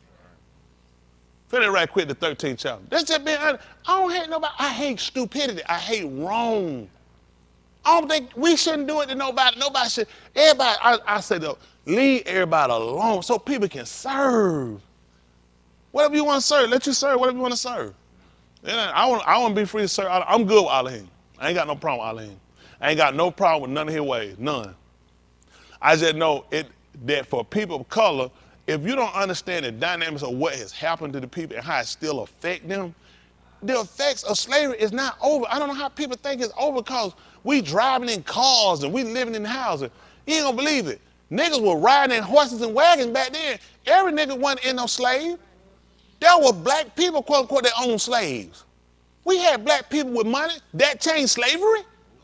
Because we had 10 black people who bought their freedom. Slavery was good? Stop it. Just stop it. Stop it. White people need to go in slavery for 400 years. Then go talk to me. Right. Talk to me about it then. Tell me how you see it. You go do it for 400 years. Let your mama, your grandmama, and her grandmama them get raped and kill your sisters, kill your uncle, and kill your daddy and grow up without your father and don't have no history and come talk to me and tell me what I need to teach and how I need to teach it. You're going to be teaching for white folk to be treated fair, white folk to have right, and that's right. You ain't asking nothing wrong. Right is right. Nobody shouldn't do it to nobody. Shouldn't do it to nobody. Everybody just stop it. Everybody here been wrong. We've been wrong with each other. Black folk, you rotten. You got a rotten heart. We rotten. We ain't get better, we got rotten. And I know if you could put things back and you give them a chance, say, listen, you saying white folk and I messed up your life. Now I'm gonna let you take control and you govern yourself. And now let's see if you monkey this up. We need to see, do you have the ability to do it? But I already know you're gonna fail without Elohim. I wouldn't do it without Elohim. I wouldn't trust y'all coons. All right, come on, look at that, 22. Let me finish this up, listen. We already read this. Y'all remember this. Spoil me according to abandoned. Come on, 23. I'm getting ready to let y'all go. Listen. And in those Yamin, What happened? I saw the Yahudim Who did what? had married Nashim of Ashdod, And who else? of Ammon, And? of Moab. Okay. And what happened? And their Benin spoke half in the language of Ashdod, And did what? did not know how to speak in the Yahudim language. The language don't make sense. English is good enough. They could have just stayed at Ashdod and Moab. This is what he did. And I strove with them and all of them, and I smote them, some of them, and plucked off their hair. Let me get this straight. I'm confused. This got to be a different book. Let me get me straight. Let me borrow for a second. This the gate right here. All right? All right, go back. There's one time, go back. Come back a second time. All right, listen. Shabbat, do me a favor. Don't come back. I'm going to stretch my hands out against you. Okay? All right, good. Stay away. Now what happened these days? You stay around. Go ahead. What happened? What happened in these days? And I strove with them and all of them, and I smote some of them, and plucked off their hair. For what reason? And made them swear by Shabbat by Elohim, ye shall not give your Banu to their Beni, and ye shall not take of their Banu to your. I'm looking at this stuff here, trying to figure. Now, the Shabbat is very serious, most sacred. But for some reason, I find okay to take my hand, start slapping, snatching hair, and got a person here, because I'm looking at, you can't speak the language. Not only did you give your kids over these folks, you can't speak the language, because he brought up the language. I'm very confused on how English is the equivalent why he wasn't good if Moab can say the same thing. Because don't forget, Moab is the same children of Lut. These are Lut's descendants. Yet I'm very concerned about putting my hands on you and snatching hair out of your head because you can't speak the language. I'm confused. I'm just confused. And I'm making these folks Shama. I know they got to put them away, but the first issue he brought up was they couldn't speak in the language. He look at this, why? They couldn't speak the language. This is what I want everybody to understand. I believe that the language has more significance than what's given. And the reason why, because we want to get back to the very roots of what he did. There's a reasoning for why the book was interpreted, because we were dispersed and scattered in all these places. Make no mistake. In these places where we were dispersed and scattered, you could not speak your language. They would not let you come here and speak no African language nor Abu language, okay? Which would work to the plan that's been done, how these other people have played to be who you supposed to be, and you can't define yourself because they try to say, well, speak the language. You can't because they took it from you. They gave you English. They gave you an English version book. They gave you the whole hypothesis of Jesus and the whole ideology of him. And now when you come back to reclaim to say, no, not root and go back, this makes sense. I can comprehend and understand this. The English is equivalent. That makes no sense. Why he just didn't look at if they serving Yahuwah, what difference does it make if they speaking in Moab, if they speaking in Watusi? Why is this a concern to you? Because it's going to make sense for them to go back. It's going to make sense for them to go back to the language. It's going to make sense for you to be able to keep this heritage that we're coming back to. This is a simplistic speech that he had when he talked with Abraham, when he talked to Yasakak, when he talked to Yaakov. Listen, when he came to Yaakov and he saw it, he said, listen, when he wanted to leave Laban, he said, listen, Go back to the place where I first appeared to you. And you know where he went to, Dane, since I'm looking at you? Came to Conyers. If you leave in the hands of white folk, he was in Orlando, Florida. White people just won't leave stuff the way it is. The demographics off, they control it, all the maps by them. Give me the black map. And they can say it funny, you can't keep eating from your oppressors. At some point, you got to get conscious. If somebody hates you, why are you letting them control your stuff? Come on, Father. You come to the restaurant. Come on. You go to the counter. Let me take you. Come on, now, right to the counter. What you want? I'm taking. Okay, go sit down. Will you come to the? Cause first of all, I'm finna call the police. Anytime somebody put their hand on that carrier, it's criminal. You ready this time? You ready this time? Come on, let's try it. Come on. We'll try it. We ain't making no promises. Yeah, take it. What you want? What? I'll tell you. $20. Hurry up. So give me the money. You want this? This is what you've been getting. Disrespect, the whole nine. Cause nobody feel like you deserve respect. Why would you take the food? I ain't talking to you right when you came. I ain't handling you right. Then I take it. Why would you eat the food? That's all I'm trying to get people to see. If we get to the truth, we can enrich ourselves so we can break some of the hate we have against ourselves. See, what white people don't realize, you made us to where we hate ourselves. And you don't believe we hate ourselves because you dogged us so bad. You showed us every ideology of the worst part of ourselves. Never achievers. We're underachievers. You can never do. And they said your system has done it. So when you settle down and say, listen, Jesus come to save you. I don't see how. I don't see how this is going to work. He white, heaven white, everything white. You told me everything negative about myself. You give me every negative ideology. Tell me how I place salvation in it. And they can't see it because it's not your plight.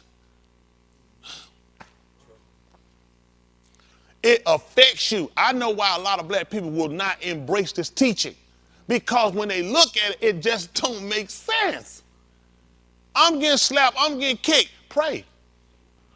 Man, I got to pay my light bill. I tell you I got off your sister. Pray. Them lights coming off later on.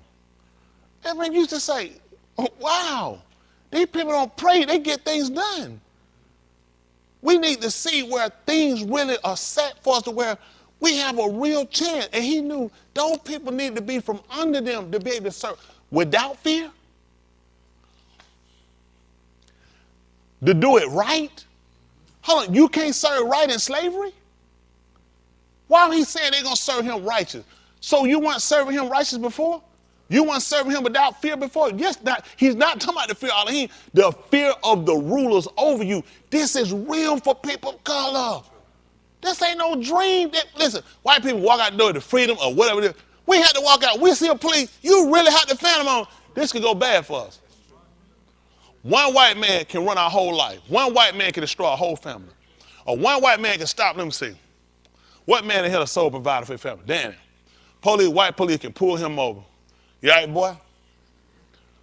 Boy? Who you calling a boy? I'm talking to you. And put my hand, and he do this stuff here. Don't put your hand in my face. What's it? He's assaulted. You just made me oppressor. He just assaulted me. Now this done went back. Now it's snatching. Who you grabbing up on? Now it go bad. I'm here for some more. When they coming, they throw down, put down, in jail, no bond. How long can you stay in jail with no bond and your family, your house keep running? They get evicted, get put out. Coach said just typically what happened. Out the door, evicted, done. He in prison, felony, got to get an attorney he can't afford. By the time it's over with, they're done. That's one black family wiped out from one white man who still got his job. We can't stay him. You can't do that. One black man, one white man gets started, he's going to have a fair day in court. Listen, they just locked up a man, and he killed them people in Moscow, India, what's up? Idaho? Utah. Stopped him twice and let him go. Video cam. Police come to the other side, talk to him. They asked him, do you want to fight extradition to go back? They don't ask you no question about that. Listen, do you want to fight extradition to go back? Which means he can fight it. Now, they got to try to come to court and try to prove to get him back over to that state. He said, no, I don't want to fight. I want to go. Did y'all see how he was beat up, how they did him in his face? When they show us how we look. That's a difference. It's not fair. All I'm saying is do the same thing to everybody. You ain't going to be able to be saved here. Y'all can believe what you want to believe. You ain't going to be able to do it now under them. It's impossible. Now, you listen to these folks tell you that. Why that man said they're going to serve without fear? Why that man talked about getting salvation when they get from under these folks? That's part of their salvation, was being delivered from them. Yes, being able to serve him without fear. Being able to live righteous. You cannot do it because they're not going to let you. The system has a control. They'll implement a law that's going to, listen, when they put a law there, the law will make you criminal. They've learned, just like they did with Daniel. You make a law, they make it illegal. They know churches used to teach against homosexuality. Now they'll make law. You'll lose your 501c and lose your grant. Church can't afford to go in the hole. They sold out. That's how they keep you down. So what kind of people run the country? Wicked people. And they make other white people who ain't a part of the system look bad. That's why other white people need to stand up and say, it's wrong. Black folk that make us look bad, white people, we need to stop. It's wrong. I don't get, white people just can't say what's right and what's wrong. Because everybody worry about how they're going to offend somebody else. Somebody got to be offended. Even Yahushua asked, does this also offend you? Why that man want them? Why was he concerned about them speaking in the language? That should have nothing to do. Stick with what your Torah was. Your Torah was that these people were not supposed to marry these people. That's the Torah.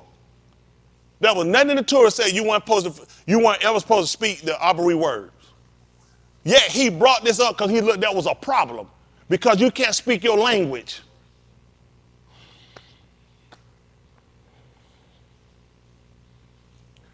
In the 70s, a lot of y'all weren't living.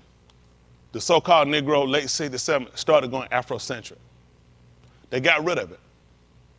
You know what I'm saying, man? The 70s were wide on. The braids, the afros were out. Dashikis, the African color were out. They wiped that whole generation out. That whole little section wiped out. They stole Michael Jackson in our face, gave him a cure, let one fail right here. We lost it. Okay. They remember, I'm telling you, the dashikis, the braids, the pics had the green and the red on it. I ain't saying it was salvation. People just started rooting back. It was the way you greeted each other. You were my soul sister. It wasn't sister, let me holler. If you say, look at sister, let me holler at sister, let me holler at your sister. You talk to each other like that. So I'm still talking with my brother. So the conversation wanted to come and say, well, this way, because I acknowledge you as a sister, you acknowledge me as a brother. But what's up, ho? You chilling? Where they going? What you look at? What's wrong with my mentality and I'm comfortable enough to think this going to go somewhere when I address you as ho? Because we lost it. I ain't going to put on white people, everything on white. I'm just telling you, because of how we've been systematically done for so long, it damaged us. And now you never fair with yourself. You ain't fair with your emotions because it offend other people. You don't think them slave movies offend others? Let me tell you something. Good Time is one of the worst shows ever been shown on TV and Fresh Sample. When they take every nigga in the project to have a rent party, they pay one person rent. I remember they had to raise up money for one to rent.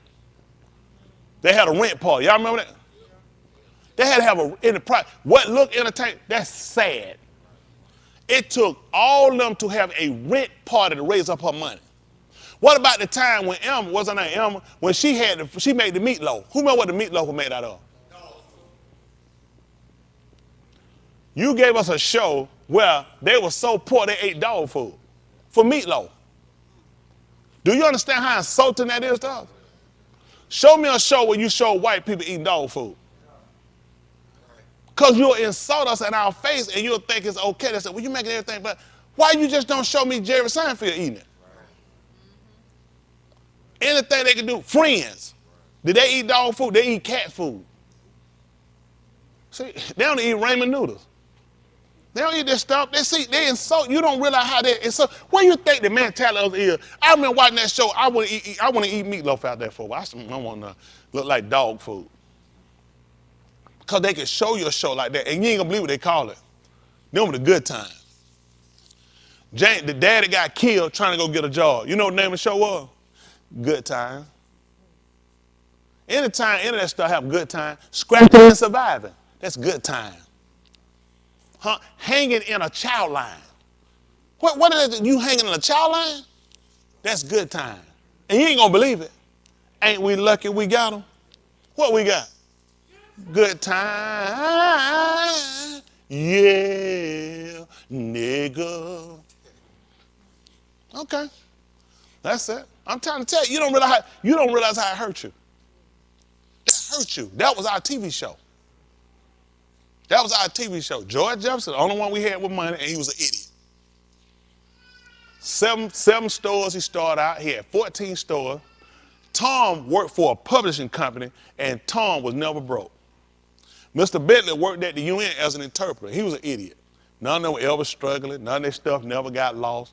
When Tom did lose something, it caused a George dumb mind finding some idiot want to invest in something.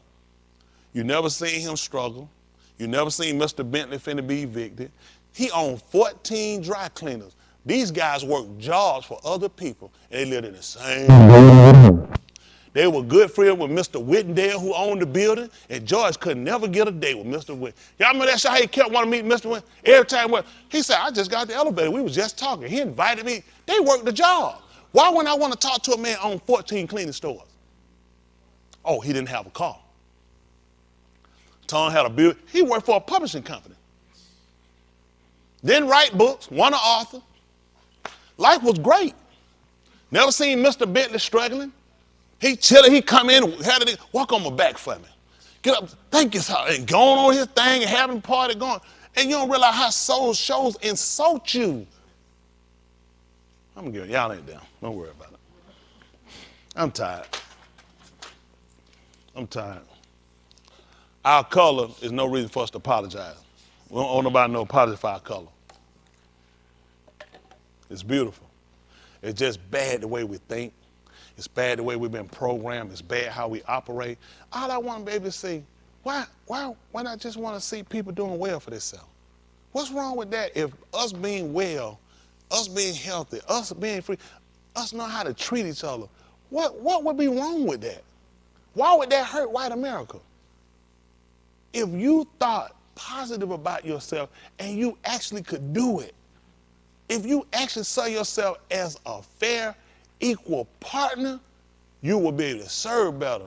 You can't be. And it's going to dampen you in your salvation fight. Because you got to spend a lot of your time fighting the system. Just like them. Yeah. Look at Barabbas. What was it? Robber. And overthrowing government. What else? He was a murderer. Who did he kill? Who was he robbing? Let's just be practical. The people that were there got to vote on it, the jury. Nobody picked him. I wonder why the Yahudim didn't pick him.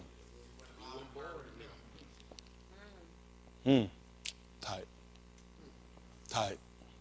Wouldn't have been hard to pick him when he the one killing us, trying to overthrow the Yahudim. Okay, they're trying to help him. And you ain't gonna believe it. He was born of the Father. Go figure. They're gonna hate me because all I'm trying to do, I want to see everybody equal. Everybody just be fair. But you can't be fair when you're gonna live a lie. You can read that book you want to and tell yourself them lies. I'm not gonna do it. I know the man wants to be delivered. You just read it. Now how you don't believe this? Them folks said they're gonna serve him without fear all the days of their life. What was their mentality? For Yahushua, why they want to know when he going to deliver them back to Malkut? This man just done breathed on you and gave you the Ruach HaKodesh, told you to receive the Ruach HaKodesh. You've been taught by that man for about 3.5 years. Why are you worried about some little natural funky kingdom? They knew it needed to be put back in their hands. It's only logical it makes sense that you will restore us to Malkuth at this time.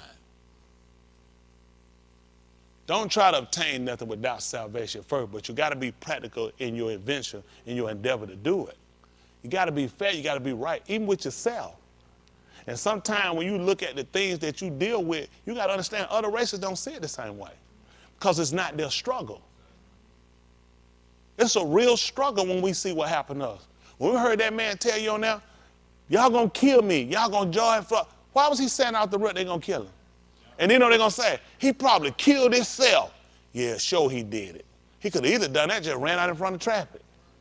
If y'all know the way he ran to, he ran in front of a car and stopped because he knew he needed witnesses. Listen, they're going to handle white people different than they're going to handle us when they arrest us. Now, you can be stupid if you want to. The man know what he called. He heard he said, going to George Floyd me. You didn't see that officer handing? That was a nigga. You saw the hand hit neck. I understand. Now, you have to be able to get a person to where you needed to get them so you can handle them. Let me get this straight. An officer got to look at their safety because you handle somebody, they can grab your gun. So you got to get that person to where you can get them to where I'm safe. And I'm keeping you safe from yourself. Your safety first, other person. Taser in the back, facing down, I just don't say it necessary. Give him one shot. We ain't got to lay in the back of his chest right where it's harder to keep going. I won't count him on being a racist. I'll count him on being an irresponsible police officer. For that, he should be fired and charged. That's all in charge and fire.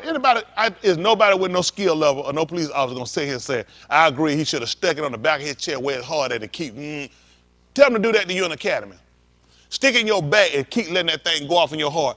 Nobody do that in the academy. They gonna give you just a shock of that thing, let you see what you're giving. So he knew what he was giving it, because in the academy they're gonna make you do it. That's dangerous. So I say charge him for being an irresponsible police. He need to get the maximum. Yeah, don't charge him for being no racist, because I don't believe he was racist. I heard how he talked to him at the first. I think he wasted too much time. He should have shut him down the first time. So you just ran from an accident. I'm not finna keep chasing you, okay? I've done enough. Once we got him, you get one command. That's it. I'm not finna keep talking to you and giving you no choice of where to sit. You broke that when you ran. All bets off when you ran. And you moving too much for me. Had he handled him the first time, a lot of that could have been stopped. Now that I charge him for. There's no way I'd let him keep running. That's stupid. You moving around why would I be letting you move around? You don't get to make no choices. You broke that. Now because of him being irresponsible and not being proactive and shutting that stuff down, you let him get to that point and this is where it went. Now that they should pull him for. Say, you know what? I ain't gonna get you. I'm gonna get you for the fact you should have stopped that when you got off that motorcycle. You should have never let him move around you. You should have gave him no option to move the key. You don't get no choices. You blowed it. You can't run off and tell me what you're going to do. You're done. That part, he should be fired for. Y'all don't see it that way, do you? I'm just being honest. That's the purpose of why you getting trained. You have to shut stuff down. Because you got to think, if we keep going, you keep pissing me off, you're going to make me hurt you. The purpose of shutting you down so this don't keep going and get worse. Till me and you get in those struggling and fight. I don't need that because I'm going to wind up killing you. Shut you down there, you caused an accident, you ran off. I ain't got time to chase you. I'm not finna be chasing you on no motorcycle. He could have popped out there, a car could have hit him. Boom, you got hit on a motorcycle because you should have shut him down once you got there the first time. That he should be fired for.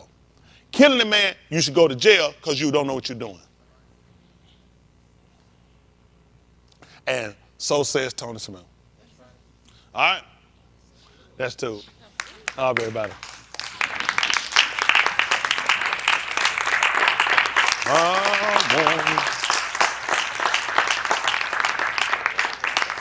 Wake up, mama. You all right? See.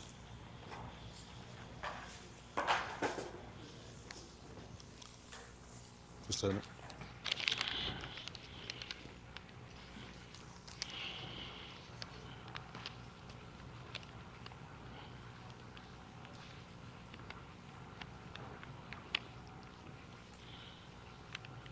Oh, okay.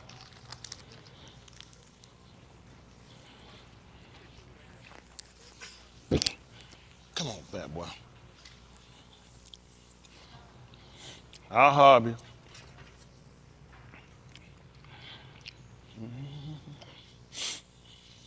Appreciate Mr. Yahuwah. Everybody see your heart one another fervently with a pure love.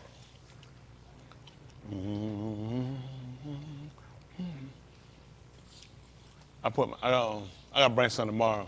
See, when you have, who put mine up? Somebody put mine up there Wednesday.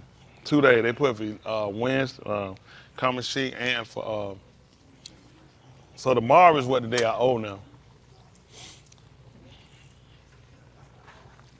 Oh. Can you get that? Okay. Got it? You got it. What about right here, Joker?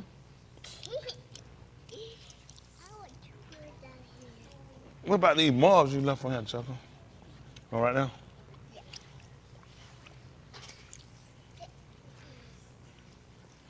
Oh my goodness.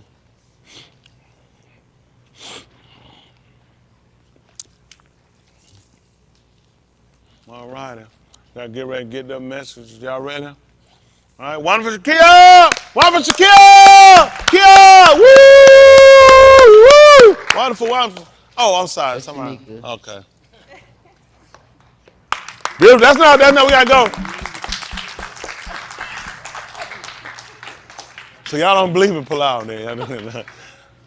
Go ahead, Yos. Everybody sitting there high, and today is Mia's 18th birthday. That's right, Mia! Happy birthday, Mia! 18. On her way, ain't it? Boy, time flying. Man. Time is rolling. You 21. Time rolls. Second took a long time to get down. Yes, sir. You wish you had to go to the liquor store and buy something, just give it back, someone return it. That way you at least get it out your system. Ain't that right? How many of y'all got something to drink when y'all turned 21? How many of y'all got something to drink when y'all were 3rd grade?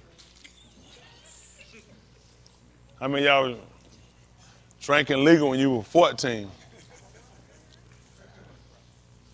I was legal in them streets.